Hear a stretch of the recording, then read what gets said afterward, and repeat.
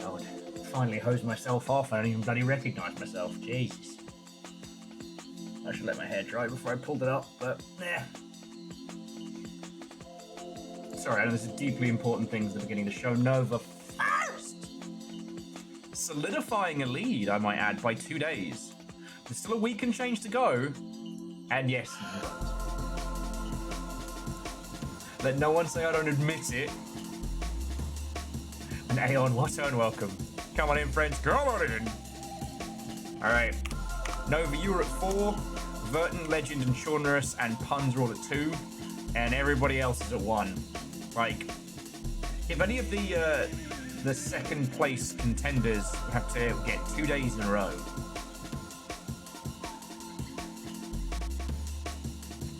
Wolfgrad, it is what it is. But considering my start times have been the opposite of consistent, they have been more chaotic. You know, at least it's a contest. How are you all doing, friends? Watto and welcome. I did a little bit of work on cool good stuff, which I can't talk about yet. And that was really about it for interesting stuff since last I've seen you. Shout out to Borlex Pit for keeping my fucking sanity. Forgive me language, but video games are coming out at a rate of knots, and there is game news to talk about. I'm actually thinking, oh shit, who is it who was asking for heist games?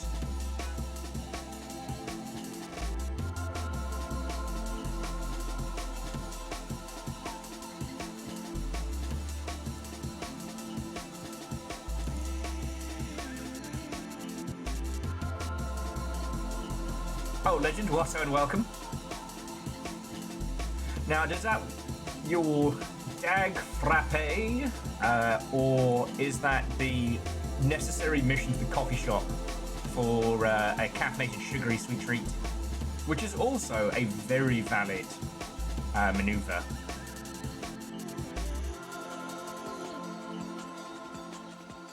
It's a puppy, okay.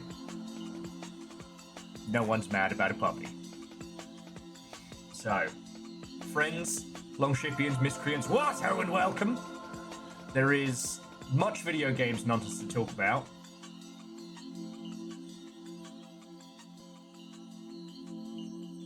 Shaunrus, good to see you. Hello, hello. Most likely, Discord do like a spooky week of notifications in the ilk.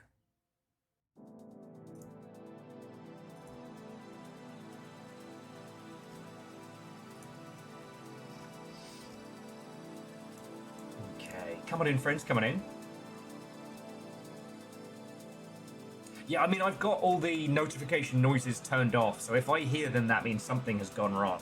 The only one I have is for voice comms with people joining, but it's been so long since we've done a Discord call gameage. And Wolfcrowd, thank you for filling the pint glass.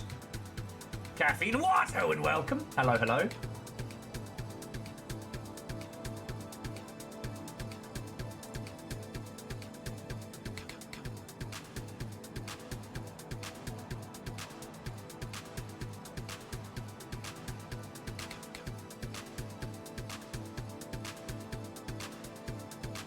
And Arandios, hello, hello. Come on in, come on in.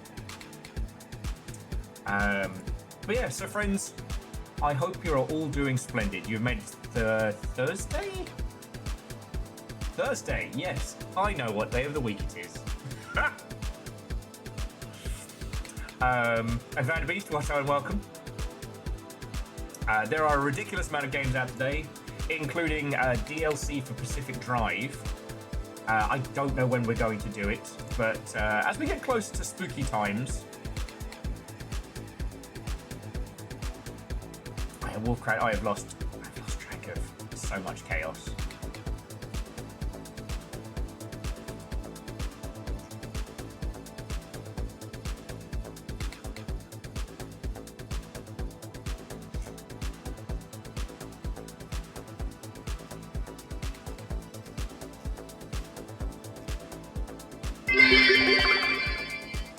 A biologist successfully managed to cross a watermelon with broccoli. Get ready for your daily dose of melancholy. Wonder where that was going. Numbers taken, thank you. Sorry, Vanderbeest and Wolfcrad, your hard work has been undone. So shit, like, I don't even... There's so much to talk about games news-wise. So... I bought a limousine, but it didn't come with a driver, so I have nothing to show for it. That's very good. That's very, very good. Oh shit, and we got puppy pictures as well? Alright, I gotta go check that out. Right. Oh, bye-bye!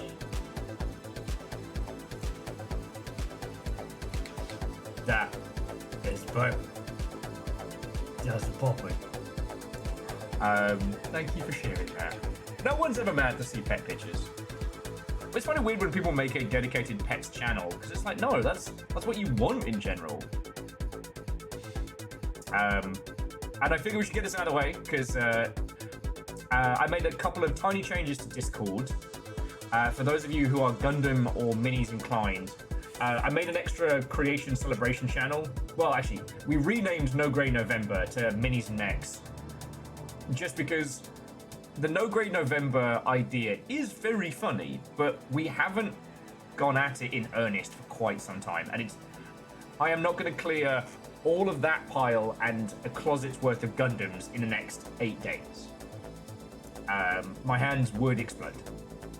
Like literally, with bone and sinew. And also, there's a lot of new folks who've been coming in who have been like, what's No Grey November? And like, we joke about it. Yeah. Now, Nova has been thoroughly enjoying being right all morning since I suggested this. And in my defense, when we started No Grey November, there was a group on Facebook who were looking to kind of come join us and for this to be their place to post about it. But they all kind of fizzled because trying to clear your pile of shame, your grey backlog in the ilk, is easier said than done. And some folks, it was more of a stressor than a relaxer, you know what I mean?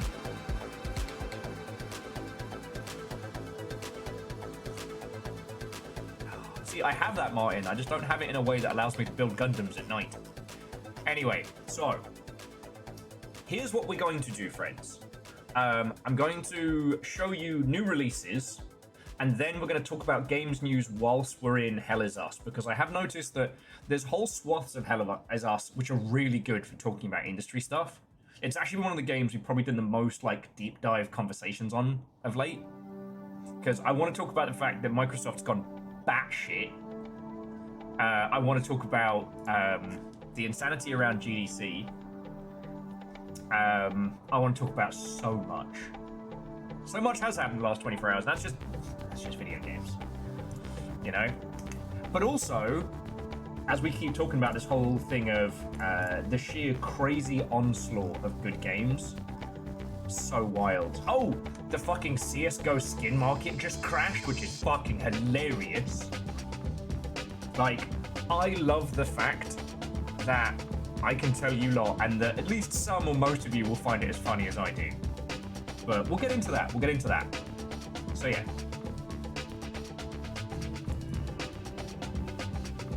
Oh yeah, no, Chaunerus. It's a good day for news.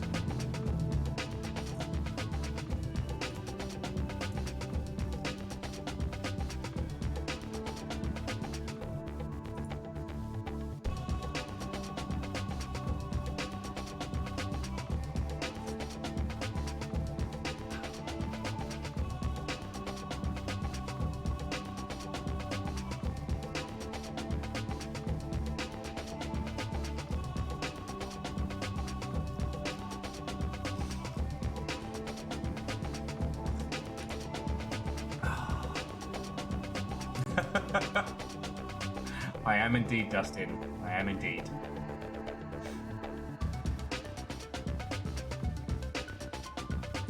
Oh no, I mean, Kakazi... You know what, we'll get to it. But first, let me show you the current hotness. So, if we pop on over here, I'm still using my wish list. So from the bottom to the top. So yesterday Cyberbeat came out. It turns out the reason I had Cyberbeat on my list was because it's a local Seattle dev. And I hope I showed you this yesterday. If I didn't, it's res but indie. It's got the style, it's got the vibes, it's got the tunes. Right. Now, as for actual like gameplay wise, it seems like someone took Super Hexagon and made it more playable and fun.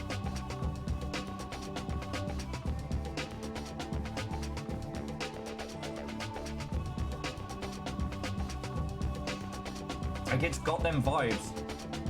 You know, I can see what you're going for. And another great example of a clearly pronounced art style allowing you to do a lot of game without killing yourself. The 3D vignettes kind of remind me of Necrobarista, which did a really good job of feeling frenetic despite actually being just still. But now we can't get into everything that's come out. So this game is called One Way EXE. This is a meta-narrative horror on your browser, horror in your desktop type thing. You know, very evocative of a lot of similar titles we played. Kaneko Pet, the other one. Shit, how can I not remember? But this looks like it's taking it to a really strong level. It seems to be dealing with notable elements of toxic fandom and kind of like a post-MSN online world. And yeah, I fucking love some meta-narrative.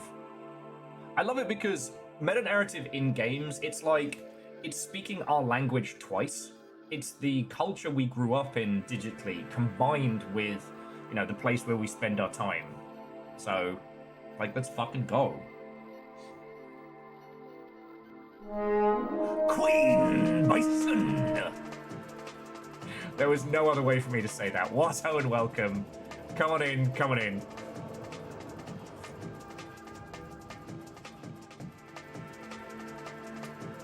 Dustin, I put ultrasound on my radar. So Queen Bison, how was your stream? What were you up to? Please tell me your tales. I'm just going over new releases, DLCs, and stuff before we get into Hell Is Us and talking about the gays gaming news. The day's gaming news. So yeah, how was your stream? What were you playing? You picked perfect time. Yeah, Martin, the horror game has catgirls, so spare a thought for poor fucking virals. But yeah, where was... Oh no, ultrasound is up. Because yeah, is it? No, radio light. Ultrasound, hang on. Do I already have it? Love some gaming news. Fuck yeah. I am seriously thinking about, like, skipping GDC this year. This coming up. And if I do, the one thing that I will miss is the Gay Gaming Professionals rave, because it is one of the fucking highlights of GDC. Like, that and POW.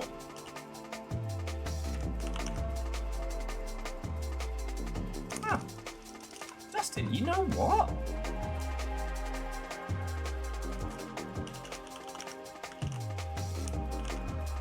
Okay, no, ultrasound is on my list. It's not out yet. Okay. Okay. So Queen Bison had a dramatic reading of the two Tinglers and played some Masumi. Oh shit. That sounds like a splendid day. Sounds like a splendid day. So, I'll try and get through them as quick as I can because they're all bangers. Now, Barrel Roll is like Persona of the Wild West art style.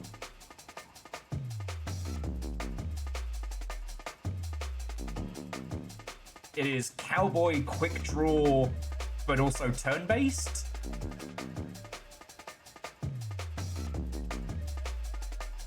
Oh yeah, no, offers, those prices can fucking do one. And I guess they're charging for the Yerna Buena now? But yeah, loading up your abilities in chambers ahead of time. It's got this real kind of like Signal from Trover meets the Wild West vibe.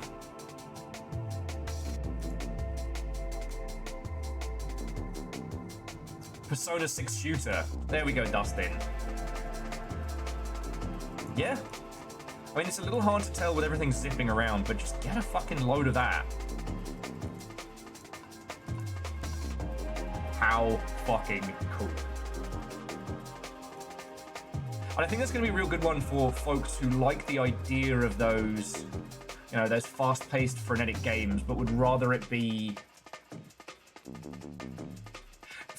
games that feel like they're fast-paced, but are turn-based are one of those like little subspaces that I thoroughly enjoy. Escape the Backrooms is at version 1. I mean, that doesn't really need me shouting about it. I am looking forward to playing at some point because, like, the whole Backrooms phenomenon was fascinating. And one of those spheres of horror that didn't really come from any, like, one, like, corporate creation. Species Unknown is in early access. 1 to 4 player co-op survival. It just looks like GTFO effect, you know? I'm always a sucker for these kind of games. This one's VV Indie. Oh, it feels that way.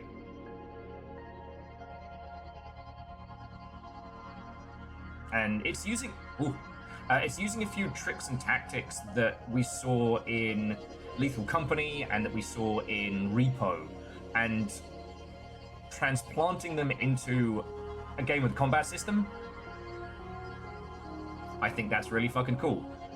This one's early access, so I'm not personally going to be leaping on it this very second. But of all the titles that have been trying to do this, this one looks like it's actually got the heft to it, you know?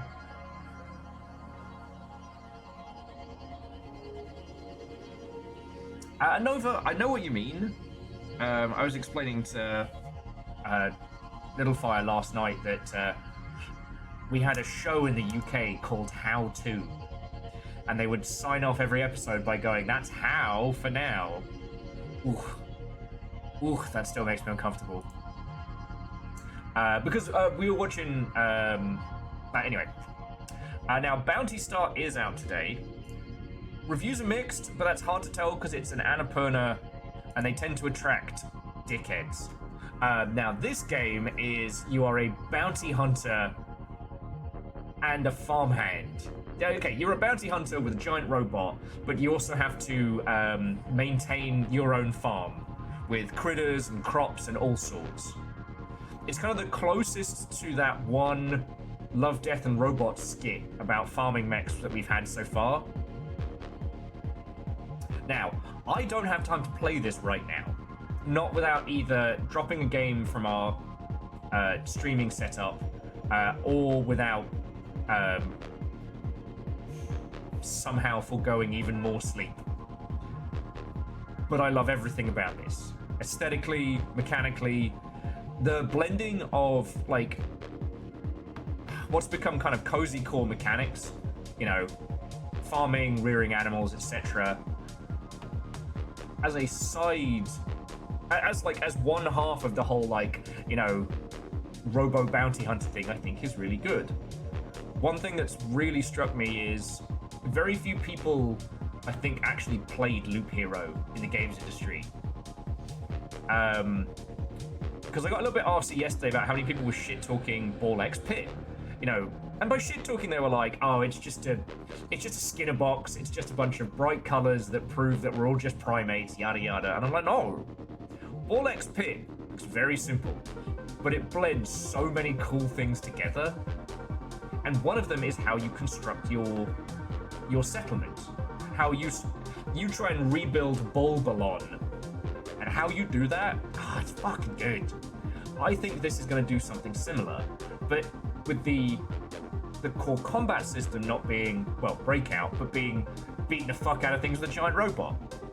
How it does has yet to be seen, and most of the mixed reviews are actually coming from international reviews. Read into that how you will. Okay, Radiolite. It's 1985 spooky detective-y game. This just looks good. It has, you know how sometimes you can see a title and you can just, this game has the source, and it has the source on a budget.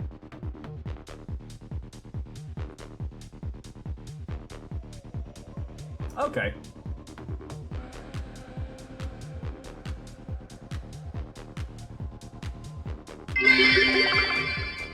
Neck crunching is a pretty good title to add to my catalogue. Errorman, that's very good. I was waiting, I don't know where I was going with that one. And obviously, thank you for this.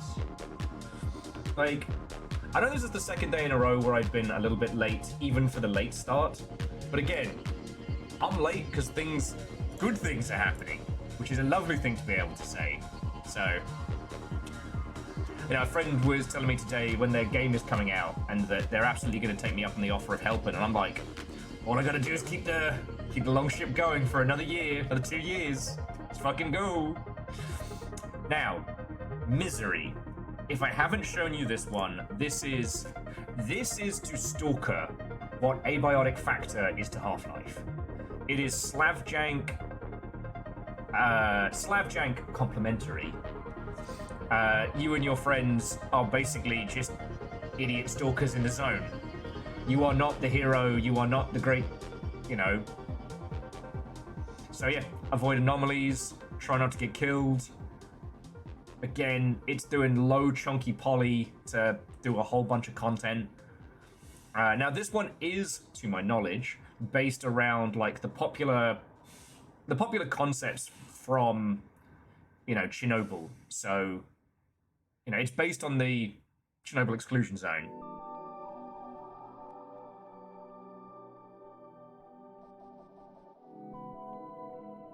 Huh. Errorman, in a good way or a bad way? Oh, and Verdant, also and welcome. But yeah, you can see what I mean about this having that abiotic factor vibe. And I just cannot wait to play this. Now, this might be one again, after we finish Abiotic Factor, you know, we'll have to have a ponder about what our next game is for a Friday night thing. I haven't been able to get Sea of Thieves kind of back to its old setup. So I've been very glad to have, like, you know, Longship After Dark and things like that. But yeah. It's Stalker meets Abiotic Factor. What more do you need me to tell you?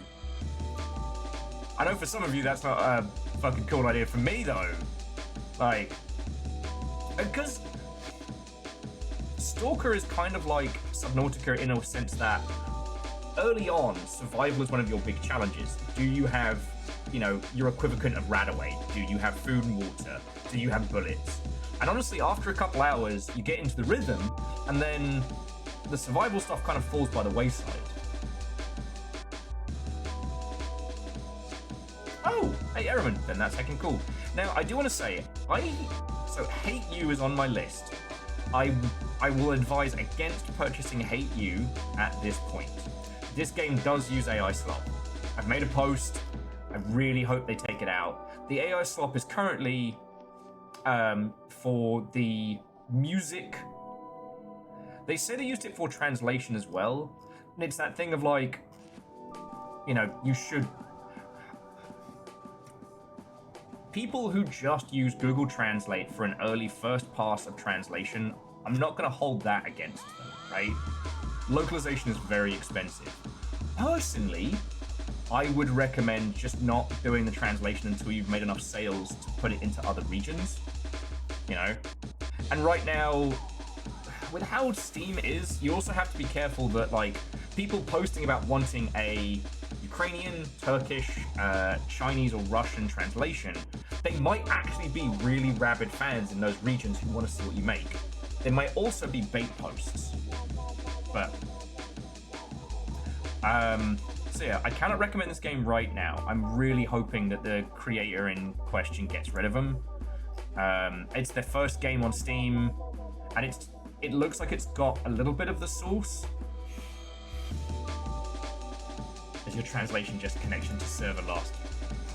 Yeah, well, the thing I would say is do not translate into any of the Chinese dialects using, I mean, fuck generative AI, fuck it in its stupid fucking face. But don't Google Translate that shit. Alright? There are a lot of kind of like Latin derivative languages where the Google Translate can kind of handle it, but you get a bit of Yoda speak. But the Chinese market will turn on you for a bad translation. But if they have a good translation, they will absolutely sing your praises. Turkey's a hard one because traditionally Turkey is a hyper-engaged sphere of gaming, but they don't buy games. You know what I mean? Anyway, Dark Hours, Heist versus Ghosts. Get in, nick some shit, and then try and get out alive. So you have that kind of like, you have the co-op heist, and then as the heist continues, it gets more and more spooky and fucked up. Now, one of my personal favorite weird multiplayer modes from like the old everybody gets from the era of like every game has to have multiplayer was weirdly Kane and Lynch.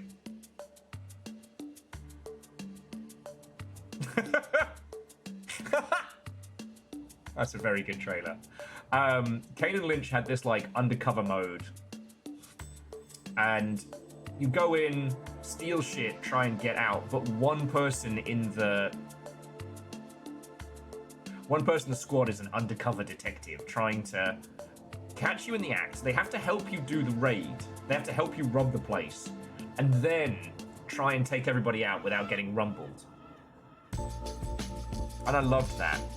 Any of these kind of tweaks and swaps and changes on that kind of formula intrigue me.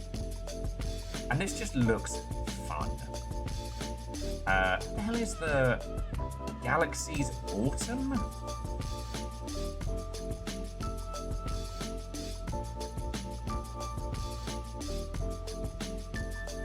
I guess there was some kind of showcase today?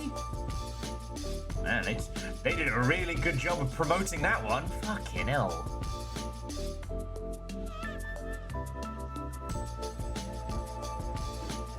Alright, I'll have to go through that later. There's a few here I already know, and I guess it's... like, honestly, I wouldn't have even spotted it if I hadn't seen bloody Jane Douglas on there. Alright, well, that's something to look through later. I've got my own wish list to go through right now. And last, but by no means least, one of the best spiritual adaptations of Roadside Picnic, Pacific Drive, got DLC today, and it is spooky as fuck. Now, I don't know if you're continuing with your car, I don't know if you're continuing with your character, but the vibes this time round, like, you're apparently dealing with some kind of messed up cult within the Olympic, what do they call it again? It's like the Olympic exclusion zone. Is that it? Or am I just repeating Chernobyl exclusion zone? Well, anyway.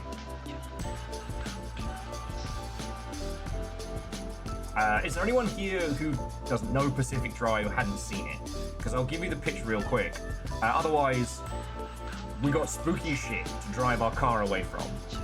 Now, Pacific Drive was very, very good at being spooky in the beginning, but that spookiness kind of dissipates and becomes more of a frantic, panicked challenge, which is fine. But them kind of like utilizing the spooky nonsense of it. Now, I don't know when we're going to do this. Can't wait to shout bloody terrorists!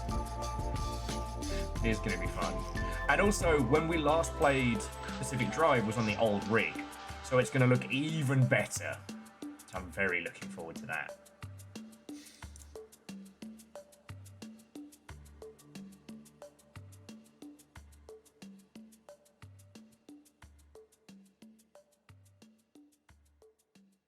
So the blog says, new side story available anytime after a few hours.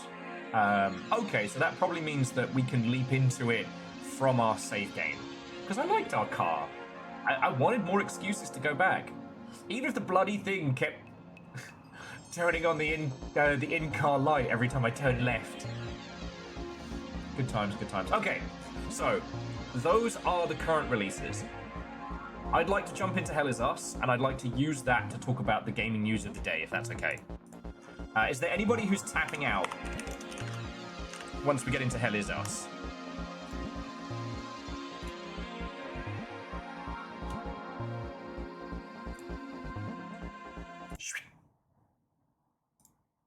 Because, don't worry, I'm going to sit on the splash screen for a sec.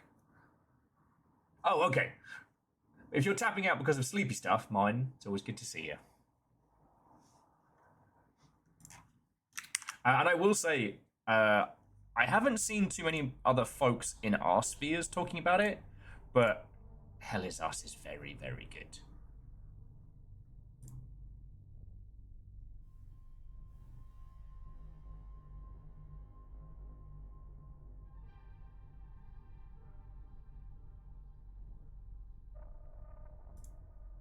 Okay.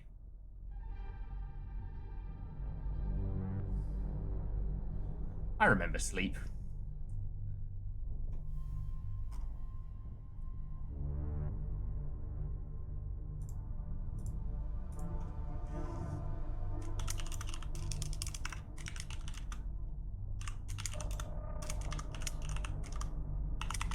Okay.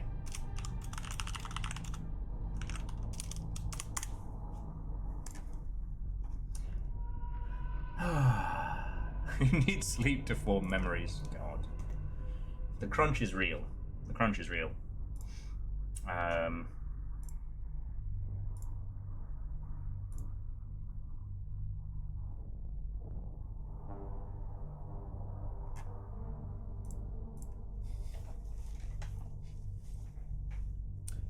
Okay. Details are updated.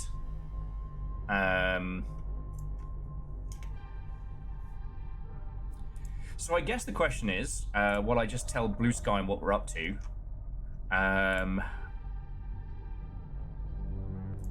what do you want to talk about first? Like, oh, sorry, friends. I get to my screenshots folder.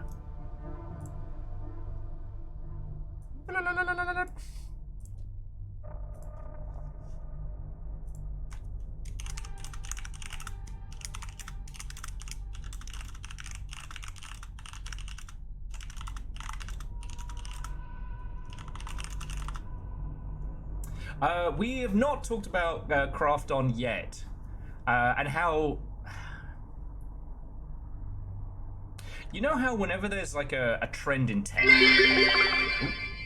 Took a poll yesterday, 1,100% of respondents were pissed their tent fell down. Very good.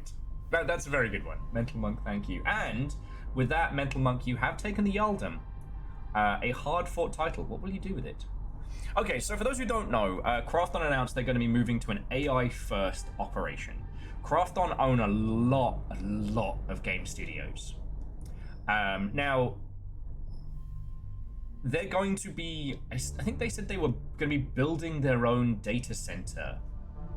So, I mean, okay. This feels very evocative of when Starbreeze got into VR in a big way, but then announced they were going to be releasing their own VR headset. Which I might add, the hook was, it's widescreen VR. You know, widescreen. The thing where your screen shows you more. In VR, that thing where you look is what you see. How do you have widescreen VR? Glasses in widescreen. Marshall Ray, Watto, and welcome. Oh, the Jarl declares more pet pictures in general chat in Discord. You get widescreen eyes.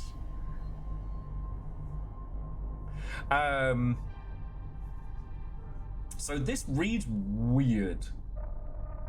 Like you know how some folks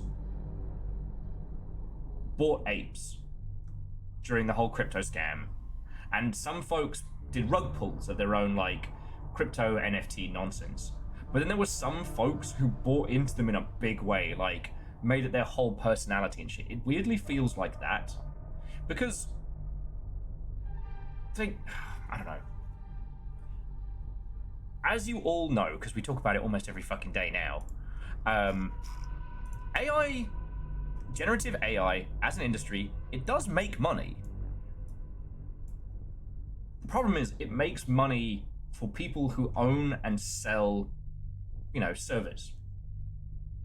It makes money for people who run their own data centers and things like that. Amazon, Google, Microsoft are set to make a lot of cash off of other people's computation. You know what I mean? Weirdly, like OpenAI and stuff like that is not profitable, and it's not likely to be. There isn't, unless they can manage to infect every facet of user experience, users aren't going to reach the point where they're going to be paying more to have it in their lives. So far, at best, it's and this is me being very charitable, it's a way to generate a silly video meme, and that's it. And those videos aren't being watched as much as genuine content. So there's no advertising revenue stuff there. But all that OpenAI nonsense is running on someone else's servers. And whoever's running the servers, they're making the cash. So maybe that's Krafton's play. But for the insane wankers who are saying they're adding, generative AI to their games pipeline, is because they want to spend less money. They don't give a shit about the games. For example, the Junji Ito game that we found that's fucking dog shit. And I'm sorry if this is how you found out that Junji Ito attached his name to a game that fucking sucks. But he has. Poor guy. I don't imagine he knew this. But the company that's making that, they are based out of China, and they were very proud to announce that they went from it's either 60 or 80 artists down to 20 by implementing generative AI art. Like that's the corporate video games maneuver. Less creatives, less people involved, more profits. That's the evil, right? So what the fuck is Krafton doing? Do they hope to then sell their server stuff to other people?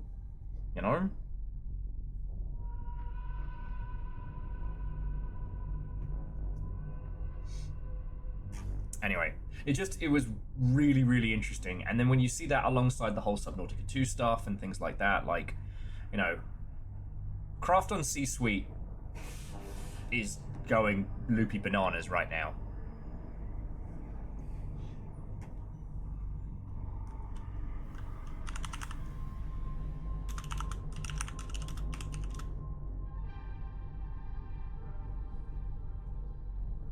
The C stands for stupid.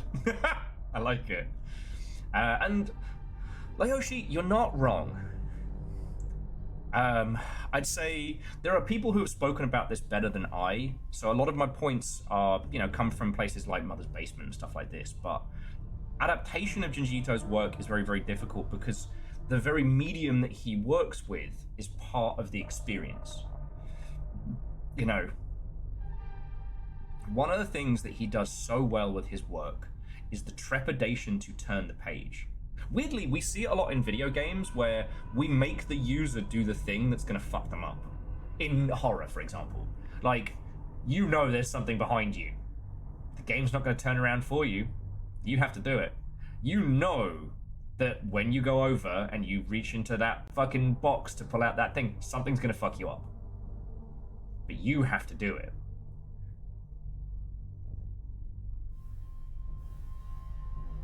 Alan, wake up, samurai. Go to that creepy lake. I'm doing it. Going to.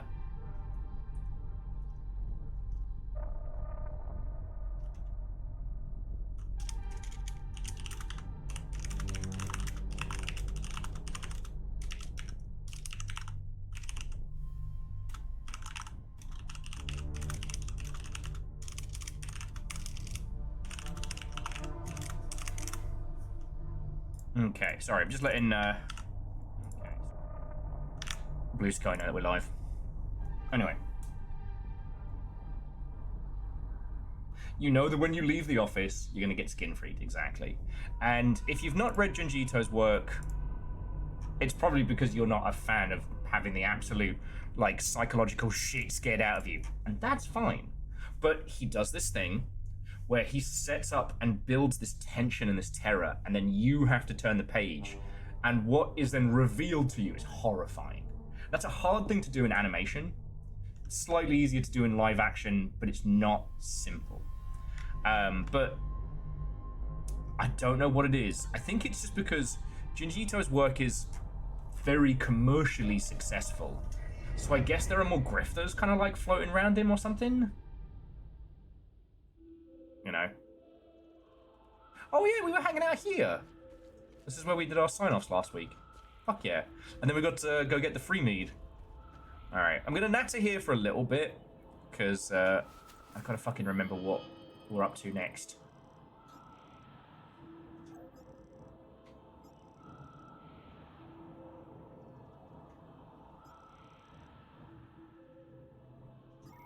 Okay. Let's not dismiss the possibility that it is in fact okay with the AI slop. There is definitely a group of folks who are financially wealthy and fiscally successful who just don't give a hot fuck. And it's frustrating. And almost a hamburger. Don't tell me which. I want to guess. It was really disappointing reading the Hideo Kojima interview where he was talking about, you know, how AI could be our friends and stuff. Mainly because he made multiple games about how AI is a fucking terrible thing and will dehumanize and destabilize everything. But yeah, is there anything... excuse me, is there anything on the craft and stuff I missed? Because so far as I saw, the craft on stuff was mostly... them announcing that they're doing this big old fucking data center shit.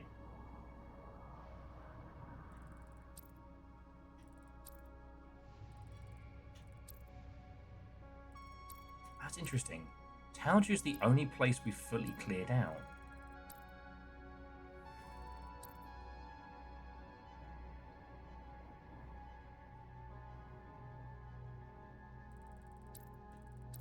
So we have to close the time loops, but then also kill everything?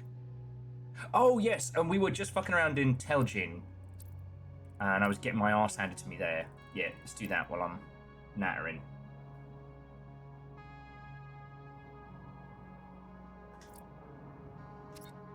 Ah.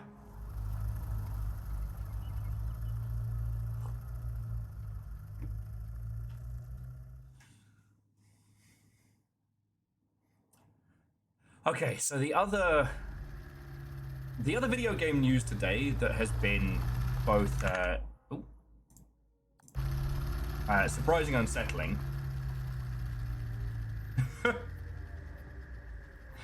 Ah, yes, Secret Satan, that old chestnut. I love having a machine that tells me how to do things wrong. You know what? No, I want to go to the library. Let's go to the fucking library. Now, the other big news from today is that we now have some information from Bloomberg about all the fucking insanity that's coming out of Xbox. As Xbox, well, Microsoft's gaming division, if you want to be a wanker about it, has been told that they need to boost. Now, I don't know if it was revenue or profits. That's why I'm looking off and trying to rack my tiny brain. But they need to see a 30% bump coming out of the video game side. Now, that is insane. That is insane. That is... I can only imagine that is a number pulled forth from the buttocks of someone.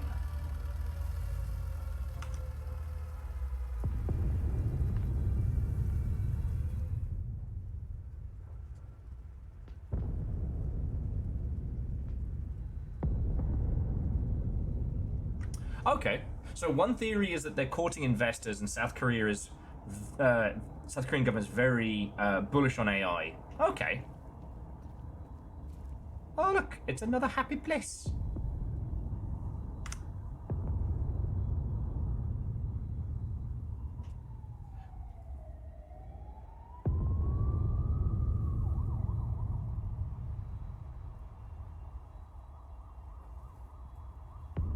Uzumaki was his last published works. Wait, no. What about his cat story? I thought that was his last published works.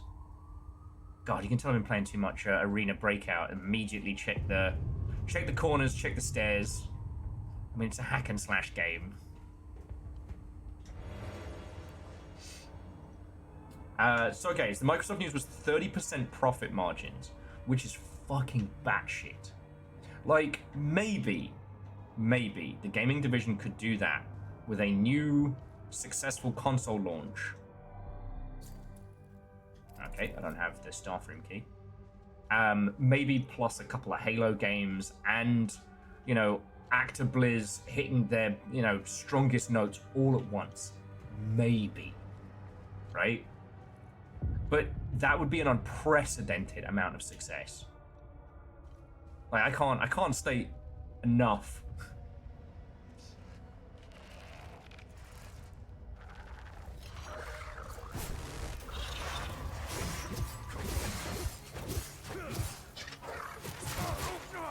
Fucking hell. Fucking hell. I actually gotta pay attention on some of these fights. No, I mean, Jonas, that's what we're all assuming is going to happen. That they're going to turn around and be like, oh, well, you didn't hit your 30% increase, time for more layoffs. Or that that's how they'll make number go up, is by drastically reducing overheads. By laying more people off.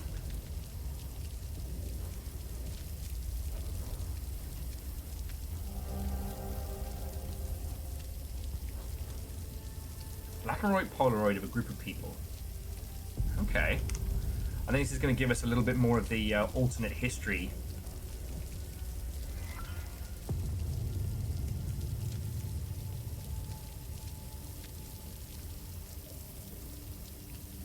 I know, Chonrus, you're entirely fine.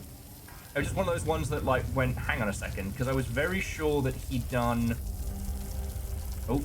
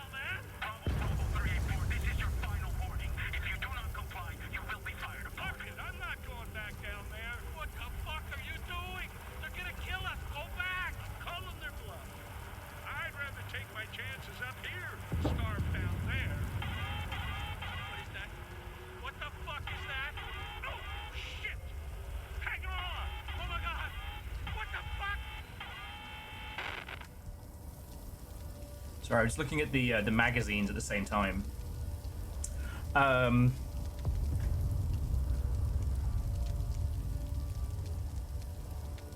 yeah, so jumping back, like...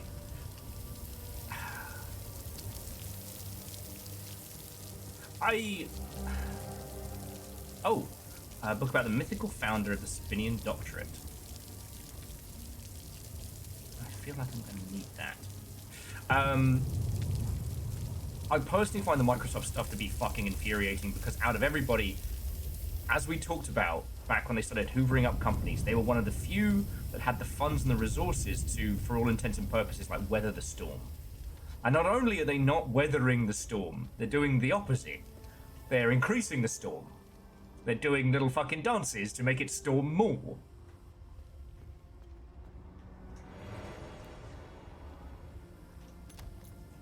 And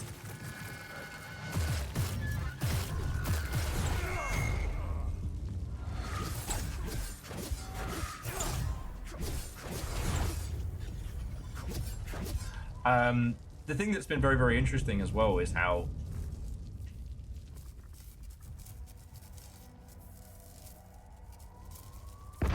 it really feels like they've been putting crazy amounts of cash into their AI nonsense, which we know isn't going to garner returns. So maybe this is a preemptive method, a preemptive measure for the losses they know they're going to incur when the AI shit tanks it. You know what I mean? I don't know.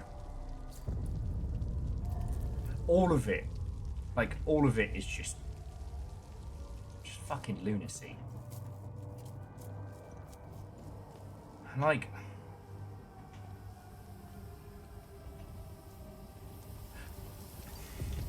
you know, I try not to get too much into the weeds. I try not to get too much into, you know, how fucking terrible the real life shit is in North America. However, it's bad. And right now, this is the time to weather the storm. This is not the time. Yeah.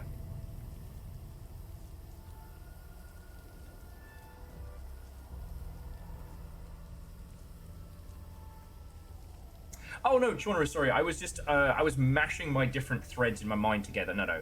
The Wikipedia article staff on Junji Ito, I know that's what you meant. The Microsoft staff. Yeah. And so, Scotty, that's the other thing, is that right now. Okay. Back when we first learned about Game Pass and the rampant acquisitions and stuff like that. Oh, excuse me, artillery. The Microsoft strategy was very clear, and it made a lot of sense. Starve out your competition. You're going to buy up the best people, you're going to get some fucking great games, and you're going to offer it for 10, 15 bucks a month.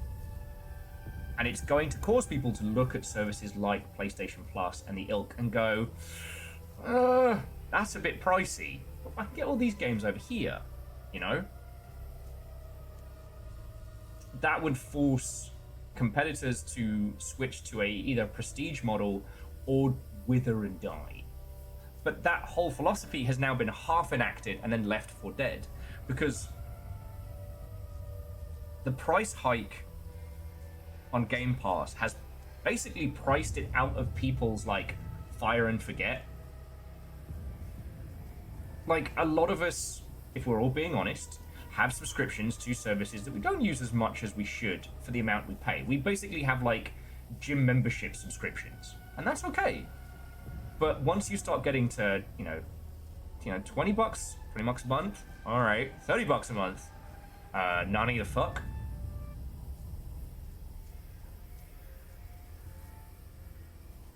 Yeah, well, no, Jonas, I mean, what I think it is that every cycle a new plan is enacted without the previous plan being finished. Every cycle, you know, a new person is gunning within the space of Microsoft. And I know we talk about this again, but just in case we have new folks here, Microsoft isn't a company. Microsoft is about, like, 4 or 5 different nations within the organization, and they are not friends and they are not homies. These battle lines and these nations and tribes are kind of abstract, right? They change, they shift. And what happens is when one from one group and one nation comes into power, you know, they will make it miserable for the others. You know, to be in that corporate environment is, you know, dehumanizing as a start. And then the groups with which you shift. Just you wait, Will. Windows Live is going to make a comeback. Yeah, Alice, that was Bob's plan. Now here's Jim's plan. Aww, Aeon, thank you. And, like, there's a lot of people who have left their subscription going to the long ship who forget, because, like, you know, for most folks it's $5 a month, and then, like, oh shit, it's coming back. But you all know where that goes. There's nothing weird about that. But if you could only subscribe to the long ship, at, you know, a tier 3, which is like, what, $20 a month? 25? I forget. If I implemented that suddenly, it's like, oh, all right, Will, you know, you kind of, oh. And you take that and you apply it to video games, especially at a time when we are drowning in good games, right? And that's a good thing for a subscription service to have. Too many good games, right? But when you price that out, you make that $30, and you're like, shit, that's a AAA game every 2 months. Like, fuck? And you start comparing that, you start looking, you know, yeah. So yeah, for them saying that they want to crank things by 30%, they're basically pricing out a large majority of their consumer base.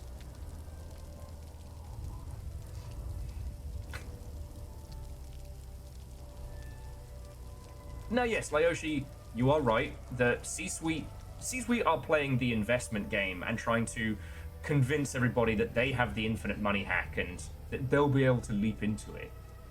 But, and Little Fire, what and welcome. I saw your message, thus my grin. How goes it in your corner of Seattle? Well, and Favor 6, that's a good point. Like, you got Power Wash Sim 2. Right now, I'm playing Ball X Pit and Arena Breakout when I'm not hanging out with you lot. And, you know, I've seen the Cowboy Robot game. I really like that. I'm not going to be able to play that for at least a good few weeks unless I find an extra fucking 5 hours in a day. And even then, I should be using that to do other stuff, right? But I personally had my my account, my Xbox account going for Sea of Thieves. And, like, I probably paid for Sea of Thieves several times over throughout the process of having that through. Because initially, I couldn't afford to buy Sea of Thieves new. So I just... Xbox subscriptions.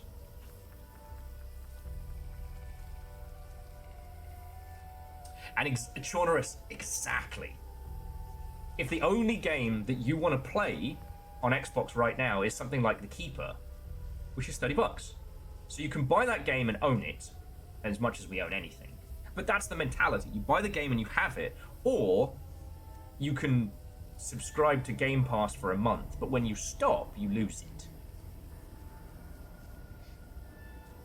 How did I not tell you all about Bounty Star? I'm sorry. This guy has been shelled to shit. And by the looks of things, has done a lot of drugs. Yeah, Bounty Star came out today. It's one of Annapurna's, like, new line of games they're publishing. You play a mech bounty hunter who also maintains a cute farm.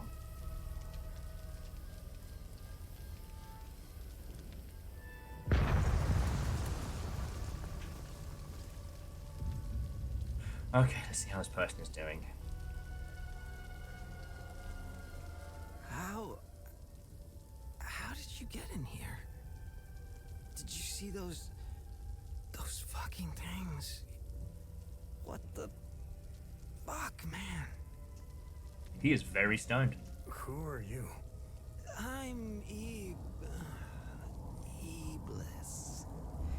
I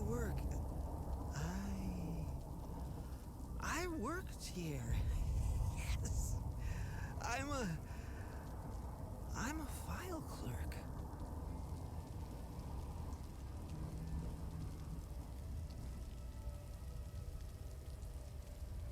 Oh, Mace Griffin was mid and you know it. But yeah. Like I said, the Microsoft 30% thing I do think is either the cause for them, like, culling even further than they have already, or again, it's a new plan by a new faction within Microsoft, and it's fucking stupid, and it's infuriating. Samus Aran is typing. And the thing that's so annoying, right, is that the Chinese games market kicks ass. I'm not saying it's good, but the actual industry is very powerful. And this comes from this idea of the 10-year plan, right? Tencent make investments, not so that this quarter number go up. They make investments so that in 10 years, they are a world fucking superpower. Now, I have not checked the rankings, but at one point, Tencent was one of the 2 big companies of the globe. And it's so obvious, and yet. How many devs could the Microsoft Games division need? 20? I like that one. It's got very much the, how much does a banana cost? $10?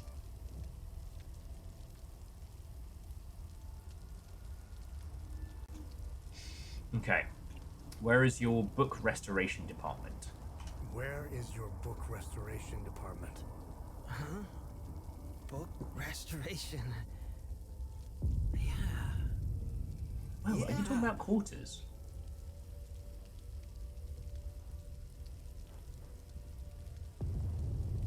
Well, Avenger, to an extent, I mean, Tencent's been slapped around by the Chinese government multiple times. So, like, that swings both ways. It's just more of, like Microsoft buying ABK should be there, and now we print money victory lap. And yet it doesn't feel like it. Why does it feel like, you know...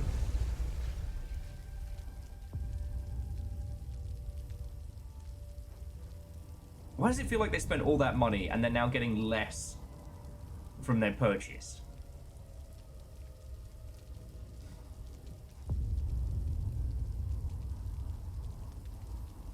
Well, Alice, exactly. You know, it takes 5 to 7 years to see a return on investment from purchasing a studio. And they're already going, all right, well, we just bought you, so come on, chop chop, more money. Like, nunny?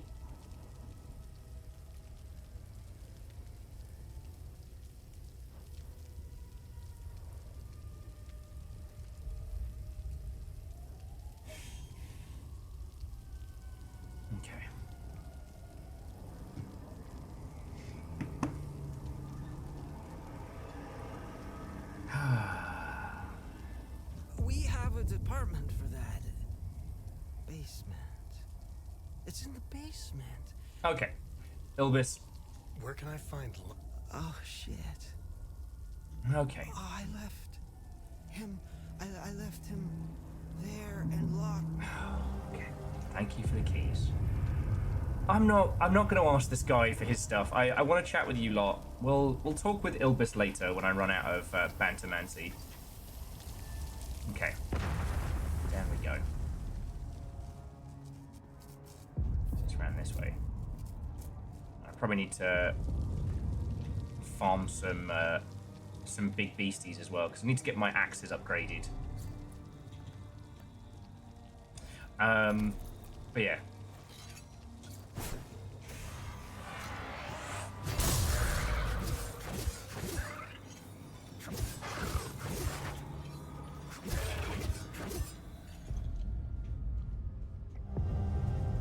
Restoration Office. Embry has the answer. Leth Foundation. Labinian Alliance creation. Okay, so we've got to start reading some books.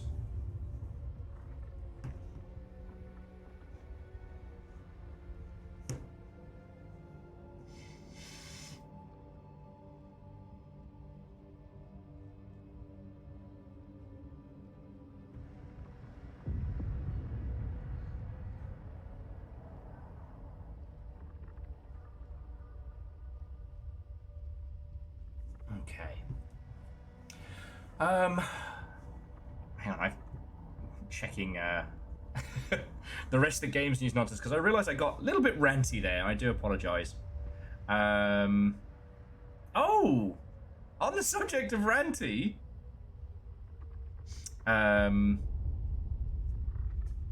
do you want to talk about GDC or do you want to talk about the CS:GO skin market crash? Do you want Schadenfreude or forehead slapping? Will is never ranty. CSGO crash? Alright. Oh god! The fuck? Pulled me into his asshole! What the shit?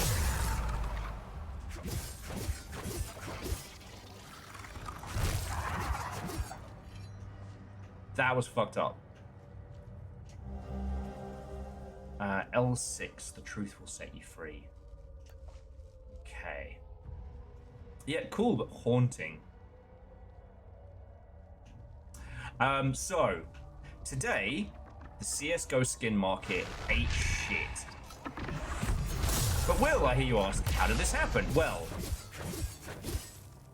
Valve implemented a very, very simple change to CSGO skins. You can now take 5 skins, and you can trade them up to a better skin. Now, I believe this was a feature for a while, right? They take 5 grey, it'll give you 1 green. Take 5 green, it'll give you 1 blue, etc.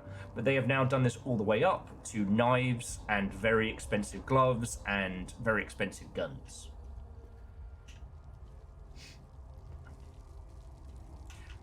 This has crashed the value of like knives, stat track weapons, gloves, etc. Which is fucking hilarious. Now, if you're not aware of it, I'll do like the story so far with CSGO, because I used to play it a fuckload. CSGO, follow up to, what was it? Counter-Strike Source? Counter-Strike 2.1?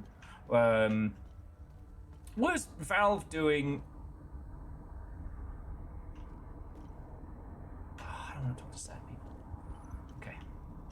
I'm going to go explore a little bit first. Was Valve modernizing Counter-Strike and moving it into the free-to-play space more concisely in the same way they had with Team Fortress and the ilk.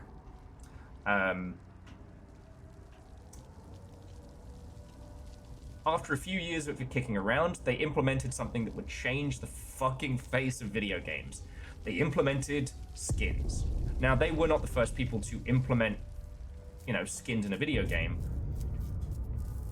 but they were the progenitors of the Super Whooper loot box. Oh, wait, no, I got spun round. Because of one quirky little change, which was you didn't just buy skins. You didn't just buy, like, horse armor or some shit. No. In Counter-Strike, you bought keys for cases, but if you wanted to buy a skin, you bought it from another user. Meaning that the value of a skin was determined based on what someone would pay for it. And without knowing it, Valve changed the fucking game there.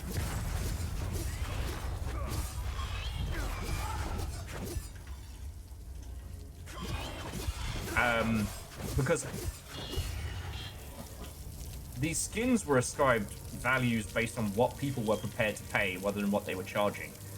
And this eventually led to some really shady shit. This led to skin gambling. Websites that would let you, like, trade your skins for pulls on a casino with the possibility of winning, like, even better skins.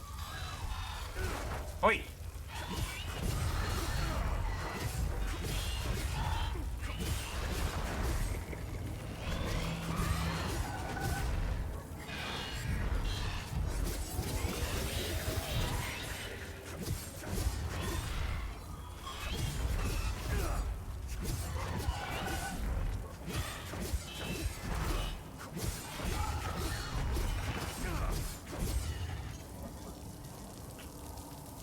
You know what? I think I want to go back to my, we get goodies when we kill people.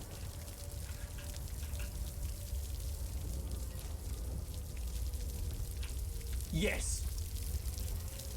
Now, I don't want to talk about, Opinion Alliance. One of these books is going to be the key to that, door code. Now, we all, as an industry, kind of... Here I am at the National Library. I mean, yay plot, but... I should be doing research for the story, but my mind is elsewhere.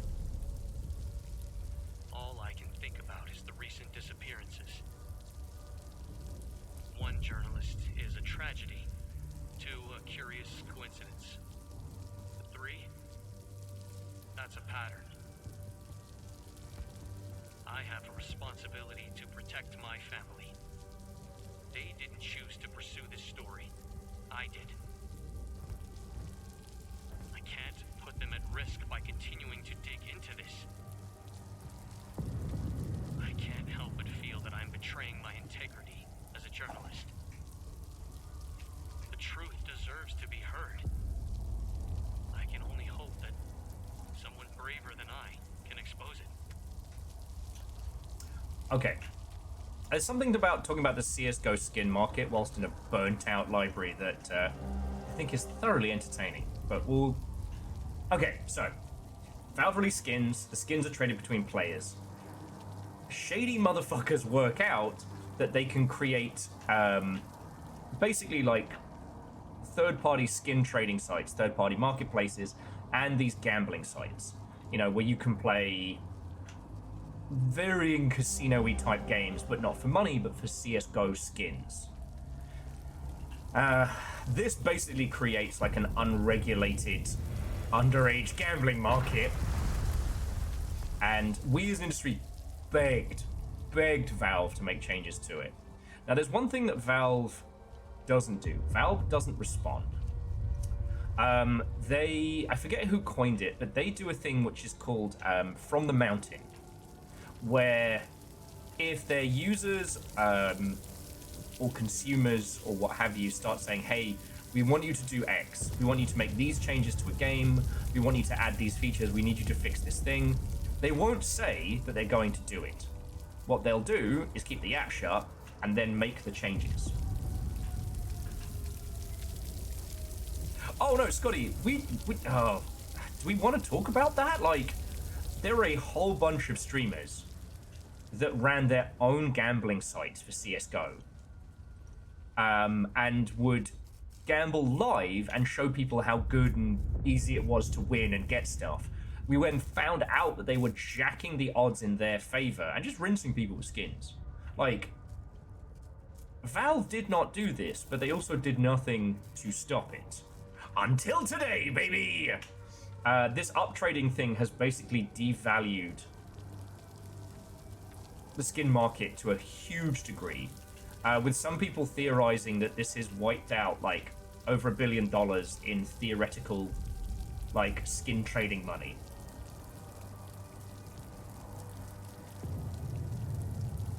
Yeah. So it doesn't seem like a big trade. Like, oh, you can now trade some items to get like a cool knife or some gloves.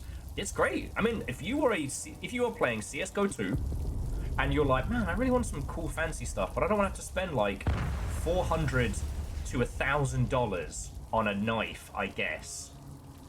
Like, now you can just play the game, work your way up to it, you know? You might not get the knife you want, but you'll get a cool one. You might not get the gloves you're after, but they'll be rad. Okay. Oh, suspicious activity. I know some of the other employees have been acting odd. I think something illegal is going on under our nose. I don't trust them. I'm going to secure the locker room until I figure out what's up. If they want access, they can come and let them in. New code is 5055. 5055. There we go. Yeah, now Scotty... Fuck that guy. Sorry, I'm not usually in streamery drama. I don't, you know, it's not a sphere I comment on, but yeah, the CS Lotto thing in the UK, they went through the courts, and then like the next year they were getting huge sponsorships from people. I'm over here being like, I don't take any fucking sponsorships, I haven't researched to shit. And if one of them turned out to be shiesty, like, you better believe I'd burn that shit down. And they were literally enabling child gambling. I'm still mad about it. I'm still mad. You know? So Hamburger, I think it gives you something random of the next tier, if that's how the trade-up works. Because the thing is, like, you can acquire grey CSGO skins very quickly just by playing. You know?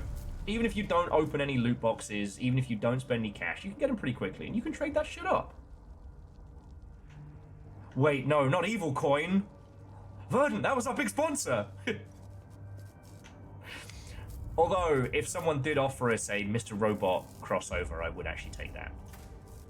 Okay, loading docks open. So if we can find that door that was still locked.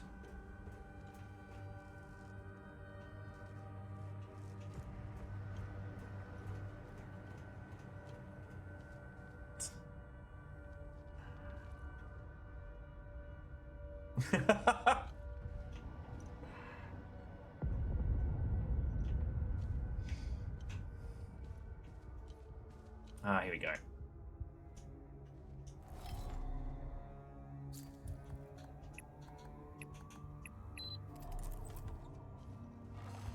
Yeah, are you? And you can see that. Oh yeah, that was it. I was going to swap to the multi-kill.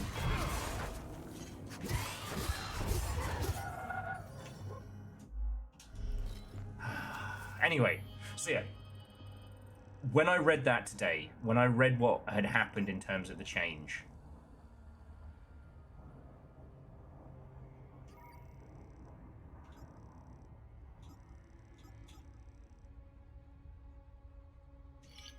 there we go.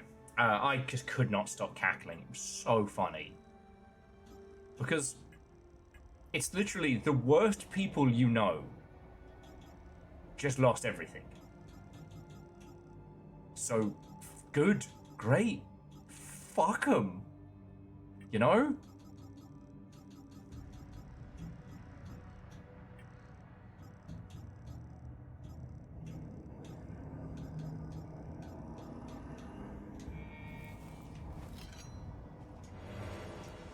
Now, the thing is, we can't give... Oh, you son of a bitch. Both agreed on the deal. I already paid you in full. Now you threaten to report me for what? You have no honor, you greedy bastard. Here are the keys to my car. It's the red-blue SUV. You'll find your payoff in the trunk. Oh. Okay, so we want a red and blue SUV. Alright, is that there? Now, I don't want to give Valve too much props on this one because, again, they've done they've been very soft in how they've handled this, right? Like, they implemented a lot of changes to how the Steam Marketplace works. Huh. Oh.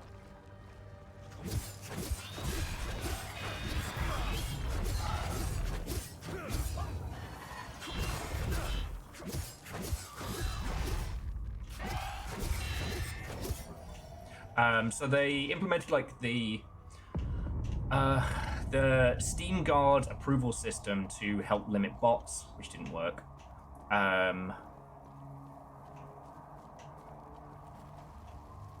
They implemented like okay, locate and contain reportedly anomalies, investigate origin of evolution site, collecting relevant materials. Okay. But like Valve did not stop the CS:GO gambling scene. And the thing is, like, I know it because I took part in it. Like, nothing major, but there used to be a site where you could bet skins based on, oh, that's cool. Ooh, and a pottery fragment. You could bet skins on the outcomes of CS:GO matches. And that was something I used to do. You know? I was playing so much I had, leftover skins all over the place, so it wasn't, it wasn't super spicy or anything like that. I never won because I was a Dignitas fan. Well, I shouldn't say fan. They were the only folks that I knew.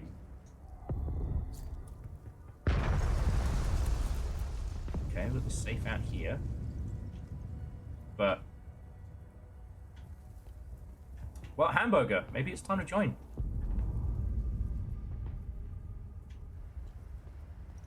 And according to DJ Coyle, so if you trade up, you get to choose between a knife or a pair of gloves. Aw, Fearless, pretty cool. There was a request for pet pictures in Discord.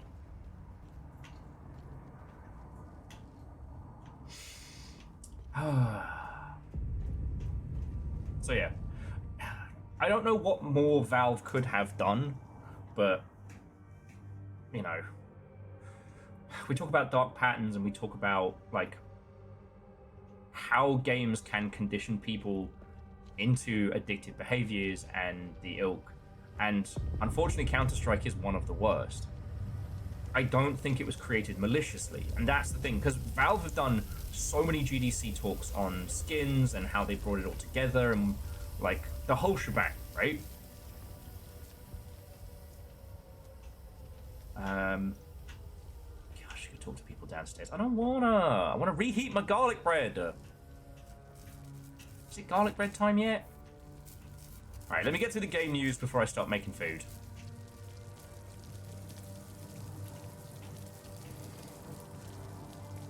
At some point I gotta waddle, not during stream, but I think when we bring stuff to a close I gotta waddle downstairs because one of Little Fire's gifts took longer than expected to get here, but is finally here.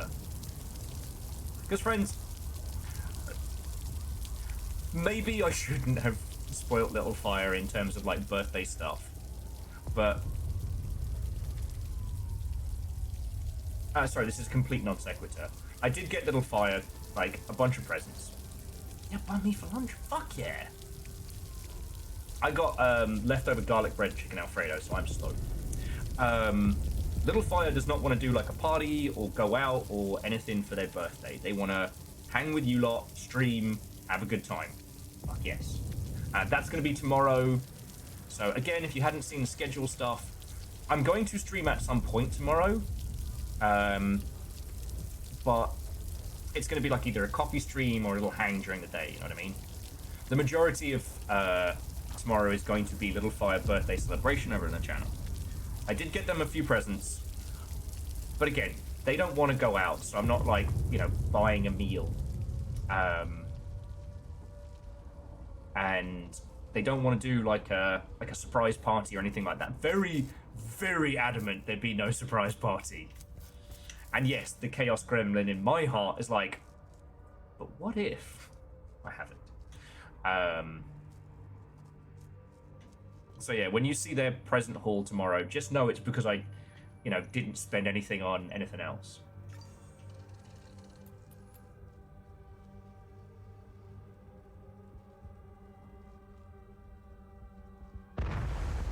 Yeah, Ozine, you know, they definitely chose the most extroverted of people to shack up with. Okay. Loud puppies are loud. Alright, let's see what these folks need. I'm trying to get this poor family out of the city. They're Palomist. They're as good as dead if they stay here. Easier said than done with all the checkpoints. I was supposed to meet with Locke, book restorer here. No, Verdant, you're still jumping out of the cake. I mean, I've still got to make the cake. That's my project tonight. Since the war began, he helped me forge documents for trapped citizens, but his office is locked up tight, and I... It's nice to give, Will. You know we all know this, and we know that you know we know. So just know that we understand, you know that we know that you understand. But if you know that I know that we know that we understand, then does everyone know that we know that I know that you know that we know that we understand? Scotty, thank you. Maybe it was silly of me to come here with everything that's going on. These people put a lot of trust in me. I suppose I'll try forging the documents myself. I have no idea how or where to start. Okay, so she's forging documents to get this family out. His stuff is in there in book restoration. And I'm guessing his code is like the sticky notes we've been finding around. I'm scared. Why are we hiding in the library? Stop that incessant Hey, clicking. Scotty, that's really cool of you, thank you. I'm scared. Forgive my husband. He doesn't quite grasp the gravity of the situation. We must leave. Okay. I still don't see why we... Okay. But yeah, there were lots and lots of exposés done on like CSGO gambling sites and how they compete and how dark and shady some of them are. I believe CoffeeZilla did the most recent like breakdown and how there are a lot of individuals, especially in the esports and streaming space, who use it to get around, legislation against advertising gambling. Agath was a well-respected local one of the few who genuinely when she offered to help us leave the city. Okay. Agath was one of the when she Okay. Our neighbors tried to leave the city through official channels. Jesus. All right, so we've got to get into book restoration. And I think that's probably where all those little post-it notes you've been finding are going to take us. Okay. Restoration office notes. Embry has the answer. Leth Foundation. Labinian Alliance creation. Labinian Alliance. The year 734. So that was the Labinian Alliance. That was the Leth Foundation.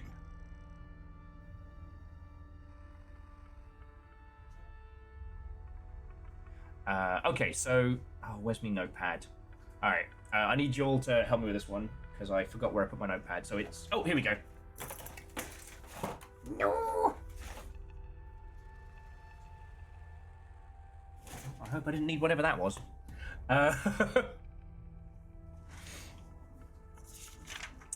Okay. So, the Leth Foundation was put together in 537, and then the Labinian Alliance was then 734. Alright, let's see if that works.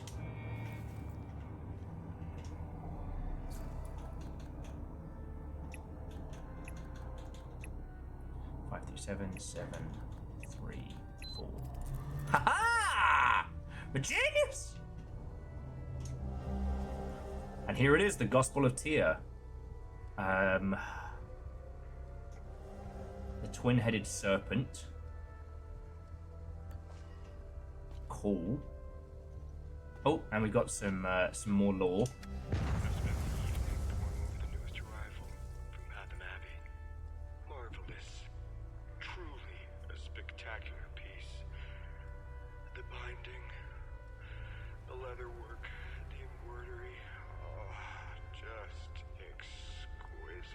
Oh, no, those pages are going to stick together now.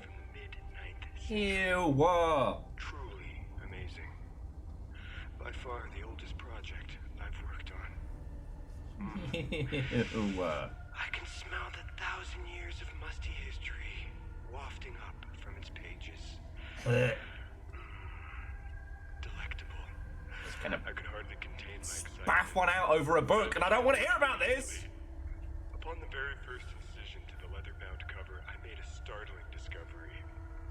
A strange, narrow object folded into the fabric.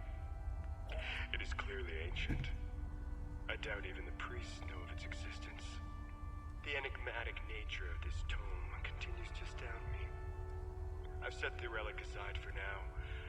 Once the restoration is complete, I'll endeavor to find out more.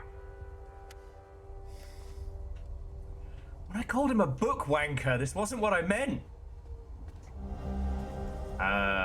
Look, a few people in the ministry are starting to get suspicious. I had to move the drop-off location to office 109. The code is 2703. 2703. You can pick it up anytime. As the blank card, same place as usual. Listen, last time you and I are square after this. If it had any sense, you'd stop this forging nonsense before you get... Okay. Okay. I'm trying to get this busier since the war, but maybe it Okay. Do you want a bottle of mead? Does anyone want my booze? Okay. So there isn't much. Okay, there isn't much to add off the back of the CS:GO stuff. Just that it's nice to see a change, and the kind of people who are going to be hit really bad, the people like who own these gambling sites, who own these like, you know, invisible skin money setups. They're not nice, good people. They are not, you know, industry homies who make really fucking cool shit. They are bad people. And thus, it is guilt-free Schadenfreude of the highest order. Okay. Oh, he gave me a code. Is that supposed to be here? Second floor. Maintenance. Staff room. No, it wasn't in here. This is what got us the keys. I figure we'll do the forgery nonsense now while we're here. With intermittent explosions.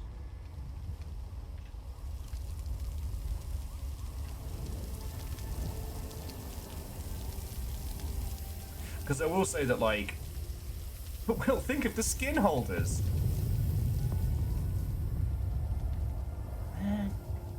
What was that?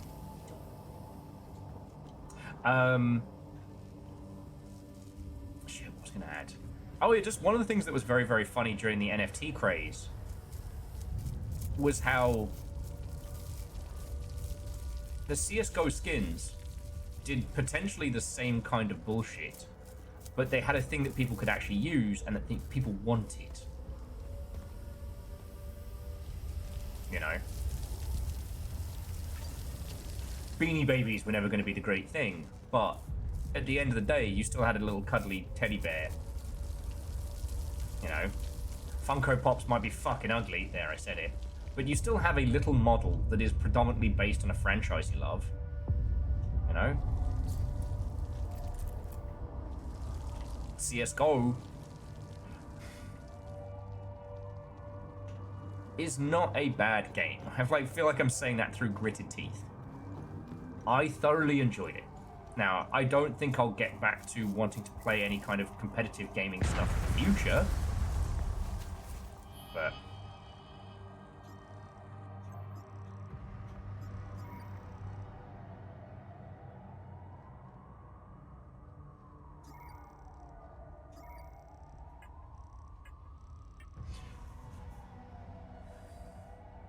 CSGO skins versus Hoyo versus Gacha. Oh, that's what I was talking about, dark pattern shit, wasn't I?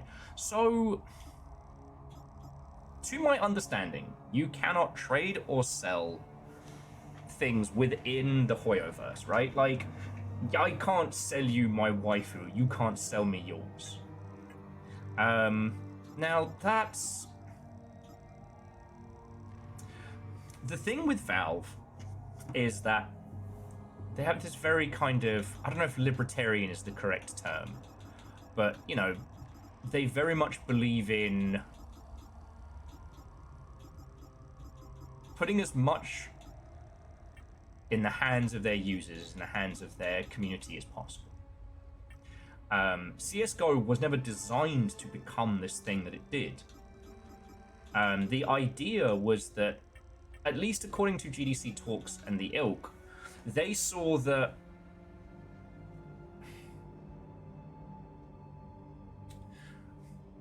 things like, you know, microtransactions and DLC that was purely selling skins, they saw that as predatory. And so they created this system where they took the loot box that was very prevalent in other things, but the actual items themselves from the boxes could only be sold between players. Valve takes a cut, but the idea then being is that users will decide how much things are worth. It exploded in a way that no one could have predicted. So a lot of the things that they put in the game, which we now recognize as dark patterns, were never put in with intention. Everything that has been dropped since CSGO, unless that particular design team has been living under a very carefully curated rock,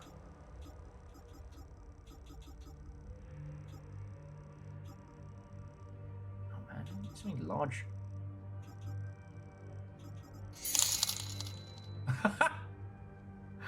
Bershi, fucking thank you. Once again, the Yaldom is yours. What is your decree? And seriously, mate, thank you.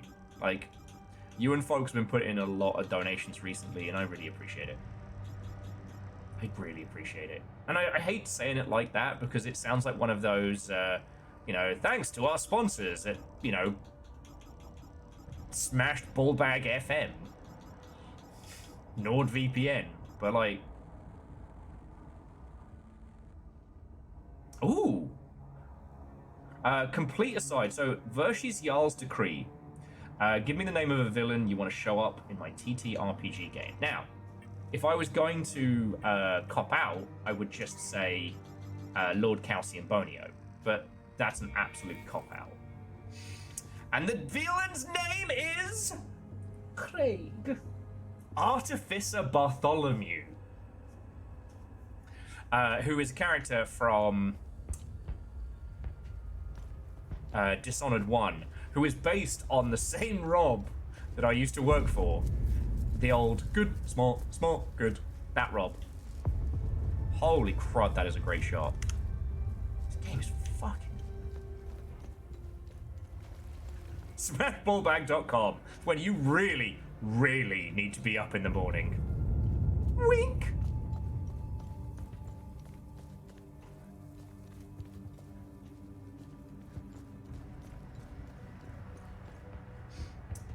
But yeah, so the difference between the Hoyoverse and Valve's skin trading system is that Valve didn't intentionally try and make it too nefarious. Like, there's still essentially scratch cards, right? Like, you spend $1.20 to open a CSGO box, a crate, and you will get a random skin. Could be a grey skin, could be a super cool rare knife.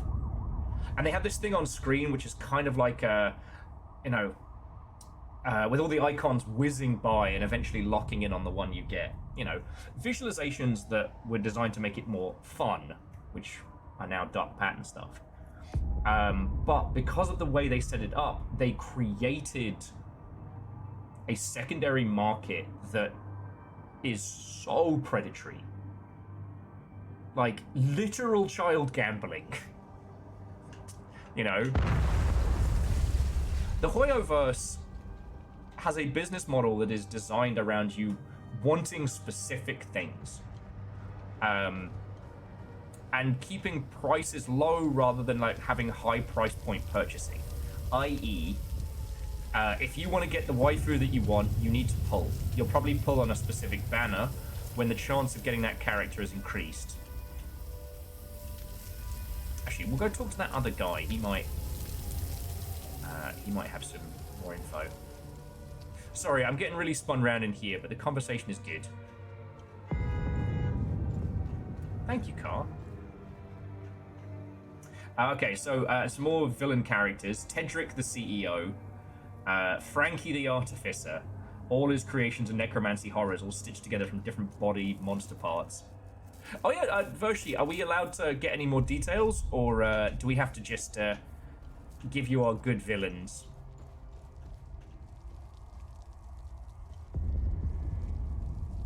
I mean, one of my favorites...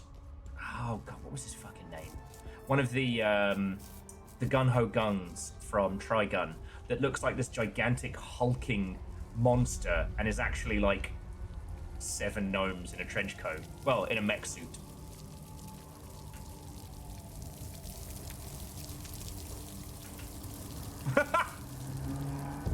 Fishing for fun names. I resemble that remark. Boblin the Goblin.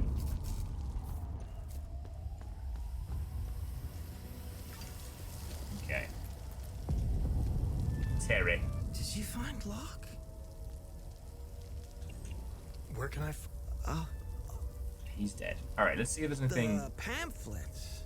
Whoever came up with that slogan should get... Look at that culture.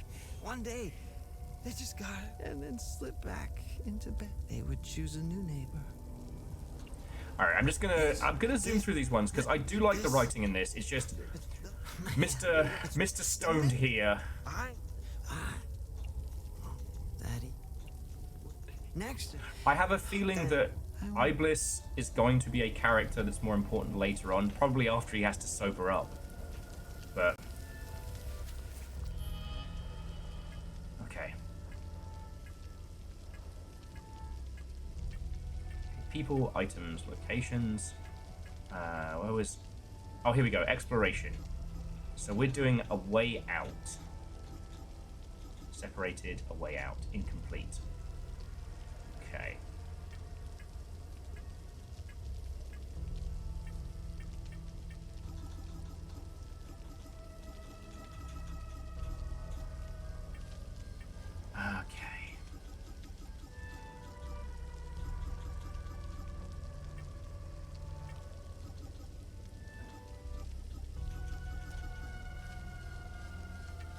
Bloody hell, I had this just a second ago. Oh yeah, here we go. Exploration items. So we've now got Y7, E9, M1, L6, A3.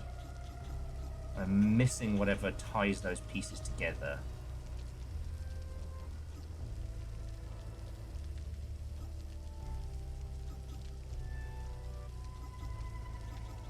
Sorry, with all my zooming around, I think I kind of fucked up there. Was it this one? No, that's the child note. This one? Oh yeah, okay. A few people in the ministry are getting suspicious. I had to move the drop-off location to Office 109.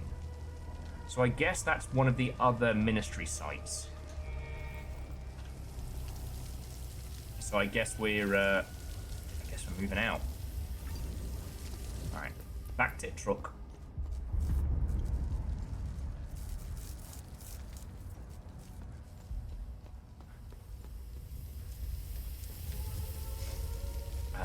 But yeah, so numbers, like, the difference being is that the Hoyoverse is constructed very specifically to keep in the ecosystem, using waifus and a few dark patterns to get you pulling on stuff, rather than just letting you buy the thing.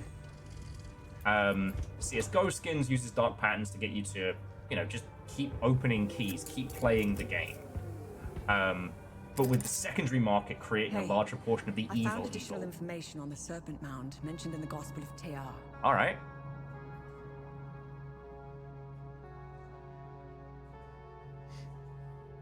Let's get that research in first. Find anything out there? Good find. I'll look it up. Okay, so this was photographed from a summit in Zurich. The meeting drew much criticism as many international community were quick to point out the inclusion of corporate leaders at a political summit. It did little to assuage rumors and conspiracy theories already swirling around the Vandalin and Dragon families, left to right.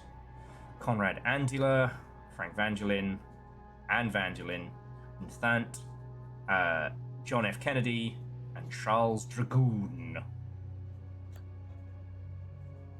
So yeah, I guess the two big families that have an involvement in this area are now pottery fragment. Let's see what the Zeal server has to say about this one. Fragment of pottery, dating from approximately 7000 BC. Crude pictogram depicts what could be the majestic peaks of Mount Obek overlooking a serpentine passage towards a sphere flanked by a throng of worshippers. Does this image reinforce the supposition that the early Haitians discovered the Eye of God beneath Mount Obek? Or is it a metaphor for the long and arduous journey toward enlightenment? Kind of looks like one of the time loops, doesn't it?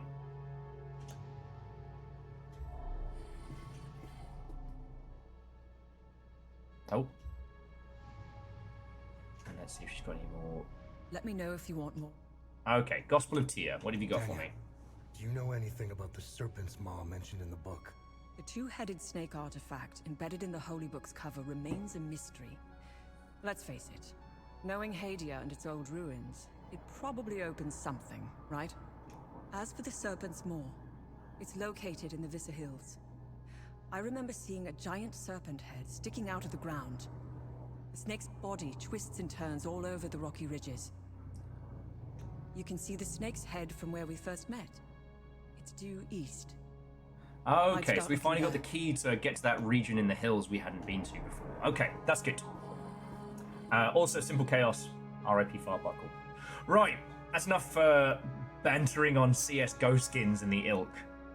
And what was the last bit of game news?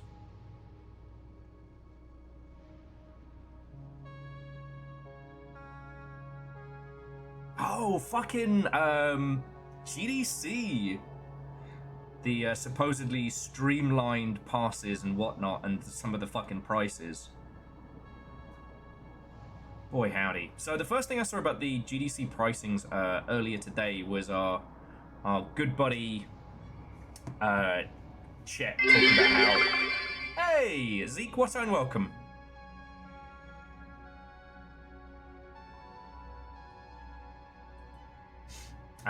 Zeke, how goes it? Thank you for 38 months.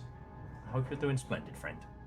The GDC passes will have the new event pass start at $650, although they can be lowered down to 200 to 300 if you're a student or an indie or an academic or part of a startup. So Viscera Hills is the more. I'm gonna do the Ministry of Culture next because I want to try and see if we can open that door. And now that we know that if we take too long with some of the good deeds, the people can actually fucking die, I'm hesitant to progress the story, you know what I mean?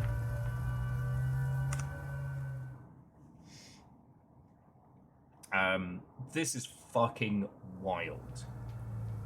Oh, damn. Capital City's been flattened.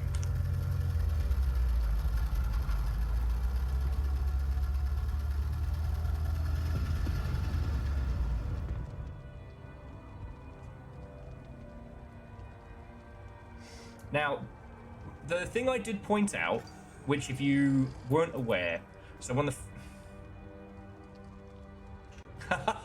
oh, sorry. So Almost a Hamburger, GDC is the Game Developers Conference.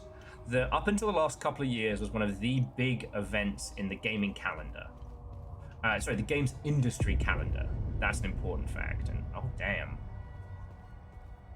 Hey, you guys seem to have been gunning down people? What the fuck? Oh, cool. Civilian war crimes. Can't wait. All right. I'll explain it while we're here before we get into the mess of this building. So, GDC, the Game Developers Conference, a place to share knowledge, a place to meet up with other game dev friends. Also, it used to be one of the places where you would go to seek funding, where you would go and have meetings with publishers, potential investors, etc. It's also where the annual GDC Bean Hunt is, which I have won every time.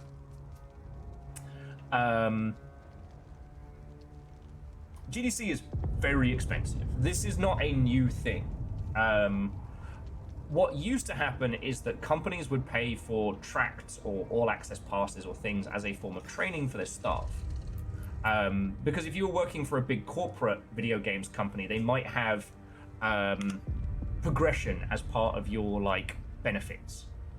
You know, over the years, GDC's value has kind of decreased, and COVID obliterated it. It made a comeback, but there was like maybe a year and change when the games industry was super healthy after the plague from having made so much sickening amounts of money. However, immediately after that, everybody started battening down the hatches, and the situation for the North American games industry has just gotten worse and worse and worse. GDC said they were rebranding for next year, rebranding as a festival of gaming, if you weren't sure what that meant. And what it means is it's way more expensive.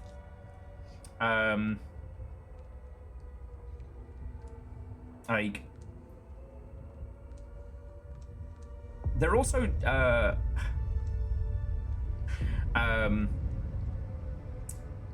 GDC also used to be heavily tiered, right? An all-access pass to GDC in years gone by was a few $1,000s.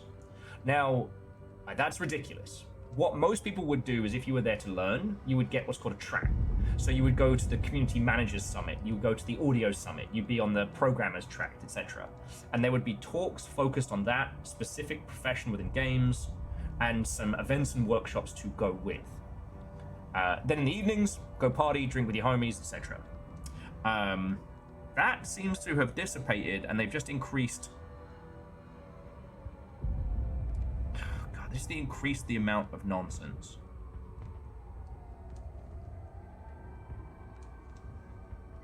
I don't want GDC to die, right? You know, joking aside from all the great drinking conventions and stuff, it was always one of the best places to catch up with your fellow industry folks.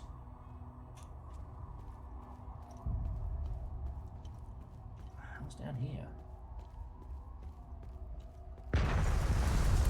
Now, I should talk to these guys up here first.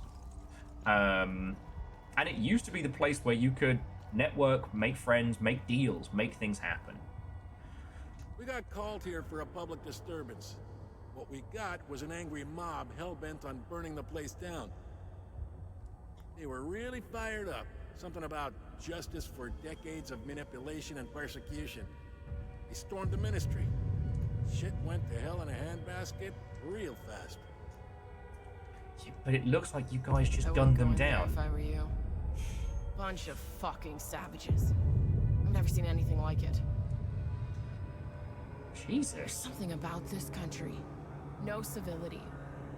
It's like everyone has lost their humanity. Oh, you must be a racist. I didn't mean to. I swear. I tried to warn them.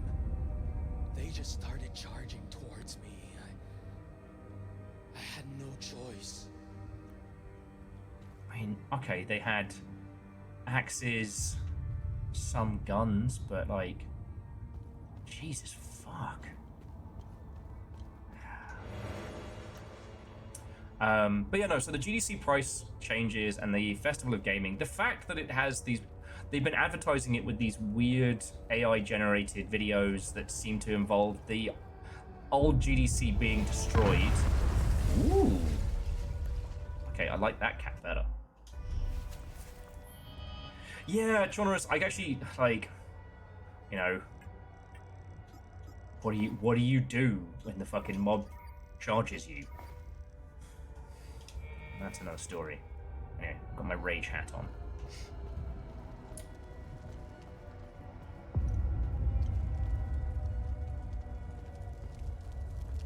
Jesus. Like I said, I don't want GDC to die, and I'm not taking joy in these mischoices, right? E3, I wasn't happy it died, but I also, you know, I was gonna miss it. But, you know, GDC I will miss. I will be sad that it is gone. But, like, at a time when... Oh, damn, yeah, the ministry got fucked up. At a time when, if we're being perfectly honest, people overseas do not want to travel to the United States. And none of us can blame them. We don't need to go into the reasons why, but that's just a fact. Man,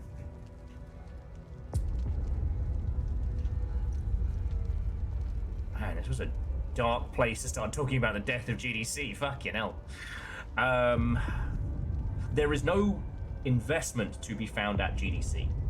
And even if there is, the current contracts that are running around the traditional circles are incredibly predatory.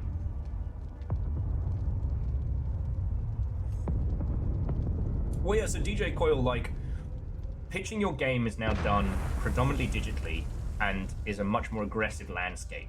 It's not the friends of and mates rates mode that it was. Gamescom has kind of become like the place to meet up with your biz dev homies. You know, that's the networking spot now. You know, E3 lost its relevance, GDC has lost its relevance. And again, GDC was a self-fulfilling prophecy, right? Like, you went to GDC because everyone went to GDC. Now no one's going to GDC, so no one's going to GDC. You feel me? And this whole Festival of Gaming thing, like, it's confusing, it's weird. Because, like, they keep saying how they want to be the B2B, business to business event of the video game. Identification confirmed. Jesus. That's Martin Rost, all right. He seems indisposed at the moment. Have a look around. There's got to be some clues left in this god-awful place. Jesus. December 15th, 1992. We've made an unexpected discovery in the tunnels below the cemetery. 2 doorways with dial lock mechanisms. This is truly curious, as they do not appear on any of the ancient schematics we've previously recovered. The first doorway and its locking mechanism are replete with House Astor symbolism. My initial theory, and this is a long shot, is that the symbols on the dial represent the members of Lord Astor's family. We know Lord Astor was obsessed with the image of the perfect family. The patriarch sitting squarely at the head, just as the crown rules its subjects.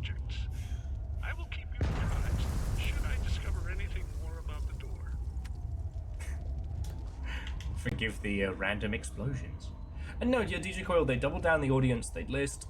What Chet was saying earlier today is that the Festival of Gaming as a rebrand is partially trying to get... Excuse us? That guy's hovering feet. We do not have the code.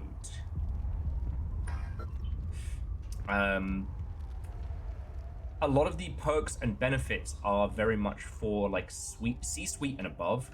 Like this Festival of Gaming is trying to be reposed in a lot of different ways, but the big way it's being done is its goal is to be sold better at an executive level. You know, you feel me? Damn. Bunch of corrupt snakes lining their pockets while we suffer like guinea pigs. No offense, but guinea pigs live pretty good. I'm not gonna lie. You should see these two. They lied to us, pitted us against each other. True, Look true. at what they've done to the city, to its people. We went after our neighbors. It should have been these damn suits that we butchered. I know writers who use subtext, and they're all cowards. Alright, Ministry car. Found in... Oh, okay. Okay, blackmail. Mystery discovered. So that's the secretary. Alright, so we're looking for offices around here. And there's this fucking guy. King Adra at the age of 59. Good? Enough is enough. Fuck these warmongers. Bet they weren't expecting the madness they sowed to find its way back to them. They wanted this, not us. My sister's husband was a good guy. No one cared that he was a palamist. Until their lies started. You should have seen what we did to him. Setharus, have mercy on our souls. They'll all fucking pay for this. I might have to get the, I know people who use subtext and they're all cowards. It's just a little, like, pop-up alert for this game. But sometimes you've got to say shit loud. Media literacy is a myth invented by cowards to sell more subtext. That. If you think about how much time we've spent with this game, it has earned the right to talk plain and to the purpose, you know what I mean?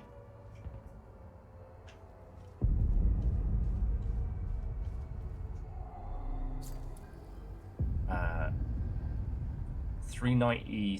793. King Boromaster is assassinated, unjustly ending his reign. Is it unjust? Is it? Indeed, gamers, famous for being able to understand text, let alone subtext. Anyway, the thing with GDC is like... How could we have been so blind? TV, Raid, we lost ourselves. And this one? Behind the door? Ah, crud. Got ourselves one of them moral choices coming up. Okay. Hang on. I wanna finish the thought before we start getting real stuck into in-game plot. You know what I mean? It is very sad to see that the churn is still happening. I do not think that people will stop making video games in North America. I do think that the US games industry is cooked. And GDC had the ability to, like, rebrand, relocate, do something similar to, like, develop. We don't need GDC Festival of Gaming. We need GDC Paris. We need GDC London. Fucking GDC, I don't know, Prague, right? It needed an event around the same time of year, because for as much as we joke about it, games are still seasonal creations. You know, when money is distributed, when projects are started, this is all part of a seasonal rotation. That I don't see that changing anytime soon. But instead, they're doing this rebrand, which is confusing because it's branded like a consumer event, which is not. what it is selling, what this air quotes festival of gaming is, has completely changed. So far, the only thing that people have been really able to say is like, they're probably going to turn the Yerna Buena Gardens into part of GDC, because the joke for years was, you go to GDC, but you don't go to GDC. You go to the gardens, you see your friends, and you talk to everybody. You know, and if you maybe go, maybe you buy like an expo pass, but those haven't been working for a good while.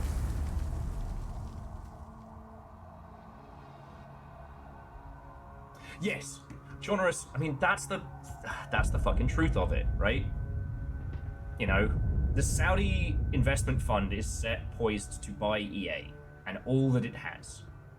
Microsoft are about to fucking destroy Xbox as like an operation. And it's not going to go away, but they are about to gut the last pieces and parts of it. It will be limping on life support until it either then dies, or until we have another change of the guard within Microsoft that reinvigorate it. You know what I mean? Like how when the Xbox started becoming a successful part of the ecosystem, the rest of the organization turned its eye on the Xbox. And that was when we saw a lot of those weird fucking changes towards the end of the 360's lifespan. The original Xbox was a throwaway project. It was a, you know what, let's dabble in video games. We've been around this, you know, we've been talking to Sega. Sega aren't going to do it. Should we just make our own? Yeah, right, we'll call it the Xbox. So, Microsoft are not a safe place to shore up. You know, it is a vicious tank of sea monkeys, and there will not be many sea monkeys left. As for other big operations in the US, like, I guess we've got Epic, but, you know, that money's coming from China. Like, and like, the Japanese games industry went through this. Other regions have had this happen. It was just that the US has been the dominant economical force in video games for a very, very long time. And that's not the case anymore.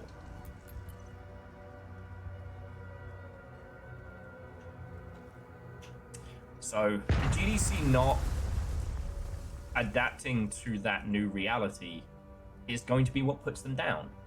And to quote, you know, Amos from The Expanse, it's not good, it's not bad, there's no maliciousness to it, it's just the churn. Like, if video games stop selling, then we have to have another very long conversation. You know what I mean? And it could happen. The other thing that we've got looming on the horizon is obviously the crackdown on loot boxes,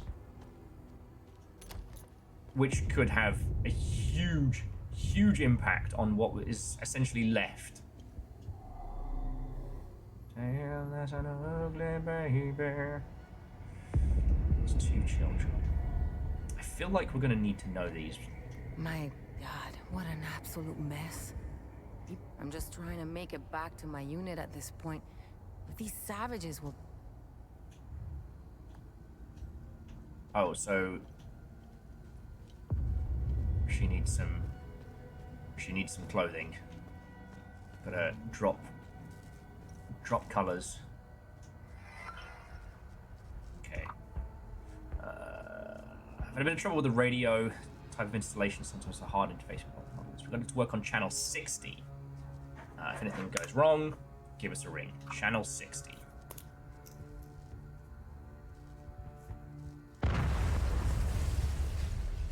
So yeah, I'm sorry friends, I don't mean this to be like a doom and gloom. It's just, it's frustrating to see an operation like GDC who could be coming to the fucking rescue right now. Just, hello. No.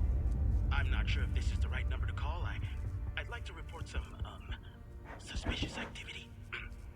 It's my neighbor. He's been receiving a lot of visitors lately, more than usual. Sometimes 2 or 3 vehicles at a time. And last night after curfew, I searched through the garbage bags he put out on the street, and I found 3 forbidden books, all heavily used. He lives at 118 Trading Street here in Leaf. You little fucking rat. I just want to be sure to do the right thing. God forbid an extrovert do anything.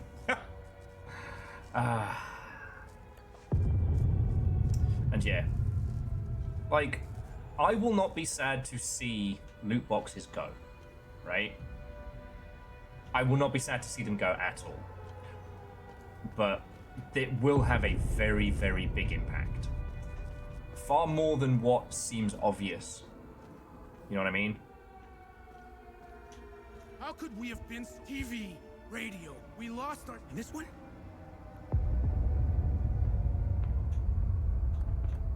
You don't. Okay. Apparently not. Alright, channel 60.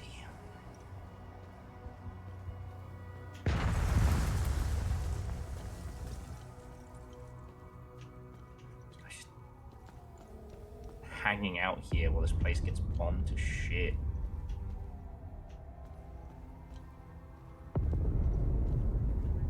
Okay, so Brazil banned under 18s from buying them. It's not a good sign. And it's that thing of...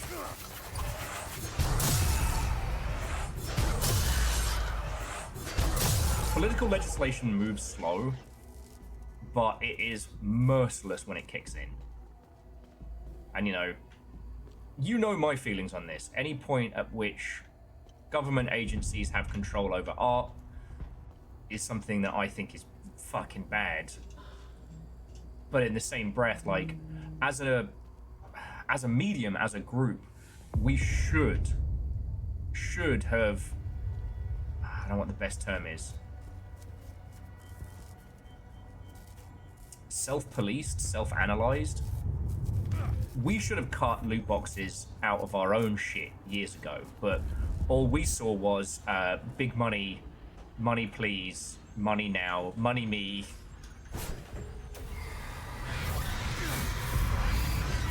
Oh fuck.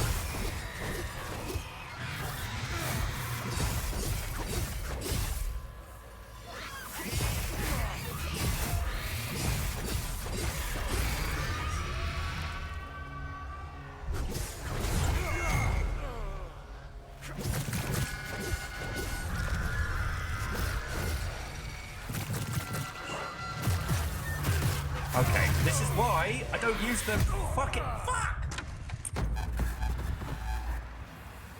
This is why I don't use the lock-on.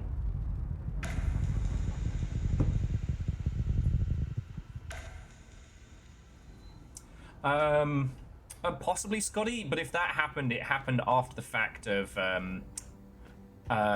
it happened after the kind of collapse of the Overwatch League. So it wasn't something that was on my radar. It's not a loot box, it's a surprise mechanic. Yeah. I mean, we just have to be very, very careful with whatever wording this legislation comes in on, as loot boxes get more and more criminalized. Like, that's what we have to be careful.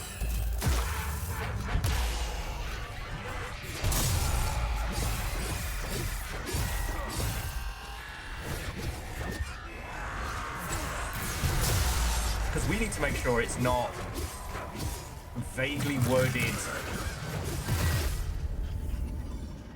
and it doesn't end up giving the government complete and utter control over video games. Okay. Coronation year of the king. That's the computer password. Ralph Martin, Deputy Minister of Culture. Okay. So we've got to go through and we've got to find the coronation year of the king. The bridal war began in 1770 and after raging for 3 years, combined the might of houses Esther and Jehan, claimed inglorious victory. In a valorant show of solidarity, they took revenge on the dastardly house Agaru for their heinous attacks on the sacred wedding ceremony of Valana Jehan and Fanalio Asta. Okay.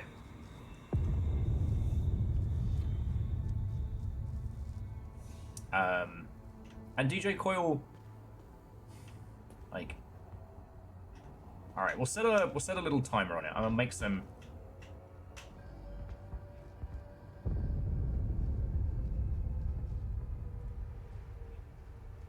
should make some food about it now. Because DJ Coil, that is a thing that we might need to consider. Video games as an export, as a form of commodity, something that is sold overseas, has been a big thing, and that... Jesus. And that doesn't have much long... That may not have long left.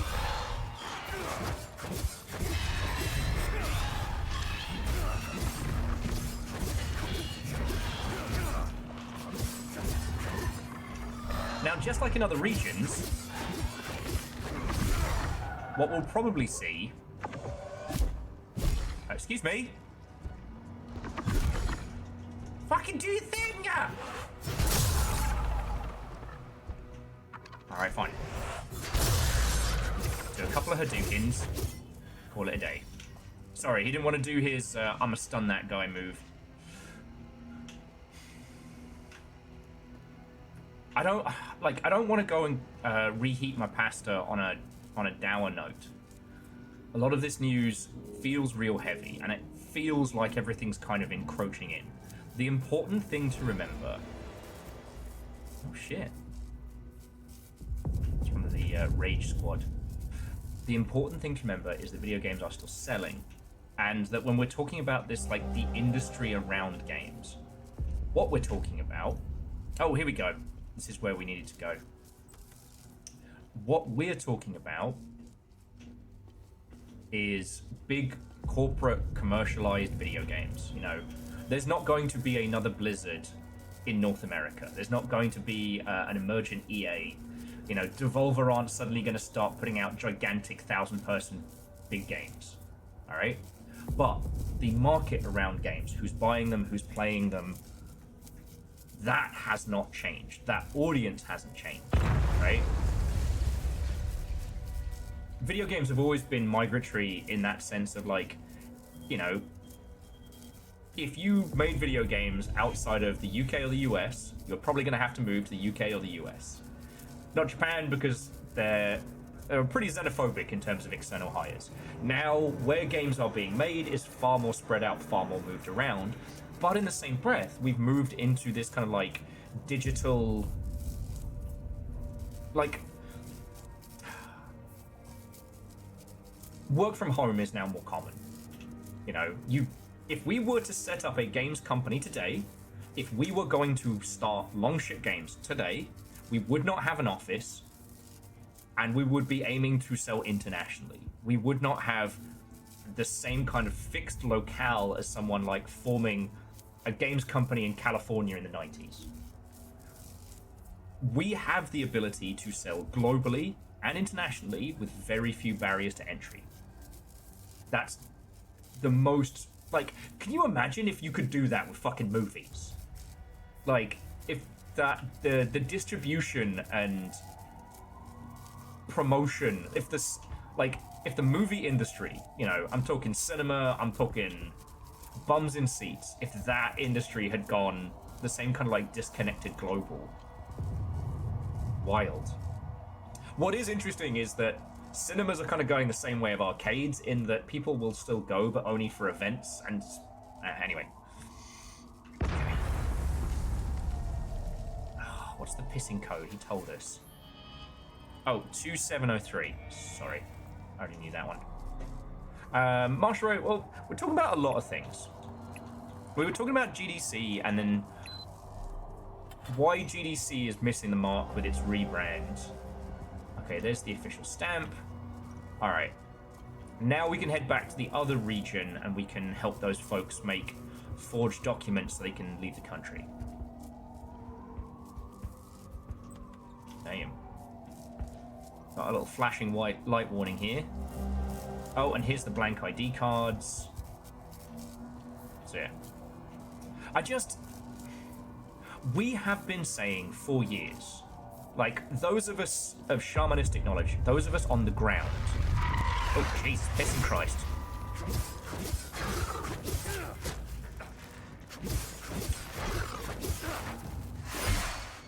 Okay, fuck off. It's sorry about that. Not you, obviously. We have been saying shamanistically for years. Battleship game development was not sustainable.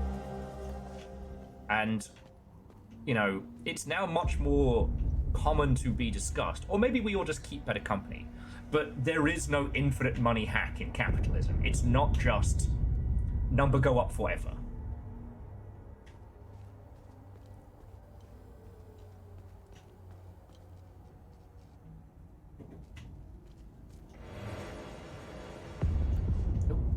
Lots of goodies. Like, video games are art, but they are also commodities, and there is a limit to how much those commodities can be purchased. You know?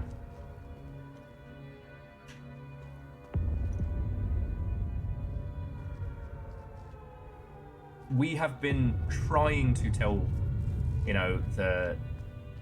Oh, yeah, we need to find Matey Boy's coronation.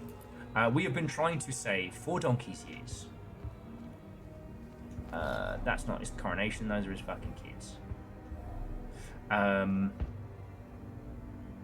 That ever increasing the size of your studio, ever increasing the budget of your games, ever increasing, you know, that one big hit is an unsustainable maneuver.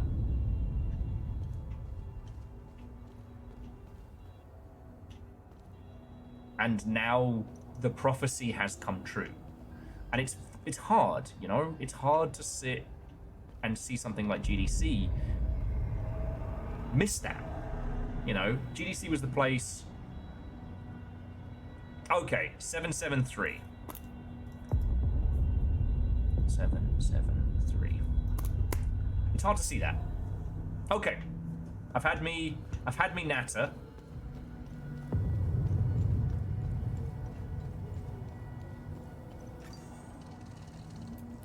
I've had me long banter. And again, I want to end on a...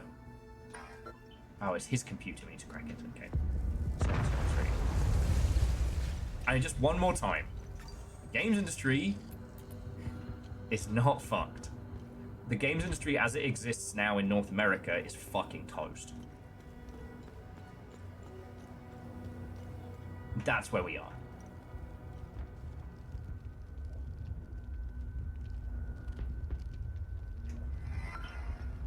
Okay, I don't know who that person is. They are new. Oh, and that is wrong. Access granted. Alright, dig site success. Number of discoveries come from the dig site. It's nothing short of remarkable. I would imagine such a treasure trove when we first started this endeavor. I'm storing the crucial pieces here in the office. I don't entrust them at the dig site.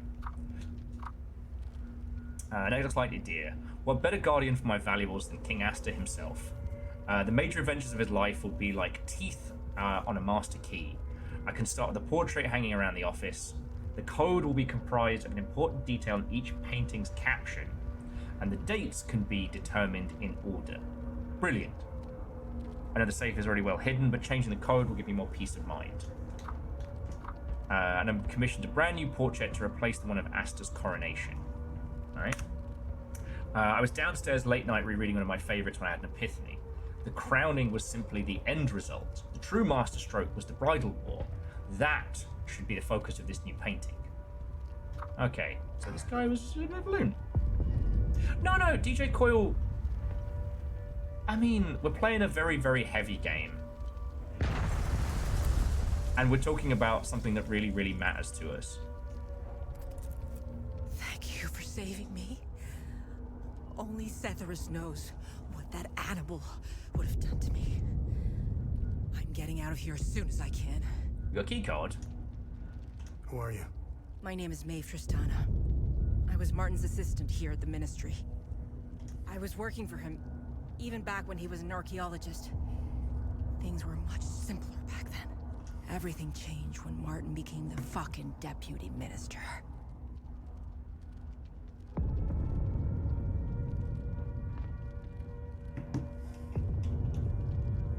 Okay, what can you tell me about this symbol? What can you tell me about this symbol? When the Ministry of Cultural Primacy was created, Martin proposed this symbol as its official emblem. In fact, Martin's obsession with Lord Astor began with that symbol. It concerned a vital discovery he made during one of his digs.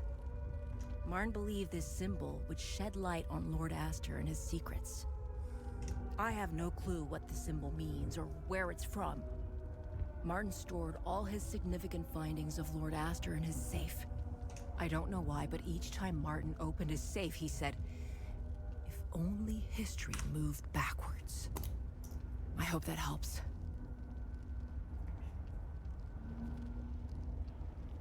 Okay, so you all got the same hints from that I did, which is the code, whatever the safe is all of Astor's historical bits.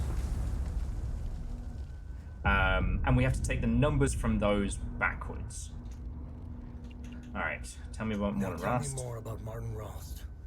Martin was obsessed with Lord Astor. He decorated this floor with several of his portraits. Scotty, she's definitely on the come down. I mean, the palace just got stormed. She survived, but damn.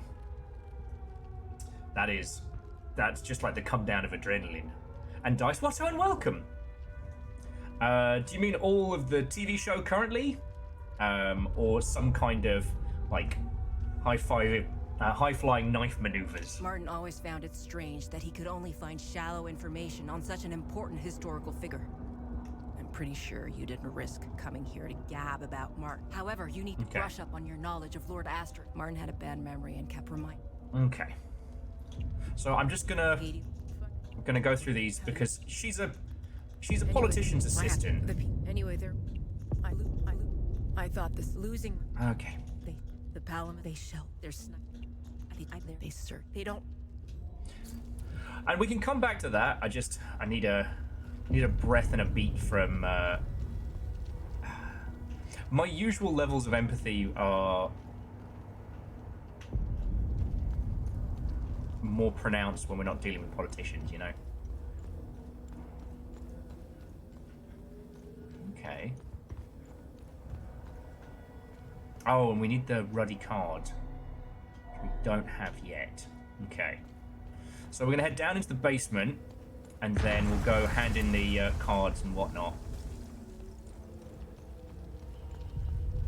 Reactor online. Sensors online. Weapons online. All systems nominal. Wallosaurus Watto and welcome. Sub. 22 of those, no doubt. Wallosaurus, how are you doing? Watto and welcome. How's it going in your corner of the world? We got chatting about a bunch of stuff today, some of which is very funny, and then we got onto the subject of new GDC, and unfortunately I couldn't keep the doom at bay on that one because it's... New GDC is gonna be a fucking mess. Okay. Oh! There's the access card that we needed. I didn't come down here because I was worried it was going to start plot. Fool that I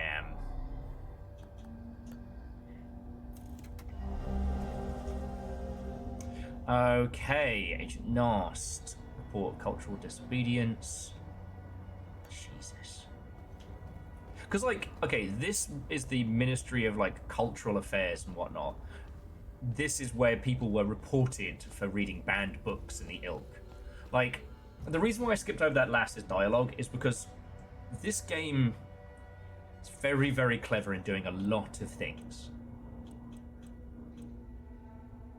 I can't...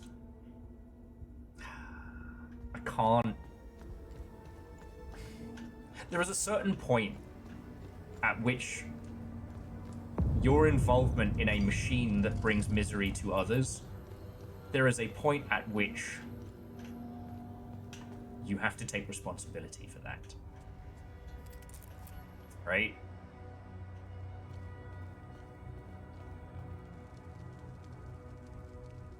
Dice, yes, New GDC does want. Although if you're a student or a startup or an academic, you can get it down to 200.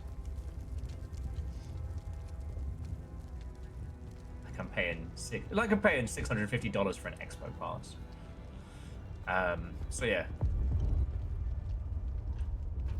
As his secretary, she knew what was going down here.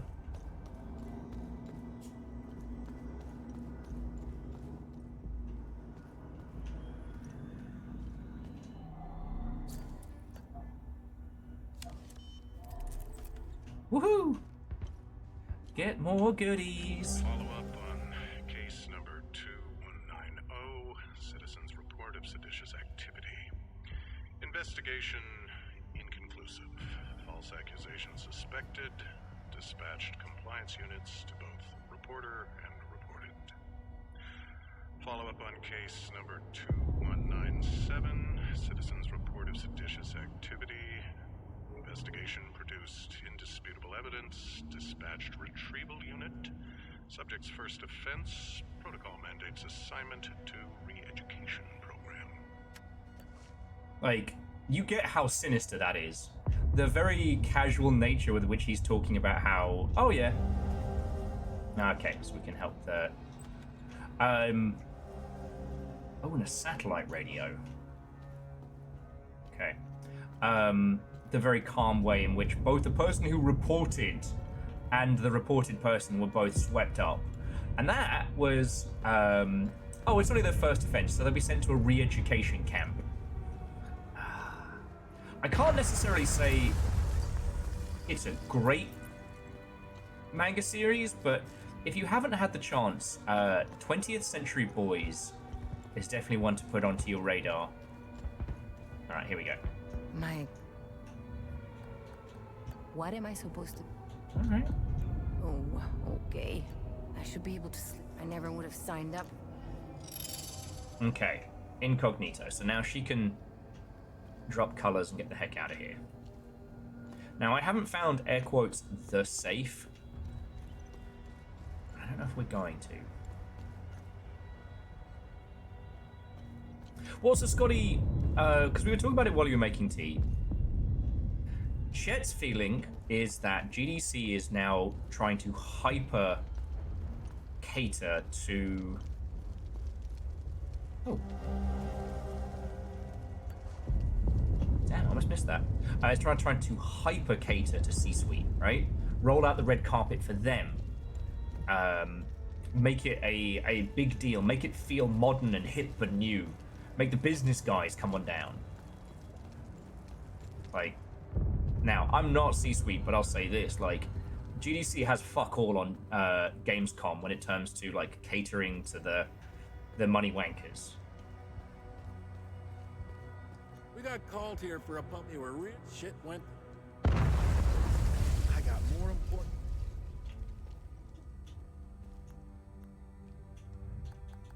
No. All right. So anyway, we're heading back to the library to hand in this stuff.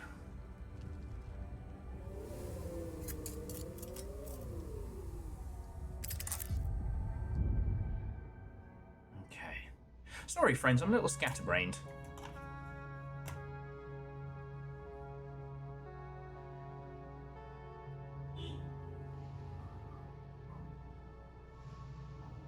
Dice says, I remember there being something about something like GDC possibly starting on the East Coast.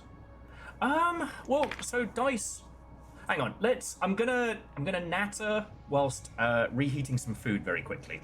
So Dice, what's like the reason why we never had an East Coast GDC was because, you know, the major cities over in that space being New York is not equipped for that kind of event, and is. I know that's insane to say based on San Francisco, but New York is expensive. So where you put an event like that would be a real challenge. Okay. Whoa. Guess who's going to put his garlic bread in the air fryer? It's me.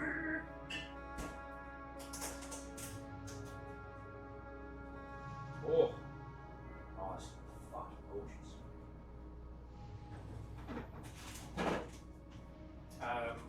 What I'm thinking now, Dice, is we're gonna see some kind of like East Coast meat.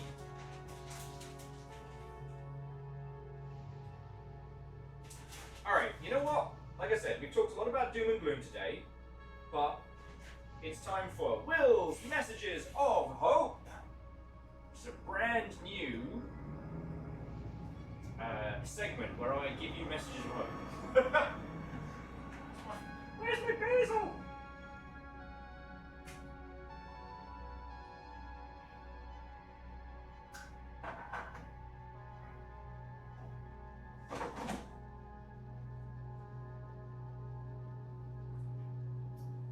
Okay, now things are all right. Okay.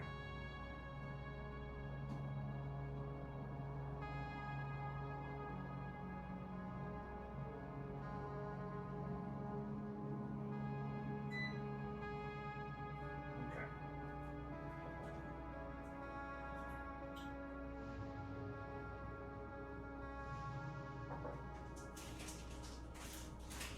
Hang on. I'm just adding extra cheese and goodies. Okay. So, sorry, forgive my hobbling around. I don't know what I did to my knee, but I did it. Instant silence. Yeah, I really could have timed that better. Bit Summit is one of the best shows in Japan. Bit Summit is an indie gaming show that used to focus predominantly on, like, you know, retro styling titles, but has kind of blossomed into this real high point in the gaming calendar. If you get the chance, look it up. Bit Summit is all of the good vibes. During GDC, Slug World happens. Slug World is, it's cool, it's queer, it's all the punk, wild, fucking off-the-wall, like, indie game devs making cool shit. I do not know if Slug World can scale, but I do know that nature abhors a vacuum, and game devs need game devs. We need friends, alright? People can kind of understand movies. There's elements to the construction process of literature, television, etc. that make sense. Games don't make sense. Until you've made a video game, you can't understand where the pain points are. You can't understand what it does to you. And if there's one thing consistently that games industry people do, it's talk to other games industry folks, because they're the only people you can relate to. All of the things that GDC is going to lose will be reformed. Alright? Now, who steps in and makes that social spot? Who is going to be the Jeff Keighley of this situation? I'm not saying Keighley's good, but he knew what E3 was still had as value. He knew what E3 still did that was good, and he made that his business. And business be good for the fucking Kegelmeister, right? The industry still needs that interaction point, and North America is not going to lose its game creators. You know, the industry is not what it was, and maybe there'll be a lot of folks who don't come back, but you never really leave games. And this was the thing that struck me, is that it's now October. I haven't really done any games industry work this year, like directly working on a video game, directly involved with it. You know, there's the stuff I've told you about, there's the stuff I haven't told you about. You know, I've not been sitting on my fucking arse. But I still miss getting to see my game dev friend. I miss getting to talk about it. You know, I haven't been to Seattle Indies in a while. I'd really like to. I keep reading all these stories, people talking about burnout and stuff like that, and I'm like, must be nice. And then I realize, like, I'm not actually working on a game project. I just never recovered from my burnout. You know? Video games are going to persist. We're going to get our version of Bit Summit. We're going to get whatever, you know, Summer Games Fest is for video game hangouts. And it's not going to be in San Francisco. I mean, shit, maybe it'd be up here in Seattle. You know? I don't know if the one-day Seattle Indies Expo did well enough, but maybe that'll grow. You know? You all can come up here, do a Longship-sponsored talk on how not to fucking destroy yourself when you're independent. Who knows? But this is what I mean about we're seeing the wheel turn. Like, we're seeing it change. They could do a Gen Con and take up all the buildings in Indianapolis. They could do a lot of things. Like, okay, yes, your garlic bread. Don't whine at me. Sorry, my garlic bread is complaining.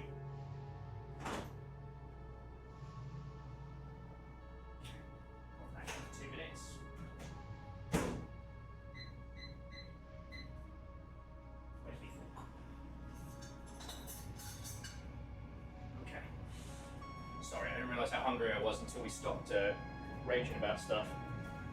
You know?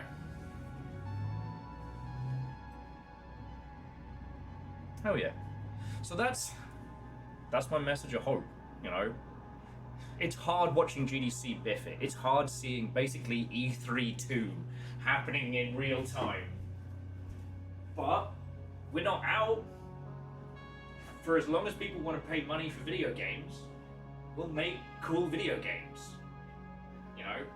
Thankfully, engine tech is now so pronounced, you don't need 50 people to make a mediocre, poor-selling game. You just need one person to make a mediocre, poor-selling game.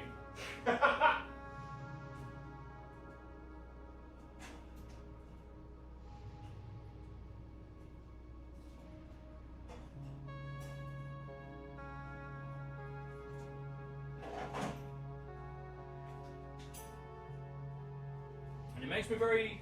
It doesn't make me happy, but the future of games as we see them, it's exciting. You know? And yet, AAA still manages to do that? No. But, Wallosaurus, you're not wrong. It's just... They can't change course. AAA is at a place where they can't. They're going to lay off fuckloads of people who are... The few people who are still left. They're going to lay them all off. And then they're going to try and move the business model to making games in a AAA way with a fraction of the people. It's going to crash and burn. And then they'll either start drastically rehiring again, or they'll kill their game departments, you know?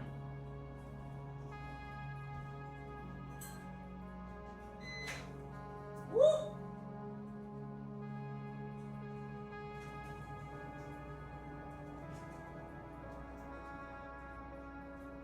Damn. What's it? Microwave safe, but damn.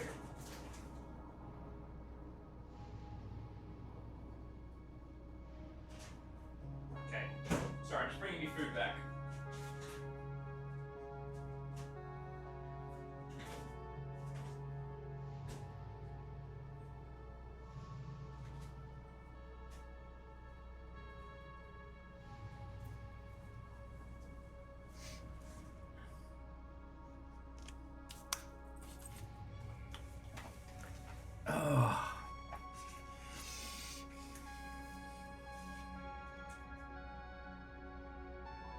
Ugh. Wallosaurus said they saw an ad for DNEG, which is film and telly stuff, asking for an AI concept artist. God.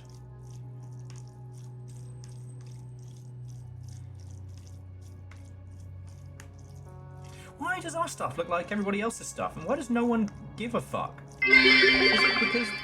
Oh, God. Garlic bread first beep, I'm done, 6th beep, I'm really done, didn't you hear me? Garlic bread 12th beep, okay, I tried to warn you, I now have ablative armor and a thermonuclear layer of butter. I don't know. How does that look, Scotty? That's all homemade.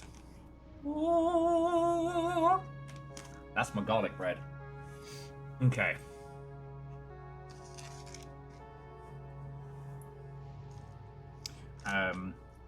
Well, because one thing... Look.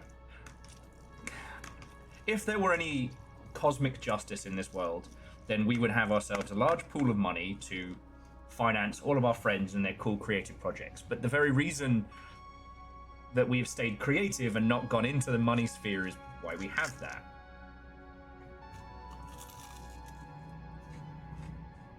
Oh no. Motosaurus, it absolutely is. The people selling the data centers are going to be laughing all the way to the bank. Anyone who is doing anything beyond that, from OpenAI downwards, it's fucked. Every one of them think that they're the ones selling shovels, and they're buying the shovels from up top.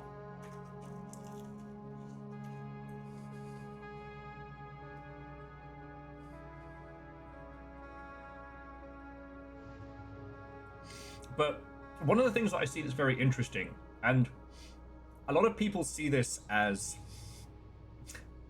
a downside. I see this as a big thing of hope, which is if you look at the homogeny of the Marvel machine. And then you see this like desperate push towards like generative AI nonsense and this realization that they're all just trying to put out a product as fast as possible. Whereas the very creation of the Marvel Cinematic Universe was a creative one. It was a unique and original one that did very good.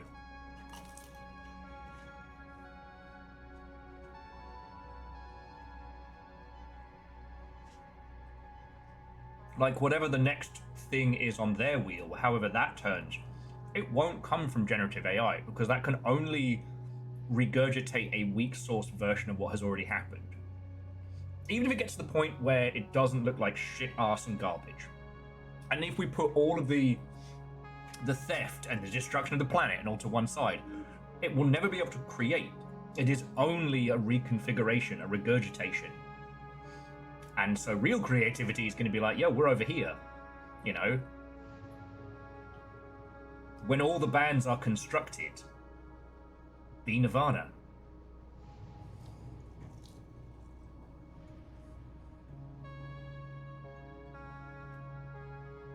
And Scotty, when I say like money people, most folks here, I mean shit, if you're listening to me talk about this on a Thursday, you're on this side of the guillotine, you know what I mean?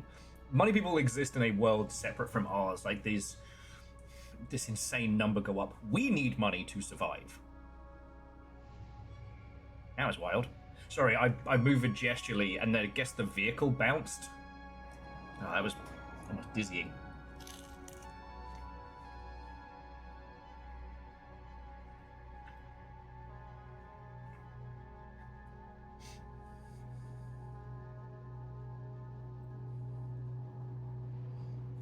Wallosaurus, I disagree. Like, even at a baseline level, the most uneducated individuals, you know, everybody's looking for a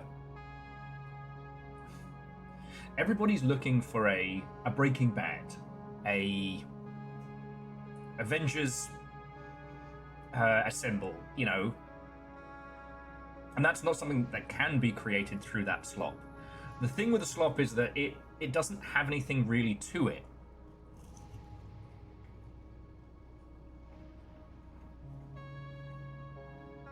You know, you can generate a couple of celebrities doing bad things, and then that's really it. As it's been explained to me by people who were far more plugged in, it is definitely something that is seen as a tool of the olds. It is not seen as something that is cool and hip.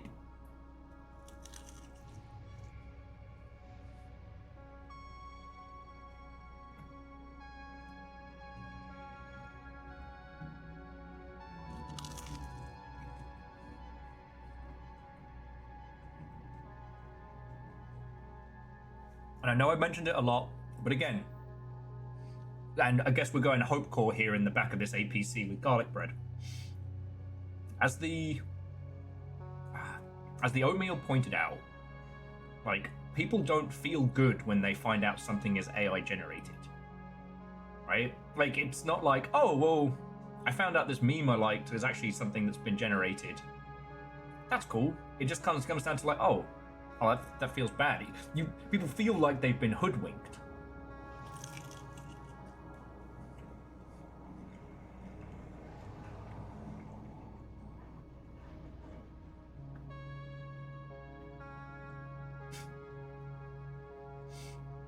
Oh, J Post, synthwave moving into Will's got two axes.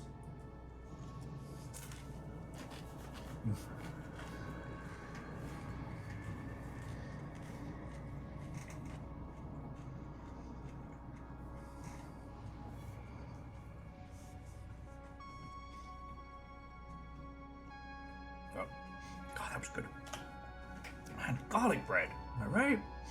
Scotty, I'm not going to try and say that it's not bad right now, and I'm not going to try and, like, you know, sugarcoat it, but we are at that point before the wheel clicks that big spoke, and it feels impossible. It feels maddening to see this whole Emperor's New Clothes thing going on, you know?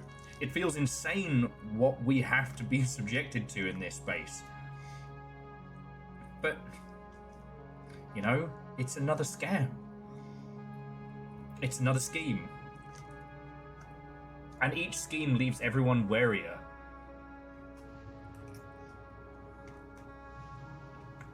Like, remember when the tech industry was like this huge, like too big to fail, everybody's getting cash, let's go. And now it's just been scam after scam after scam. And like, they can laugh and joke about it on their trains in and out of London all they want, but eventually that catches up with you. I'm not talking about karma or any cosmic shit. I'm talking about real life. Everybody gets got eventually. You cannot scheme people indefinitely. And what's interesting is that the amount of time between the shoe dropping and the consequence isn't necessarily instant. That's another thing to remember. Because, like, the AI grift is entirely based on us all buying into it.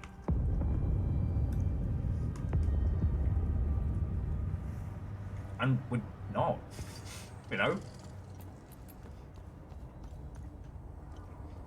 Like, if you think about the kinds of folks that have been using, you know, like, generative nonsense, and it's mostly, you know, computer, write my cover letter. Like, that does not generate enough money to be worth it. And the amount of computation and cash required to make it happen is unnerving. Oh, me. Hang on. Sorry, I got spun around. I'm trying to take us down into the basement area. Hang on. Oh, here we go, yeah. Just, I'm handing over the cards and the ilk, so that hopefully this lot can get out. Alright, so there's the my cards. These are the exact cards we're trying to forge. Wonderful.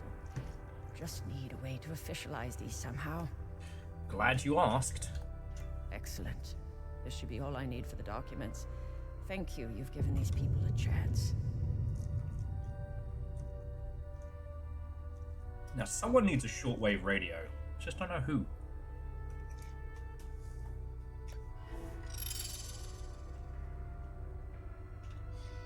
Okay.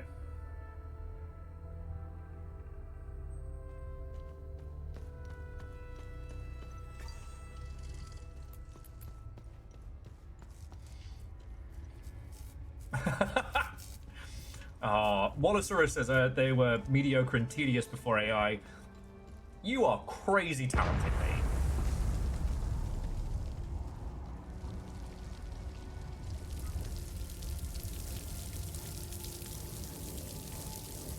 Hell, the amount of you here that are incredible artists is a non-zero amount, that's for fucking sure.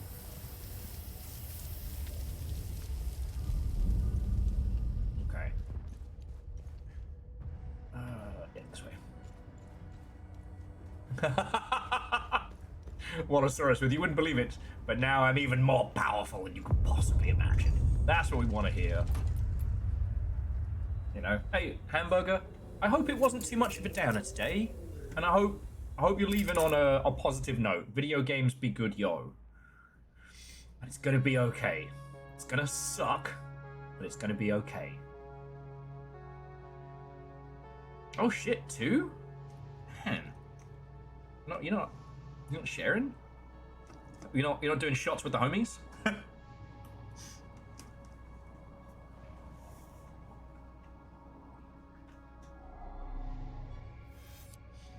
Okay. Oh, that's interesting. Because these areas don't have whatchamacallit, blink blink, time loops. So they're now clear because we've gotten through all of the stuff. We can now head to here, and we should be able to use the snake to open the snake door.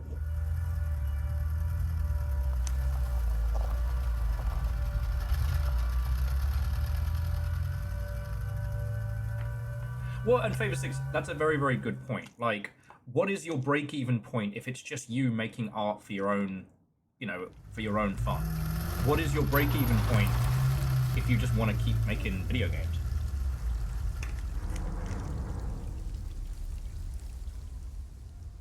Wallosaurus, you absolutely, friend.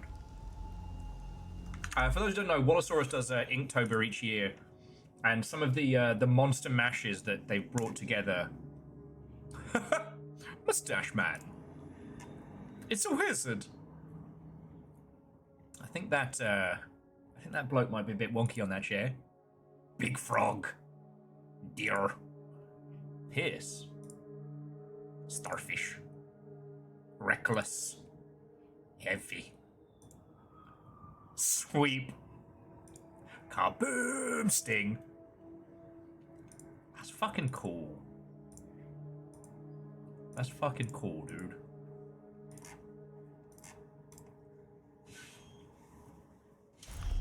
And I guess that's the other thing of, like, there is a genuine joy in creation, even sometimes just creation for creation's sake. You know, you can draw a thing right now and no one need ever see it. But if you're happy with it, then you fucking win.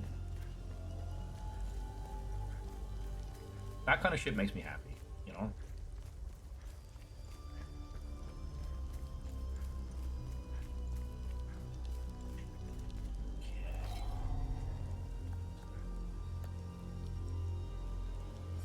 Wait, where?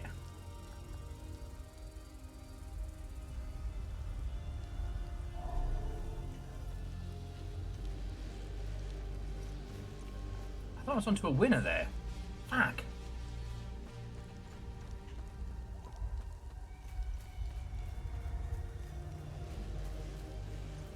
And like, that joy of creation is that feeling in your chest when you make something real good, and then you share it with somebody. You've shared that feeling, that emotion, and you've made somebody else's day better in the process. Dang it. Oh, here we go. Knew it was around here somewhere.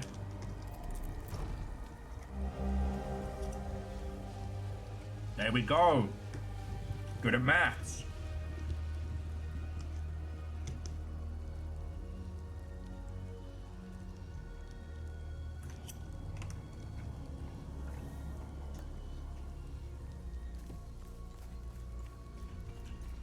The thing is about generated stuff, like, past a certain point, it can't spark joy. Once the threshold of generated stuff inside goes, like, this is one of those things that I understand shamanistically. I cannot tell you how much sawdust they can put in before it all tastes like sawdust. But one of the interesting things I do find is that once people know it's got sawdust in it, they can taste it. That's how I see kind of like AI slop stuff.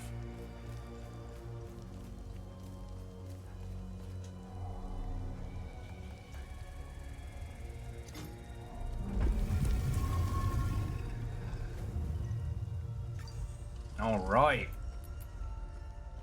Now we're getting somewhere. Better get some Bisto in that sawdust. Alright, it's time to kick some ass.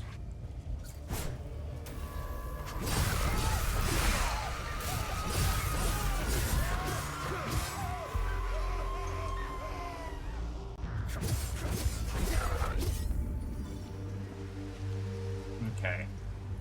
So now we need another different... Now we need the moon! Oh, but we did get our Sethra's key back, so... Continue your ascension through the Serpent's Coil. The Yay will wield a token of the moon!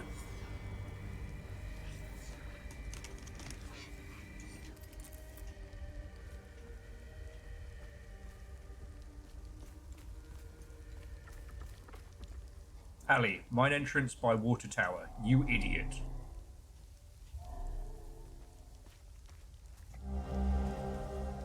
Ah, an old wrought iron key. Okay.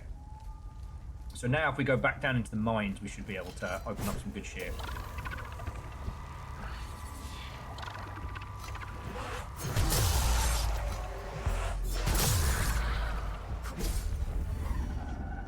And remember, friends, if you kill them before the shape can come out, they just fucking die.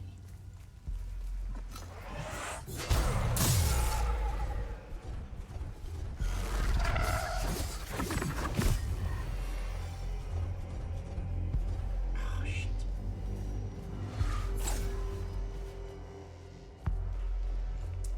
I don't have enough of the old limbic energy to kick that thing's ass.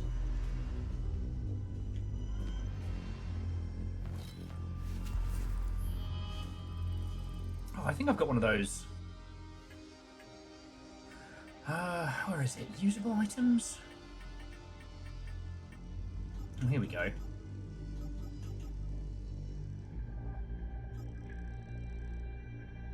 Oh no, that's improved the limbic weapon wielded. Reduce terror damage. Oh, increase.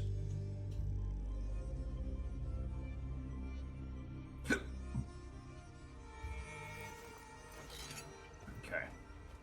Further in we go. I ate that far too quickly. Bread good. Okay. We are back in the thick of it. Like that telly show, the thick of it.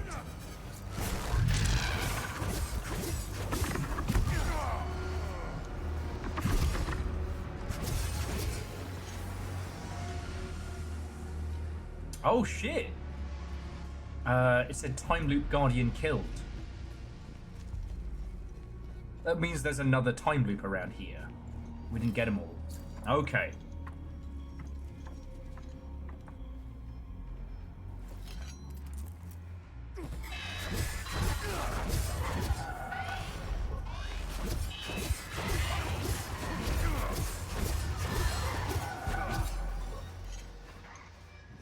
Also should probably look into seeing if we've got enough large shards to upgrade our cool shit yet.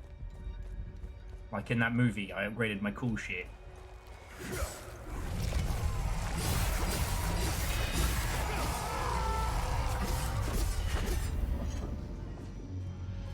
Yeah, Scotty, I keep forgetting. It's because we've been kicking so much ass that I haven't needed to utilize it as much as I should. Because what it does, it freezes the host, so I can just handle the geometric fuckery. You know, I can handle, you know, Neon Genesis, what the fuck is that, and Gellion.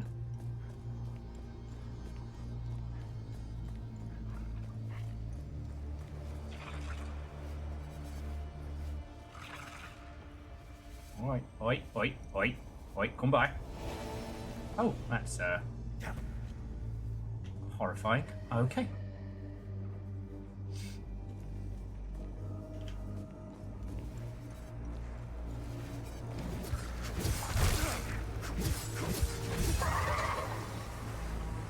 And hey, I know I keep talking about, again, like, the doom, the gloom, the challenges and the fuckery and everything, but, you know, it's not like we haven't seen publishers pop up that have been doing sensible funding, sensible projects. I mean, we've spent so much time talking about Borlex Pit and a bunch of other stuff.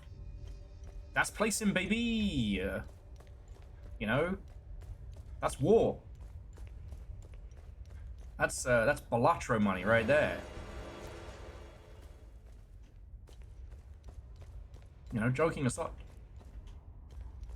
You know, Devolver haven't fucked up. I do think selling Fall Guys was a smart play. Or Stumble Chums, if you will. Stumble Chums if you're nasty. But I think that play was the smart one, you know? Oh! We found these two. Gonna... Maxime. You know, you can... Okay, you know, you all can just go hang with the... Alright. Crescent Gents in Demox, exactly. The Poor Footing Fellows. That's pretty good. I'll try and remember that one. But yeah. I think that's why this AI stuff is so infuriating, because the people pushing it, it's their last grift, right? They must know. Every animal knows when they're cornered. And they're pushing this grift so fucking hard across the board.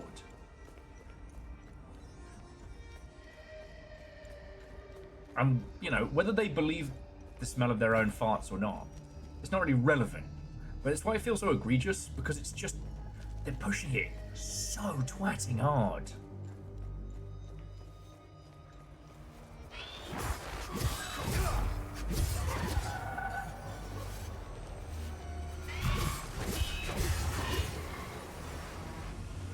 Another time new Guardian toasted. Okay. Oh yeah, we can handle this guy up here now. What's up, nerd? Hope you like Fireball! Oh, I said Fireball! No.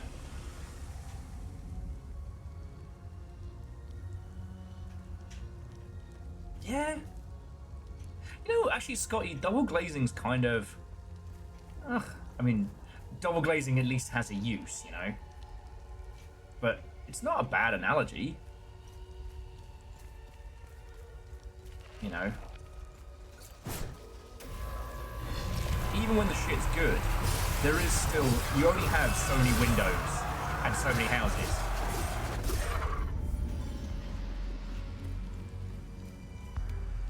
I think that's where it pops off the most, right? Like with generative AI stuff, there are a handful of uses from large language learning models and shit like that that can be done.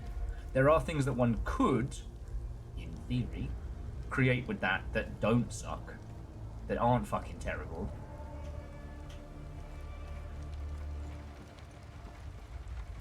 Okay, there's the water tower. Here's the descent. I think this is where we use our key we just found. Look at that skirt go. Bloodborne would be chuffed. Hang on, let me just check on something.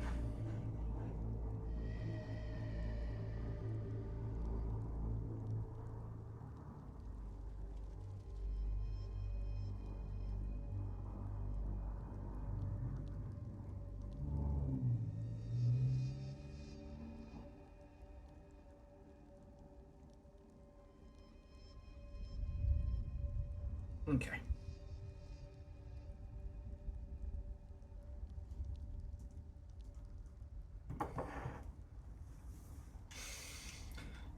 Right.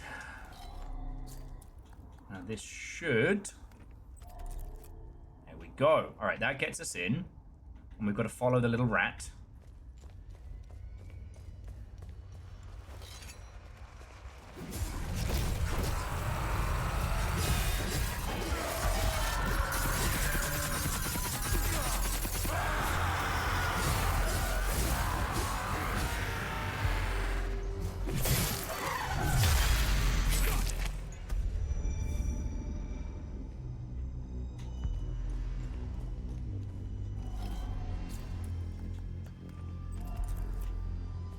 So the rats are that way. I just want to quickly check this way because I think this is just unlocking a different region. I think it's just unlocking quick travel back. Okay. Excuse you, mate.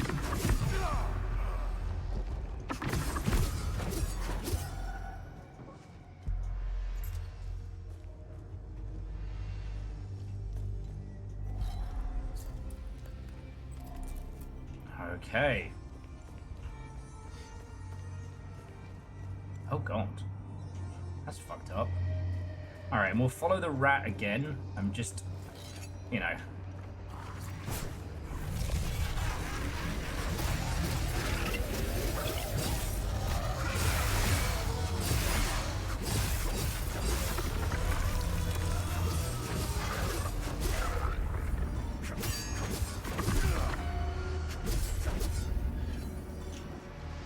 Okay.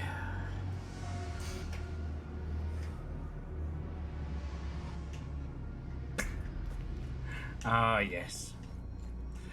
Anyway, I should find us another topic to banter on, because again, this is kind of... Watcher's Nest eternity as the hours slip day by day. As the months and years pass, the seasons turn. In the four corners of Hadia, our vigil endures. Oh. Limbic door. Mystery started. Interesting.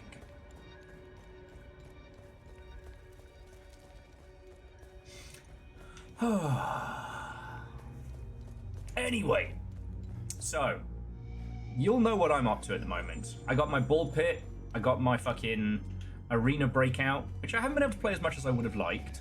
But you know, it's shooty gun bang. It'll be there when I am.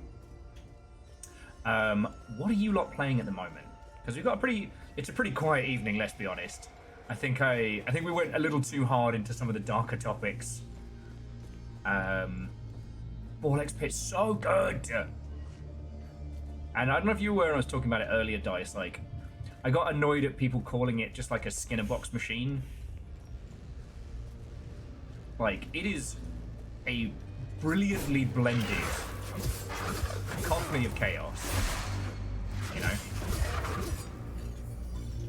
Like, I've unlocked a bunch of features that drastically change how the game is played and made it even more fun, alongside the base building stuff that's so good. Orzine's got a little bit of Vampire Survivors, a bit of home decorating in Guild Wars 2. Well, I assume Guild Wars 2. As always, acronyms are the bane of my existence.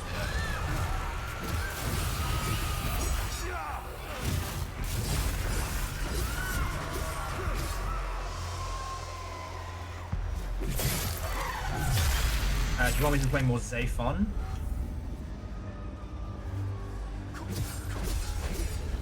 I haven't gotten the chance to play, spend as much time in that game as I would like, but it feels very good.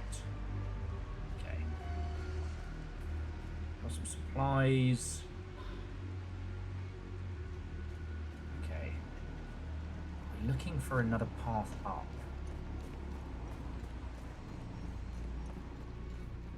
So we're following the rat.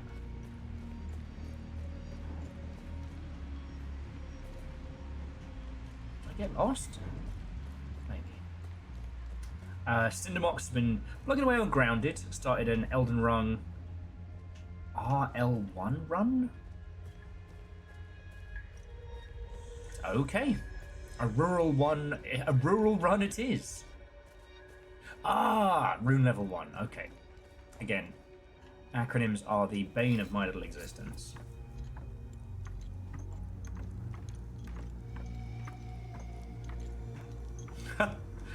Dice, the old GDD moments. I think that's the point where you can tell if someone genuinely wants to make a video game or not, is if you say, alright, time to make the GDD. If they go, yee, they want to make video games.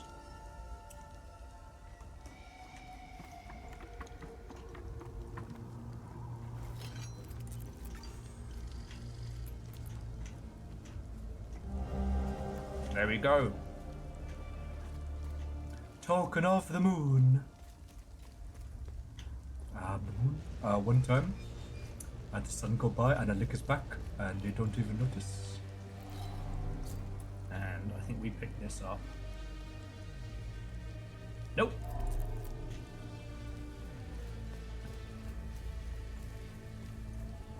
And DJ Coil, that sounds rad. You know?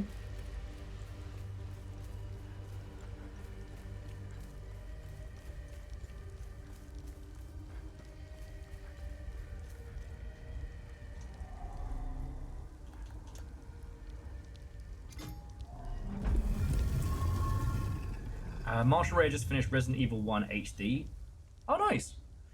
The red skulls from Resi 1 were, as you well know, added after the fact, but was such a good little addition.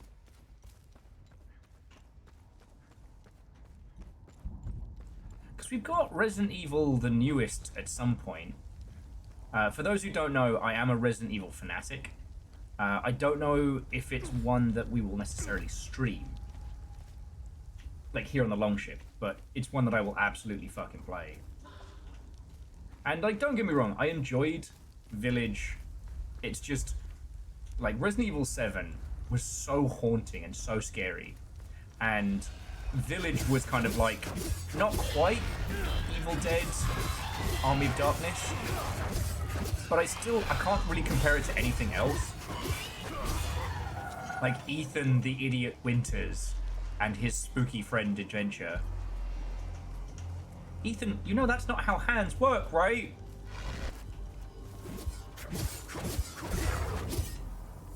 Oh. You died very quickly.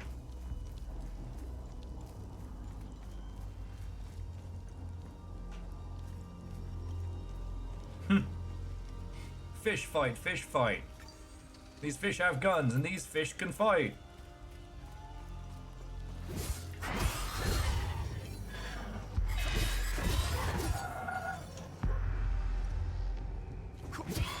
I just think, like, you know, if I had infinite hours in the day, what would I be playing on top of it? And it really would just be whatchamacallit,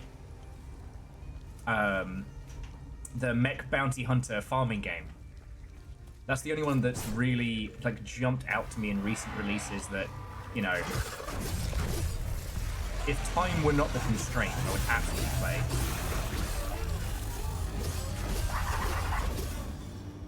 Yeah, not getting caught up in your baggy nonsense again. Ethan Winters was clearly an alternate timeline origin story of Thing from the Addams Family. Oh god. Or they were specifically made as some kind of, like, personal horror movie for Thing. Because of all the horrible things that happened to Han, specifically.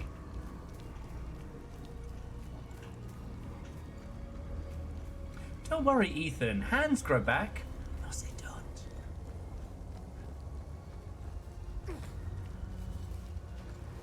Oh, we've seen this in paintings and stuff around. Oh shit, there is a lot of them. Alright.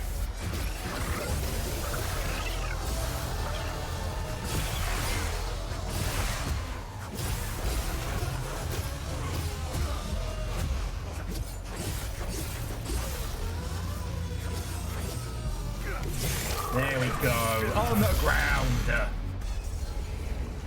Okay.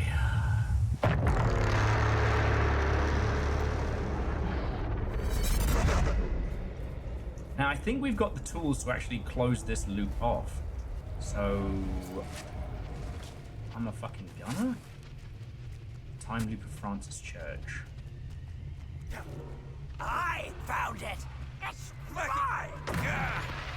No, who says it, fucking little shit? Oh, okay, so we need a theta signal. Alright, so I can't do that yet. Ah, poop. I found it! It's mine! No, who says it, fucking...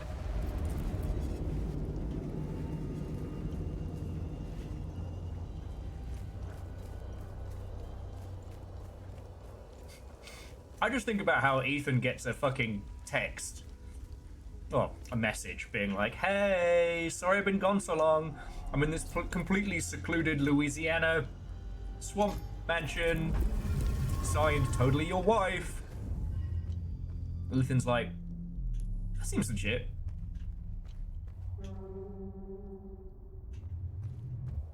Yeah, do you mind me? I think that was. I think we just got Smeagoled. Alright. So one thing I want to point out, like, we've come up through this area. This is the first time we've seen structures based on the limbic monsters, right? Sorry, I've been talking about so much. We've seen that statue in many paintings and carvings and stuff, but it's the first time we're actually here. You know, there's a little ritual place set up that's broken. It's somewhat fallen into disrepair. But, like, this object here, admittedly, it's what opens the next step of the gate, the next step of the serpent's winding path. But we haven't seen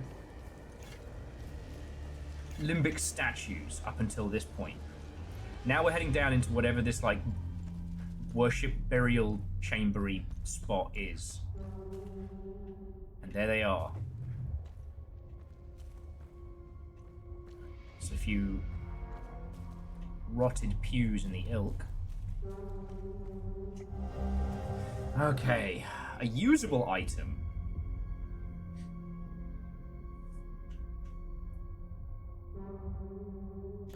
Okay. You already discovered Plains of Mist. fuck are the plains of mist?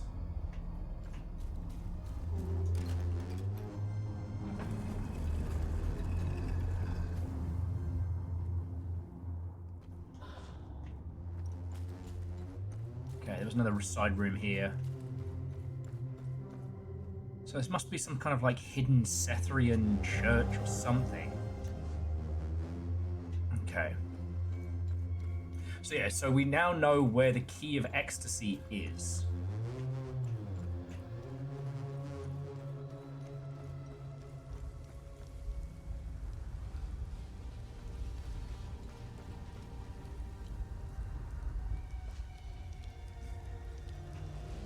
Hoping for a big lore reveal incoming.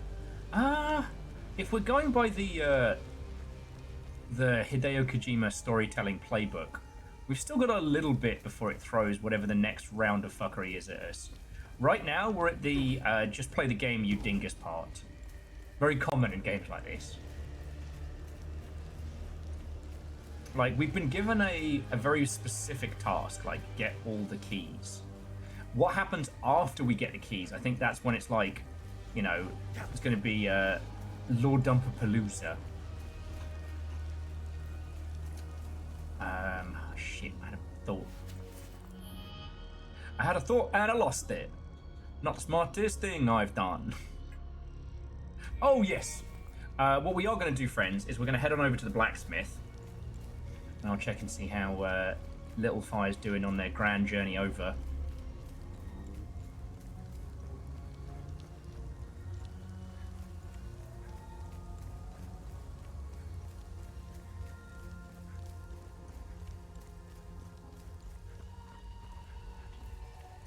I totally ran the long way, so don't worry about it.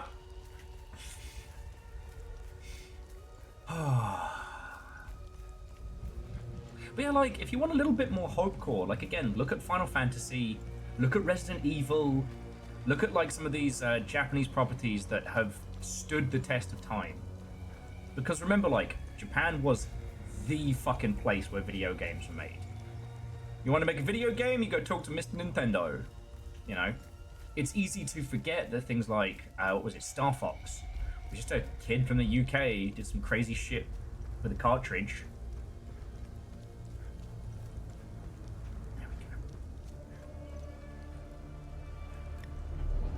You know, there was a point when the Japanese games industry ruled all.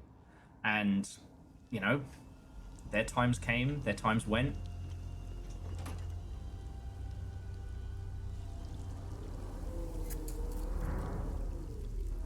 Unfortunately, Scotty, yes. While their job is much better than having to, you know, man a horrible warehouse, it does still have a commute component.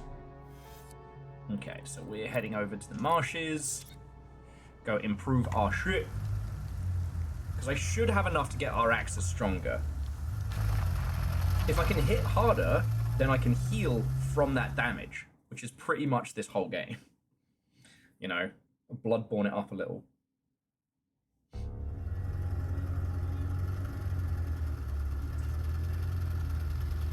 Yeah, and dice, do you know what's really interesting is that it hasn't explained what they are. We know that they are caused by, like, huge emotional moments, like tears in the emotional fabric of the realm. What needs my attention? Okay. Any books? No books. Alright. Upgrade weapons. Alright. So we need 25 large shards and we need 50 raid shards, but we can make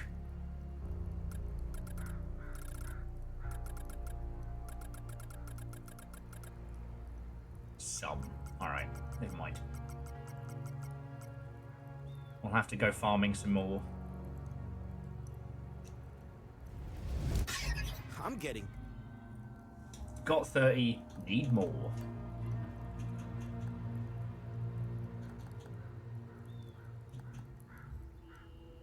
Yeah. Does have that, yeah. Seth Green of the bargain bin look.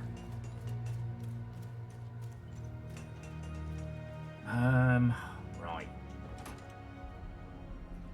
I guess heading to that new... oh, we could start fucking around with the, what was it, the Plains of Grief. See how strong the enemies are out there. Like, we're not going to get into it. Plains of Mist, we don't know. Alright, well, let's go put our little face in there, see what's going on.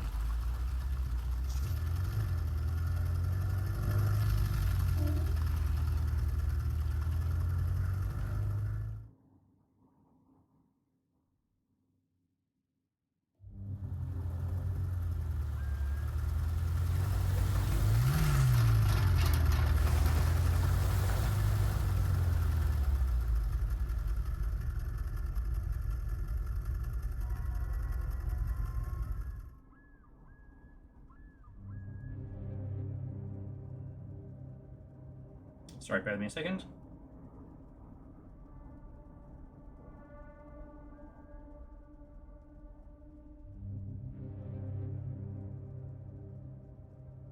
Okay. Oh, this looks pleasant. Oh, good.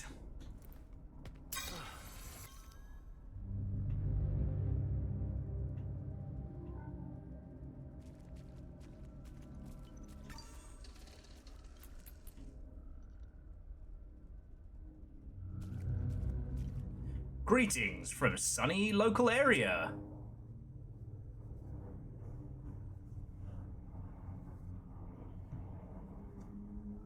It's certainly cheap. Oh, excuse me.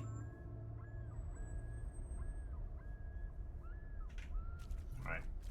My health bar would disappear, but I have to get some better shots.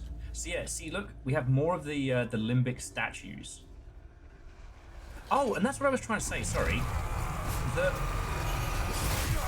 Oh shit. Okay, the level 3 rage is no joke.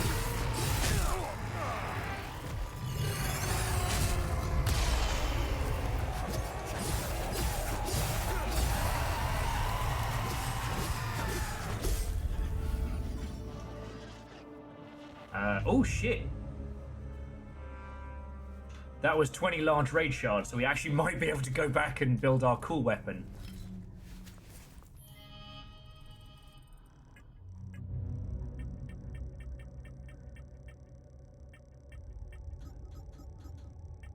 Where's our crafting stuff? Oh, here we go. Alright, large shards. Yeah. Let's kill a thing and... Oh, fucking hell!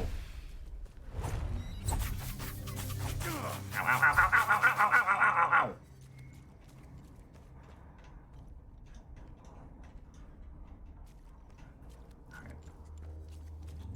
Fuck you, dude, I'm going home. I'm gonna go build my cool axe. I'm not hanging out here anymore.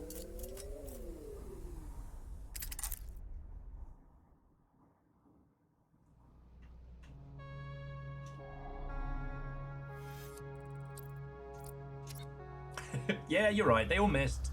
I'm fine. God, the eye for cinematography in this is also excellent. Like, regardless of your feelings on the guy, you have to admit that old Did You Miss Me Kojima was flexing on us hardcore all throughout Death Stranding of just setting up those beautiful camera shots that you had to walk through. There's something about knowing how people play games, how they look at games, and being able to create things around that. It just makes me so happy. Okay, make me a better axe. I need a better axe. I'm good. Rank 5 Axes of Rage.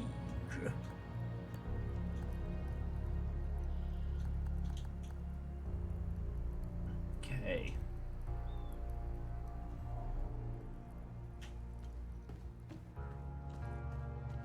So this should, so these are rank 5, so this should get them up to like, I guess 20? I guess?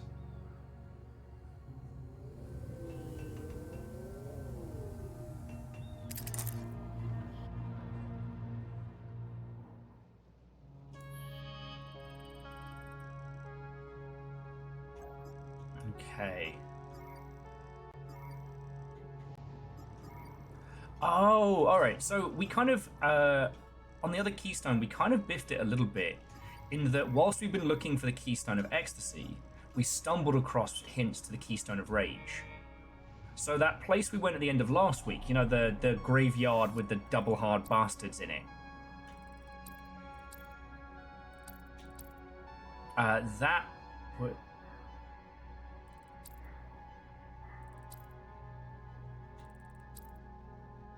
Okay, just haven't cleared out Marzaran.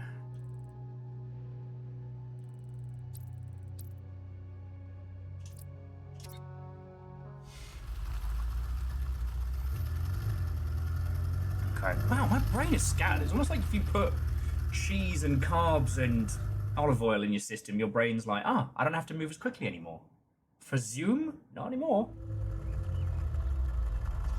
Probably why I eat so much of it. Oh, I'm not bringing our adventures to a close or anything. It's just need to...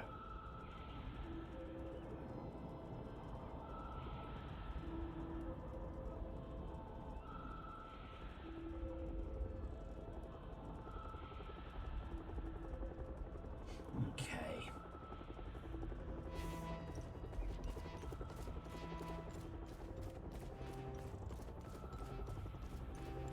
I still feel like we're gonna need to do something with the mead.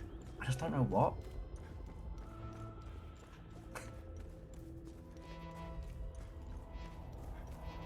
Yeah, I don't know. Have we unlocked fishing? We should be allowed to fish. I mean, this last made it here.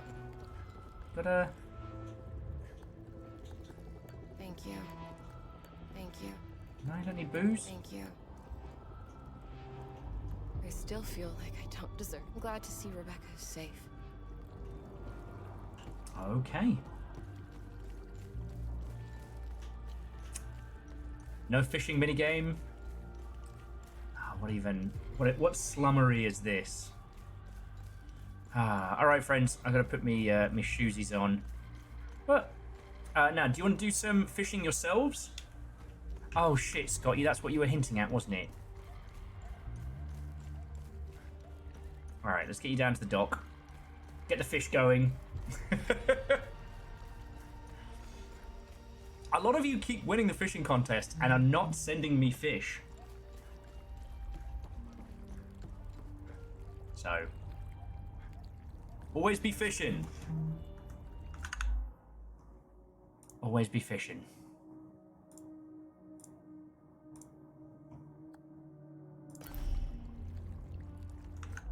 Are you sorry, DJ Coyle? Are you? Or are you just toying with my heart? Sorry, I don't know why I'm like this. I think it's because Thursdays I get to talk about the most amount of industry stuff, and it's kind of like it's the day where the least amount of chaotic shit happens.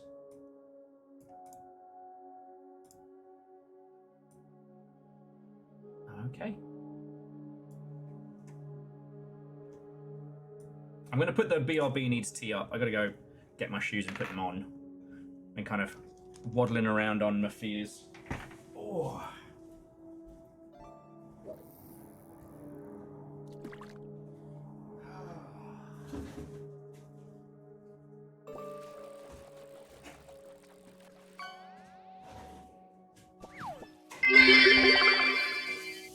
I was hoping for a secret fishing mini-game in Hell Is Us. My disappointment is high.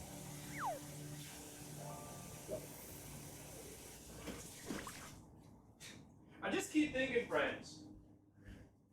For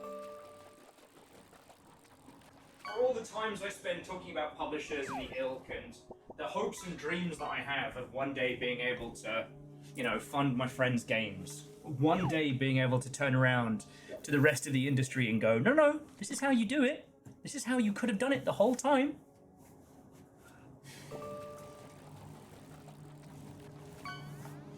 Like, my little life is so odd, and I wouldn't want to change it, you know?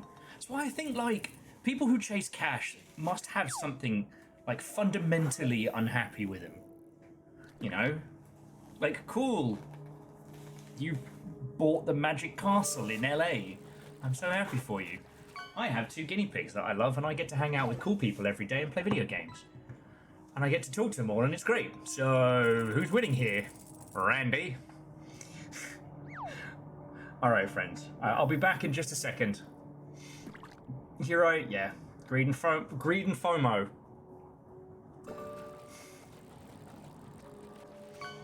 Alright, fish well. Stay out of the water. We're back in just a second.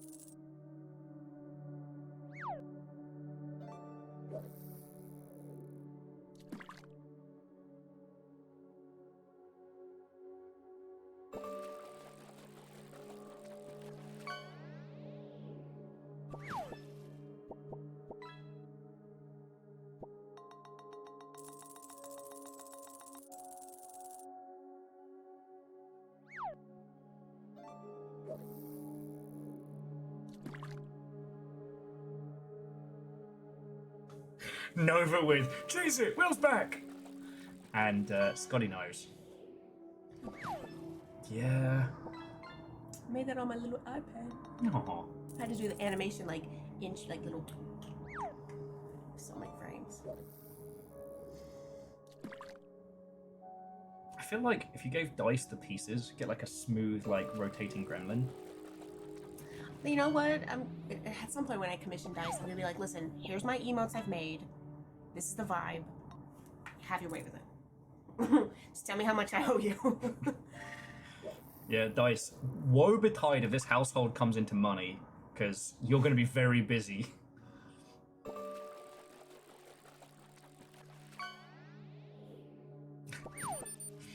Nova got to have the I was right dance. 3 gnomes walk into a bar. The math guys thought they were a little odd group.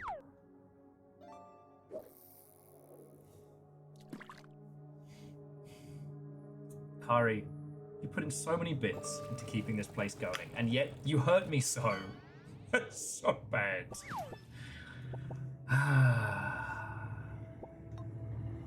Thank you for the 200. So yeah, I have successfully fished out a Littlest of Fire. Tis Little Fire Birthday Eve. It's also the first official day of Scorpio season. You're welcome. What is Scorpion season? Scorpio. Oh! Season. Jeez. I concern myself with stars, signs of stars. Yeah, it's because you're a Leo.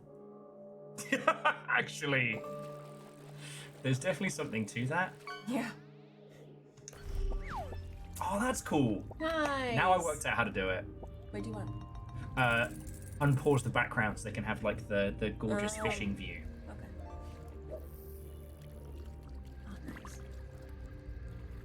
Thank you, Orzine. So yeah, tomorrow while you're at work, I am going to finish wrapping your presents, get everything ready. I kind of told them earlier that I might have gone a little overboard this year, but my reasonings are twofold. One, you don't want to go out tomorrow, so we're not going out for a dinner, we're not going out for drinks, so I decided to take that money and put it into spoiling you. And the other is that the world is chaos and weird, and so I'm just going to do it. That's my decision. Okay, yeah. Not in so much as I've put us in like financial trouble or anything like that, but it's gonna be fun. Just wait till Christmas. We have to go buy a tree. I'm okay with that. We have to get a tree and some decorations that we both picked. Yes. Last year I hung out with these lot. I had a lovely little time. But I'm very pro Christmas.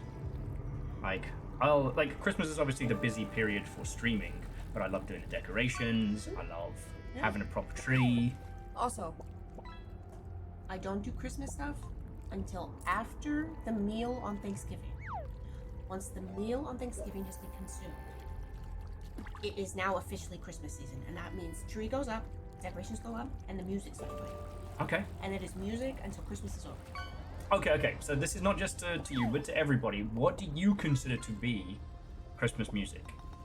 What do you consider Christmas? Well, like there's certain things like in our household, my man would put on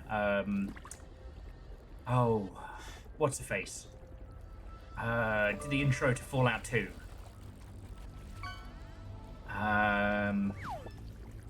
Exactly. Christmas happens after turkey.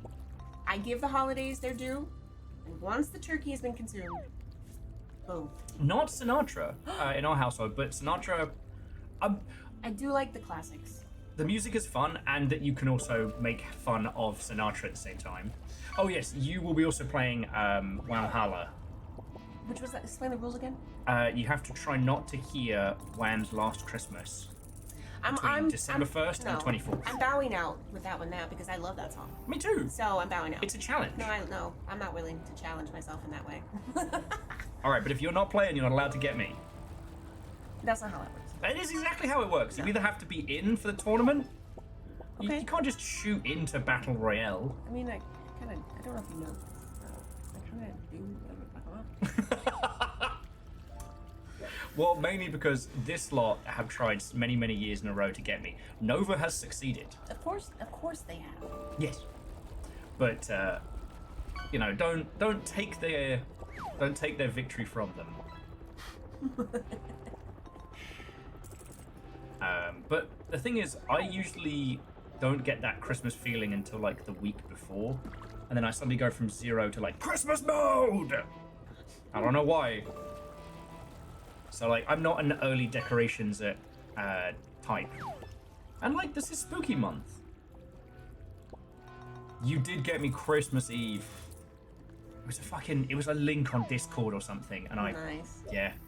It was well written, it was well timed, and I didn't have enough time to be like, because there's this thing that we came up with called the Limp Bizkit bailout, Okay. which is that one of the rules of Whamhalla is you're allowed to listen to covers or remixes, Okay.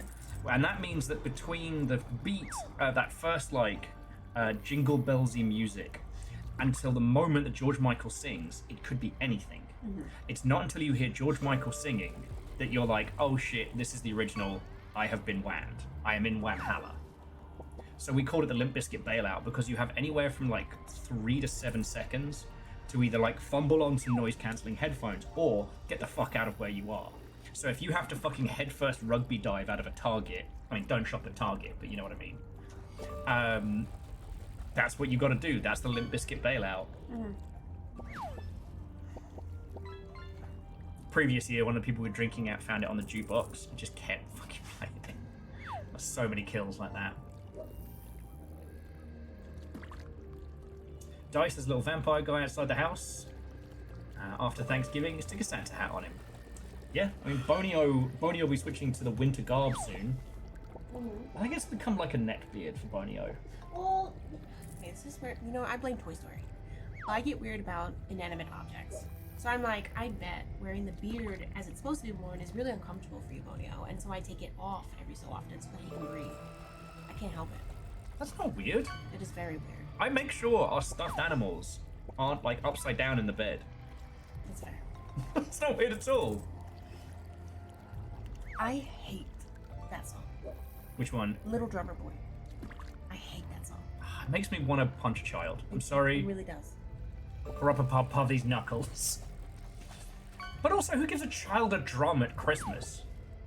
I mean, grandparents probably. Yeah, some generational hate there.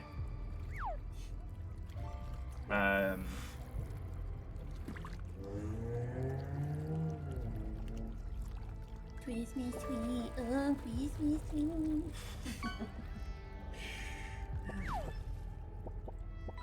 I do still love, what is it? The New York one. Man, my brain has gone to jello tonight.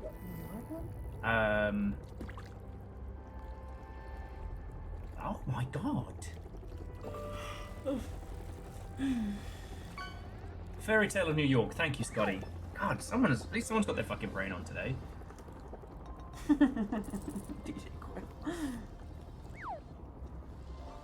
And Favor 6, you're right. You get a kid a loud toy as a form of generational or, warfare, essentially. It's not for the child, it's for the parents. And it's to mess with them. Also, friends, I'm going to ask all of you if you could hit exclamation fish. Let's get it, and we'll call last cast. Because we just got to a new-ish area. And I don't think we're going to clear it tonight. But we're getting close to getting the Key of Rage. I had to not engage too hard because we went to the Hall of Politics, and you got to hear basically how their version of the cultural police operated. But also the people have already stormed, and Mr. Culture Minister was they'd hung him. And one of the people you talk to is his secretary, which is like, oh, these animals, I can't imagine what they would have done if you hadn't saved them. And I decided to skip through her dialogue lest I be a little too honest for Twitch.television. Not a fan of politicians, this might shock you.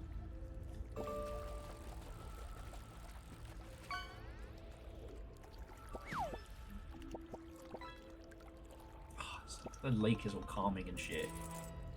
And here's where the dog lives now. Mm-hmm. I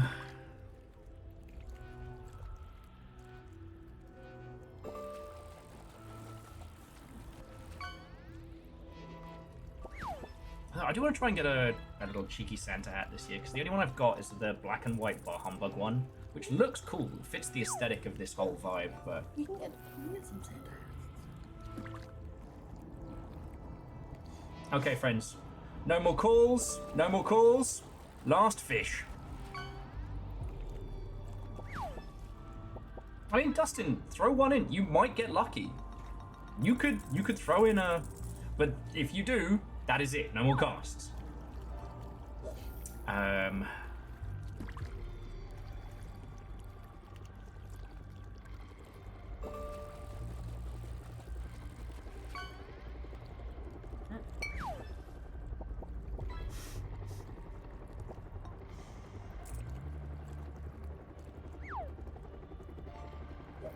Okay, no more casts.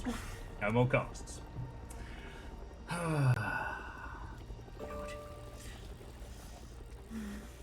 But yeah, like I was saying on the way up, like there's been a lot of game news today, and it's been good. Okay, not good, sorry, but it's been interesting to banter on. You know, the CS:GO thing though is just so fucking funny. Like, I wish you could have heard the proper like cackling throat laugh that got out of me when I read it. It's like, Ooh. CMC, no. I would not pick. That is not a fight. I would pick, and I'll fight anybody. I love to fight people. I'm not picking that fight. No, thank you. CS number go down.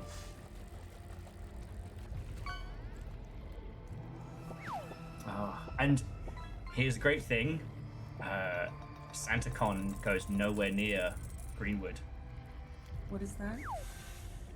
Oh, it's hell. It's hell. Okay. I don't do people things, so I don't know what that is. I've lived in Seattle a while, but I don't know what any of that shit is. So SantaCon is quasi-global, okay. Nationwide, and it is hell. It is supposed to be just like a bar crawl in Santa suits for like charities and whatnot. Wrong with you all? And it turns into just a sea of shit-housed white people just filtering out in varying levels of Santa-based distress. So normal Seattle, but with Santa? But it's the focal laser of it. It's just like people start drinking real early. It's all the rampant alcoholism of a sports match with no focal point. You know what bothers me about that? It's also in the alcoholics taking over Christmas kind of thing. Because even if you pay attention, even years ago I noticed the ornaments that would come out, that you go to the store and you see all the Christmas stuff that you could buy, most of the ornaments were alcohol based. Like based on wine and like random liquors and stuff. And I'm like, what happened to Deck the Halls? What happened to... What do you think they were decking the halls with? Jägermeister. What happened? But your decorations weren't based on that.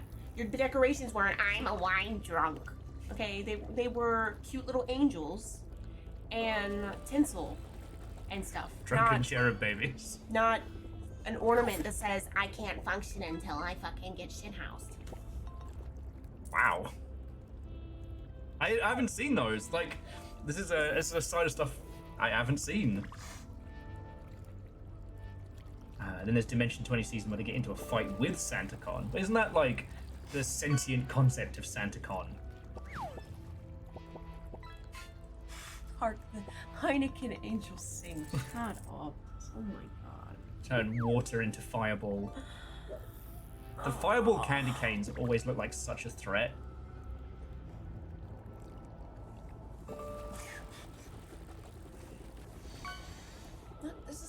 Not everything has to be alcohol, okay? You can have a sober Christmas. Everyone else can have a sober fucking Christmas. Jesus Christ. I can't get through a sober Thursday. You've gotten through plenty of sober Thursdays since I came around, okay? Calm down. It is physically possible. Yes, I'm glad you see that. Okay. Vanderbeest's thong, fully on display there. Oh. Take me to Chili's for next week. Take me to Chili's. Frosty the wine glass. That's very good. Okay. And last, but by no means least, after Dustin's fish fillet, our final pull, our final contestant. If this ends up being a winning one, I think Nova's allowed to do it. They're gonna need it because they picked a fight with Nova. It's a big octopus. Right. It's good. It's not a winner, but it's not good. worth getting decked by Nova for, but It's the only holes getting decked this evening. Okay, friends, fisher folk, squid enthusiasts. Good save there. Thanks, I was trying. No, And these DJ numbers- Coil by a mile. This wasn't as big this time. No. Hmm. Well, it's because I only had to kind of like waddle down the stairs. Oh. Oh, fair. True. Yeah, I even made it on the boards. I was in the top 20, which is very rare. Vanderbeest with their thong. Wait, who got the? Who was it? Was it Vanderbeest? Yeah, Vanderbeest's thong. It's only two. Yeah. Right, you beautiful mother hubbards. Let's continue trying to get into some trouble. Not cleave this poor woman in half.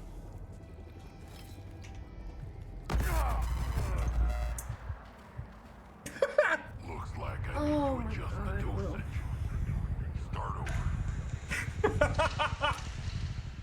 It's fine, it's fine. It was basically like think of it like quick travel. We had to come up here anyway. Mm-hmm. Yeah. Consummate professionalism. That's the point you pop on in, Noel. Fuck. Good at maths. Mm-hmm. Yeah, something like that. Oh. Going to the plains of mist. Like I missed that fucking turning.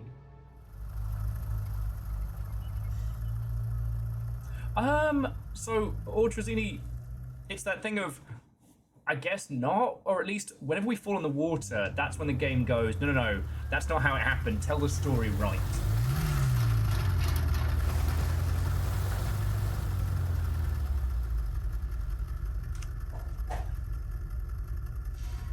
Oh. But yeah, so Noel, how are the video game mines treating you? Alright, dice to be continued. Have a lovely rest of your evening. We pretty much bantered on most of the video game nonsense today.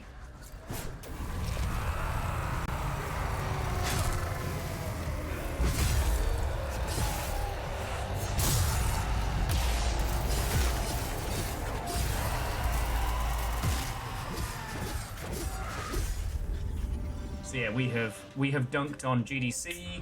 We have chortled ourselves silly in the. Ooh, I'm gonna try the stale. How's it smell? Not good. Sounds like I'm about to regret all of my life choices. Little Fire was having oh fucking hell. Milkshake craving this week. Oh god.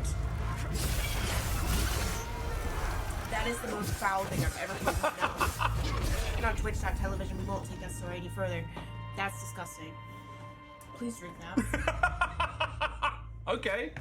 Alright, so Little Fire was going through some milkshake cravings the other night, so far that we even put our shoes on and hobbled on over to the store to get the supplies. So while I was in Trader Joe's, I saw this JoJo's Chocolate Vanilla Cream Stout. Can't be that bad. It is so bad.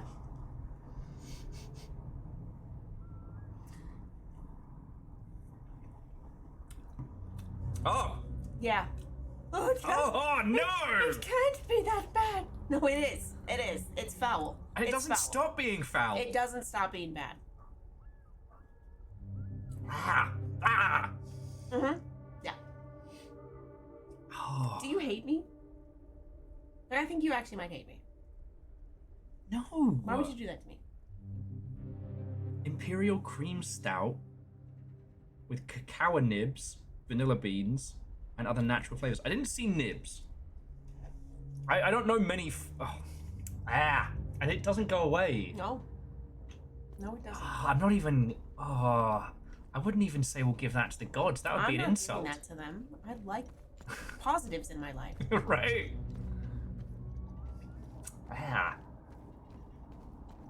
It's AoE hate pointed at the beer.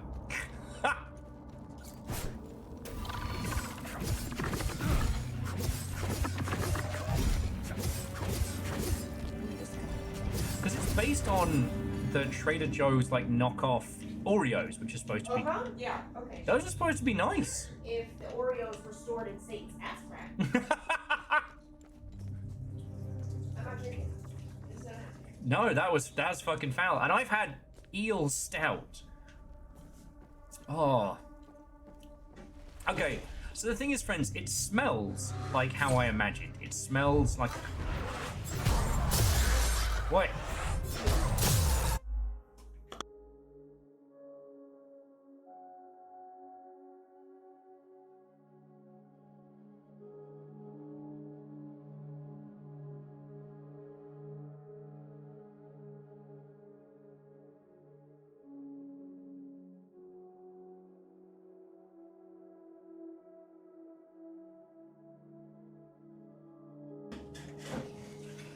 Oh. But yeah, so as I said, I've had saltwater eel stout, and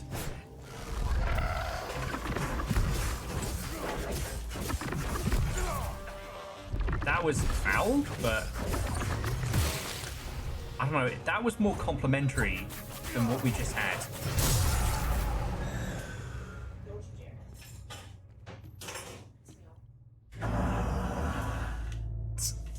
Little Fire's making sure it's been disposed of.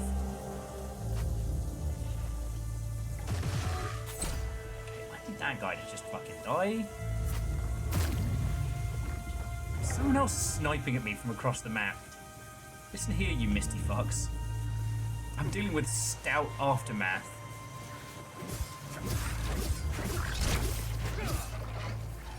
Oh, I got violently teabagged by one of these monsters earlier today.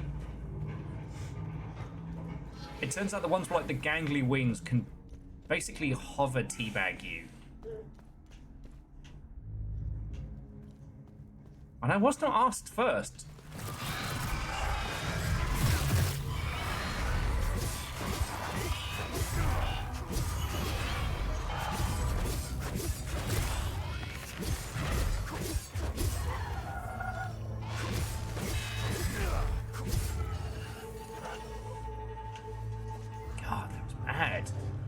I'm so sorry. I mean, you know what? You try some. Sometimes they win, sometimes they don't.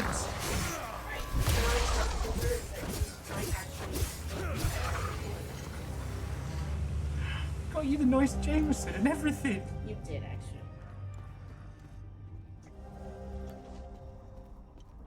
Okay.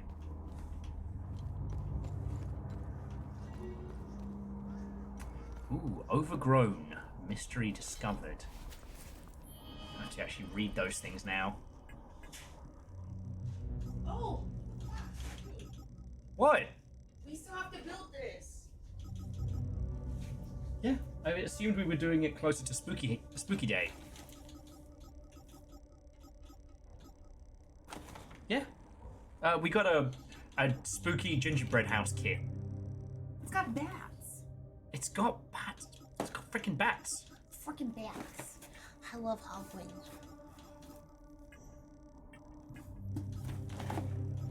God, I take. Alright, there we go. I picked up these two notes. Dusk fell over the tower statues. Dusk fell. The towering statues soon gave way to more horrifying sights.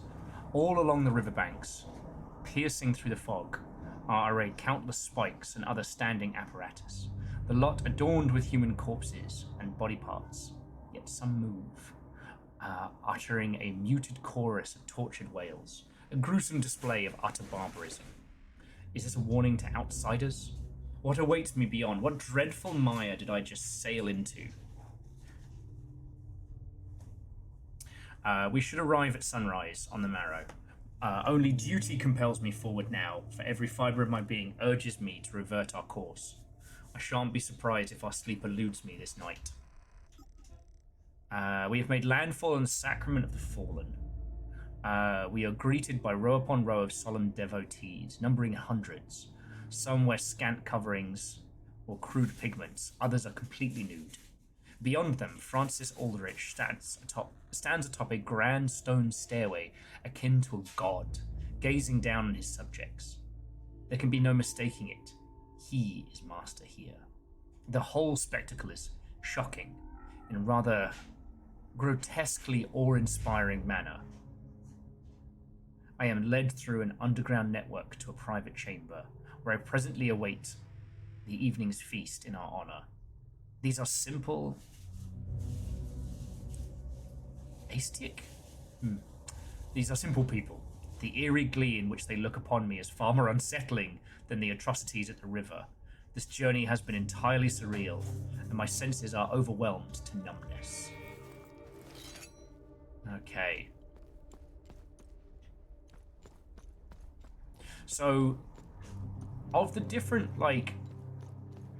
time keys of the different areas, so this is the key of ecstasy, and I'm assuming I mean like cultish fuckapalooza, if you'll forgive the terms.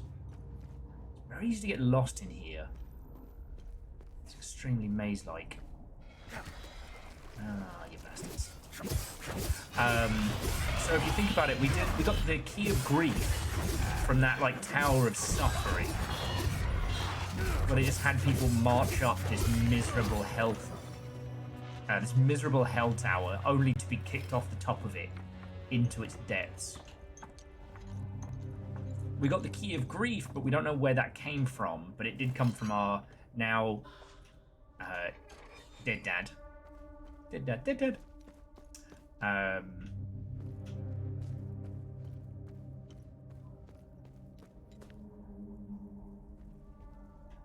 we've seen this in picture before.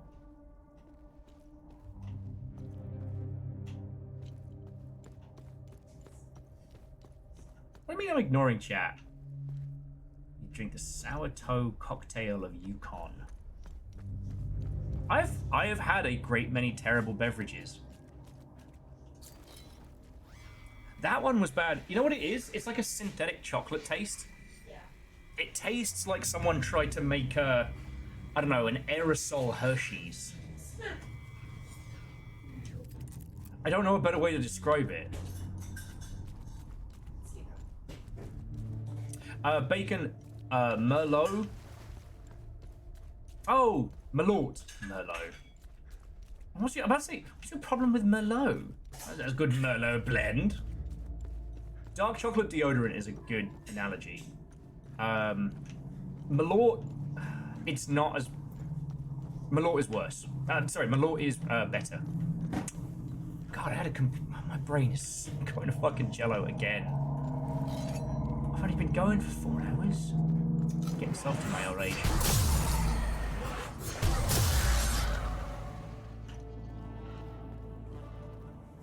Okay, we have the tool to activate this.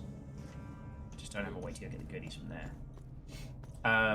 If you've not had it, like, people will wail on Merlot, and it's not entirely unfair. It's very abrasive, but it's kind of like it's like a less sweet Cointreau.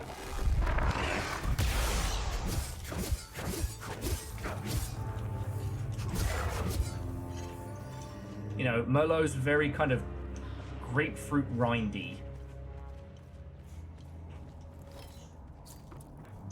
It's honestly, it's not as bad as it is made out to be.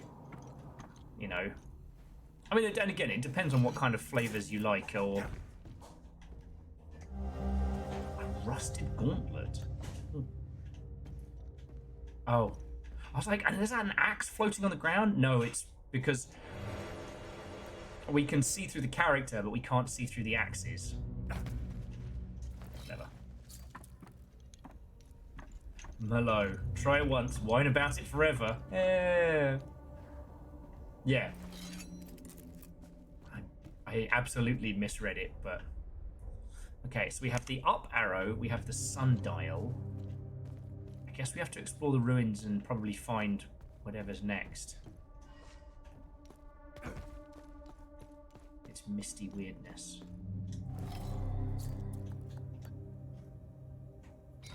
Ah, June is happy. I mean... Oh, fucking hell. That's anticlimactic. Yeah, I'm almost annoyed. Hang on, so that was a circle... Oh, I get it. So we've seen the square of triangle. We've seen the circle of sun. So now we need to find the pentagon of whatever and the diamond of fuckery. Alright. Let's keep looking. The stuff that Nova had sent to the PO box, that's still downstairs then? Yes, that arrived just after I went downstairs and checked. Okay. Game narrative tip, don't shit on your own game in the script. Absolutely, but you would be amazed how often that advice is strangely ignored. I was so glad that the Outer Worlds 2 changed their whole marketing tactic, because they literally started by shitting on their own game's announcement. Like, I'm all for a good meta-narrative, you know me, but there's meta-narrative and then there's fucking hating your own works. Okay, so it's the octagon... Have I already been in there? There's a lot of guys whose ass I've kicked. Hey, you guys, did I kick your ass? Okay, so it's the Diamond of Eye and the Pentagon of Sword. And DJ Coyle, which game were you dealing with that was doing that?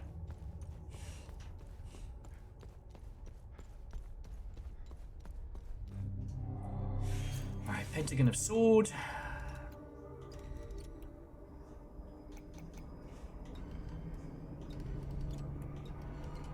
Oh! You would have thought for an archaeologist she'd be excited at the idea of puzzles, but there we go. Okay.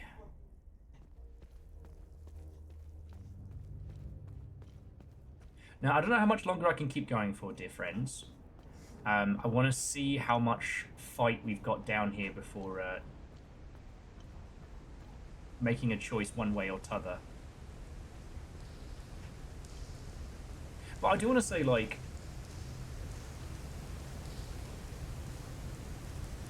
I like the fact that I'm going to be able to, you know, spend tomorrow going hard on somebody's birthday. Obviously, naming no names. What? I said naming no names. I knew what you said.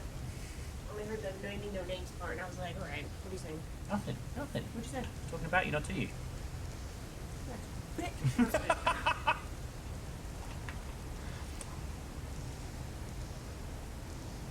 Yeah, you know what, DJ Coyle, I will agree. I read your comment on that, and her words on the subject didn't even register. One of the other characters was kind of dunking on what was happening.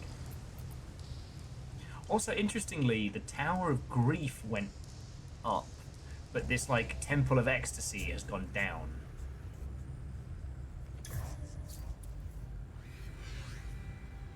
Sanctum of Divine Expulsion.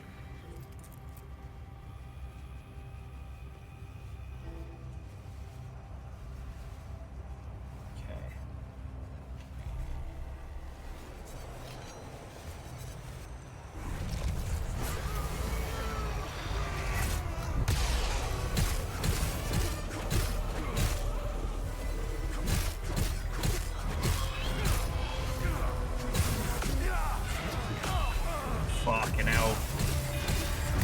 Fuck! Sorry, what was that? So did that skin drop today? I think... Oh, yes, no, it drops today.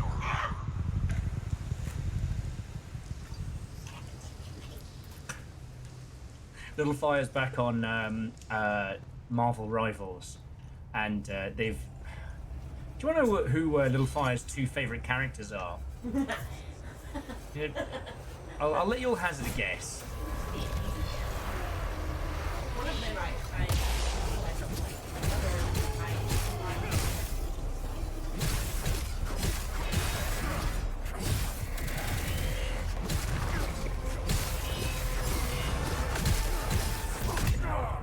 Fuck. Nova said chaos and all big boobs.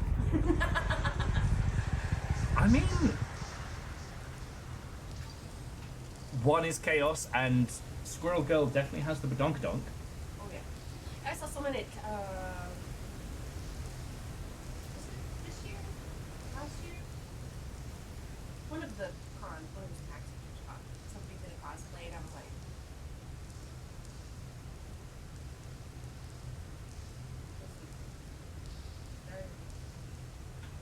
very important item. So missing. Was it the badonkadonk? Yeah. Everything else is wrong. Marvel Zombies? Yeah, the PvE mode is launched. Oh, so you didn't tell me that PvE was for zombies.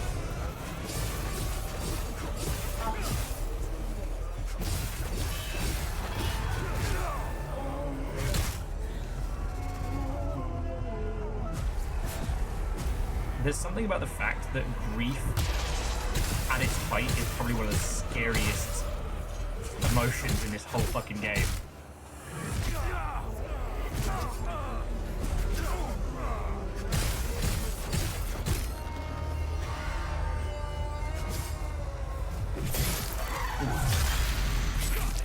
Only monsters hate Jeff. Well then, call me Venom because a monster am I. Exactly. How do you hate Jeff? Jeff is literally the cutest, most sweetest bundle of shark I've ever seen. We are a hater now. No, I have to finish editing that TikTok. Oh, you didn't put it up? I didn't. When we were playing Marvel Rivals on the weekend, I spent the entire time doing my bad Venom impression, and I kept saying, I'm gonna stop doing it. I'm gonna stop doing it. I hurt my voice. So you wanna know? I did not stop doing it. I can't even get this skin. This is from the fucking Season 3 Battle Pass. I can't even fucking get this skin. I can't even do it. That's bullshit. Just take my fucking money. What do you mean? I can't fucking, what do you mean I can't do something? What do you mean? Our buddy Dan Olsen did a video about this, the weaponized FOMO. Just let me have the, just let me buy the skin. The reason that you can't just buy that skin is because they want to charge you more for a different skin. Like, who wouldn't want a Venom Jeff? Jenom? Let me come back to that one.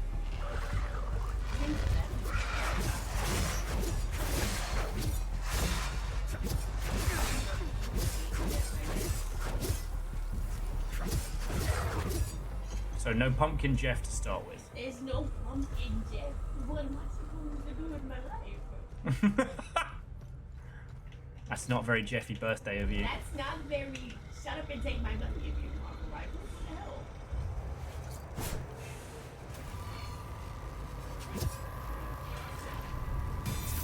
Oh, I thought we did it.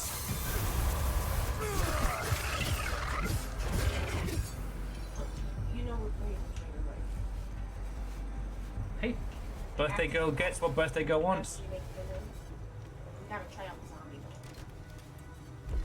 Once I'm done with stream, I'll need to kick off the update for this anyway. But it's only a gig. Oh, right. I mean, we'll need time to. Or is it here? Oh.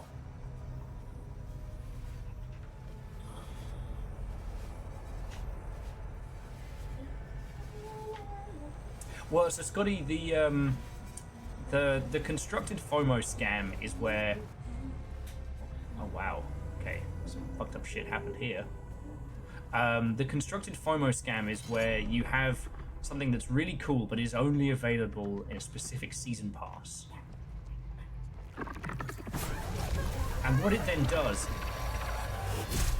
it serves as a, you know, you don't want to miss out again. Okay, but you know what? At least currently, I appreciate what Marvel Market does. if it's gonna be a don't miss out, don't bring it back. Whereas Fortnite, they'll be like, oh, here's this fucking skin, don't miss out, blah blah blah, last time you're ever gonna get it, and then they just bring it back. Yeah, then they'll rotate it round through. At some point, Marvel Rivals will start selling like the Jeff skin and things like that, and it'll be for a limited time, and people will go loopy for it. You know, the whole thing with like manufactured scarcity is just maintaining that like sense of if you don't have it.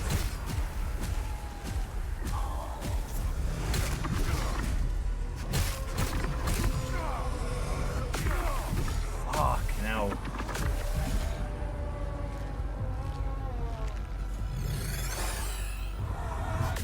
Wow, piss the bed. Alright, friends. I think I'm gonna tap out for here. Now, thanks controller. Because I'm just dying to silly mistakes. Like drowning. Okay, not as silly as drowning, but definitely in the same vein.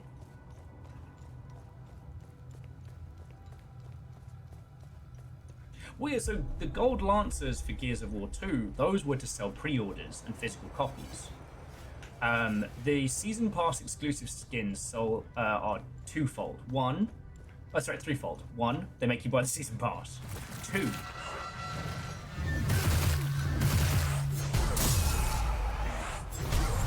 trying to go back to the central chamber so I can save and breathe. They make you buy the season pass. They make you come back to unlock the thing that you'll get from that season pass. And once that season pass is closed, you are then walking advertisement. You are the spawner of FOMO. So when your friend's like, oh shit, that's a fucking cool skin. Where did you get that? Oh, I got that from the season so-and-so season pass. Oh man, I'd love that, yeah. So then when that person is then looking at season passes themselves,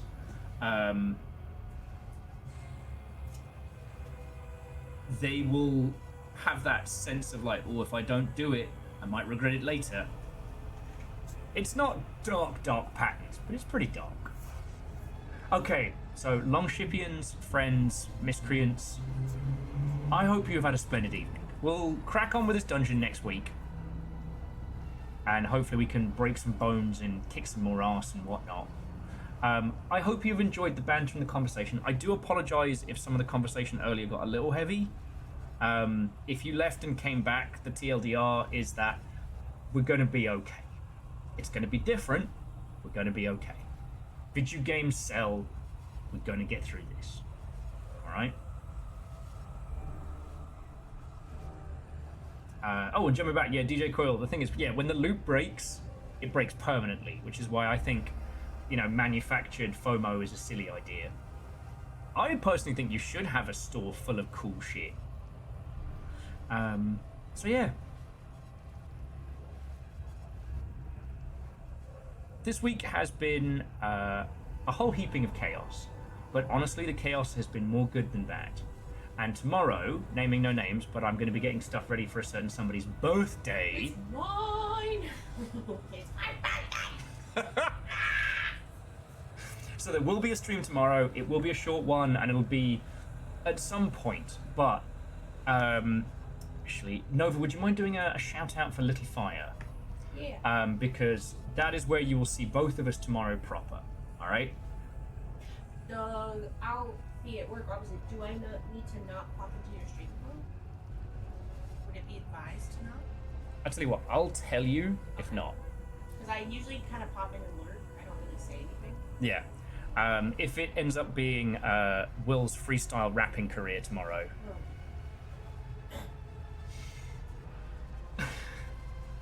Okay.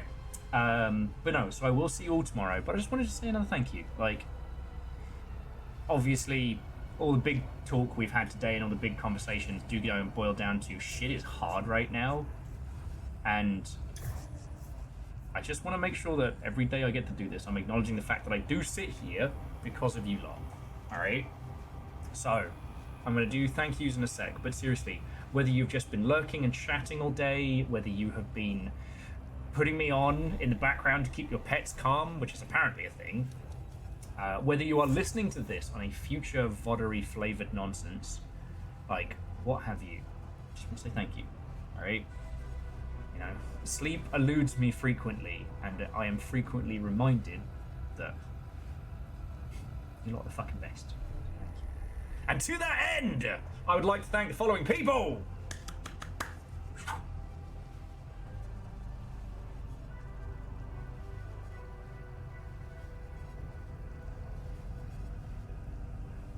So, whether you were tagged by the Hunters of House Carl, you popped your head upon the parapet, or whether you were celebrating long spees, to Almost a Hamburger, Zeke, Death, and Wallosaurus, thank you so much. Vershi, thank you for throwing in $25, you fucking ledge.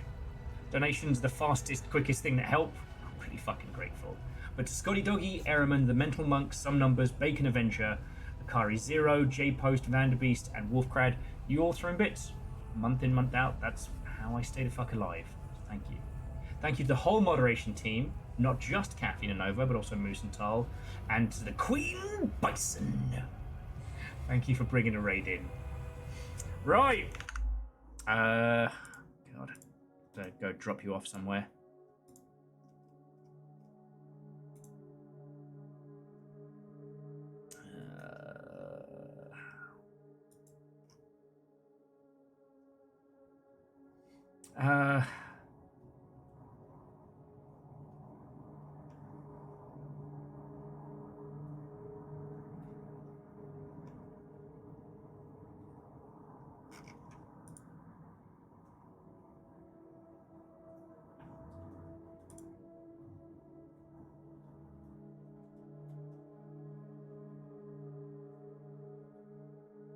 You know what, friends? Go find some cool homies on twitch.tv. I see a bunch of folks. I'm like, okay, I don't remember how I know this guy. I don't know what this other friendo is doing. They're all playing games that I don't want to see spoilt. You know what? Have yourselves, friends, a lovely rest of the evening. All right?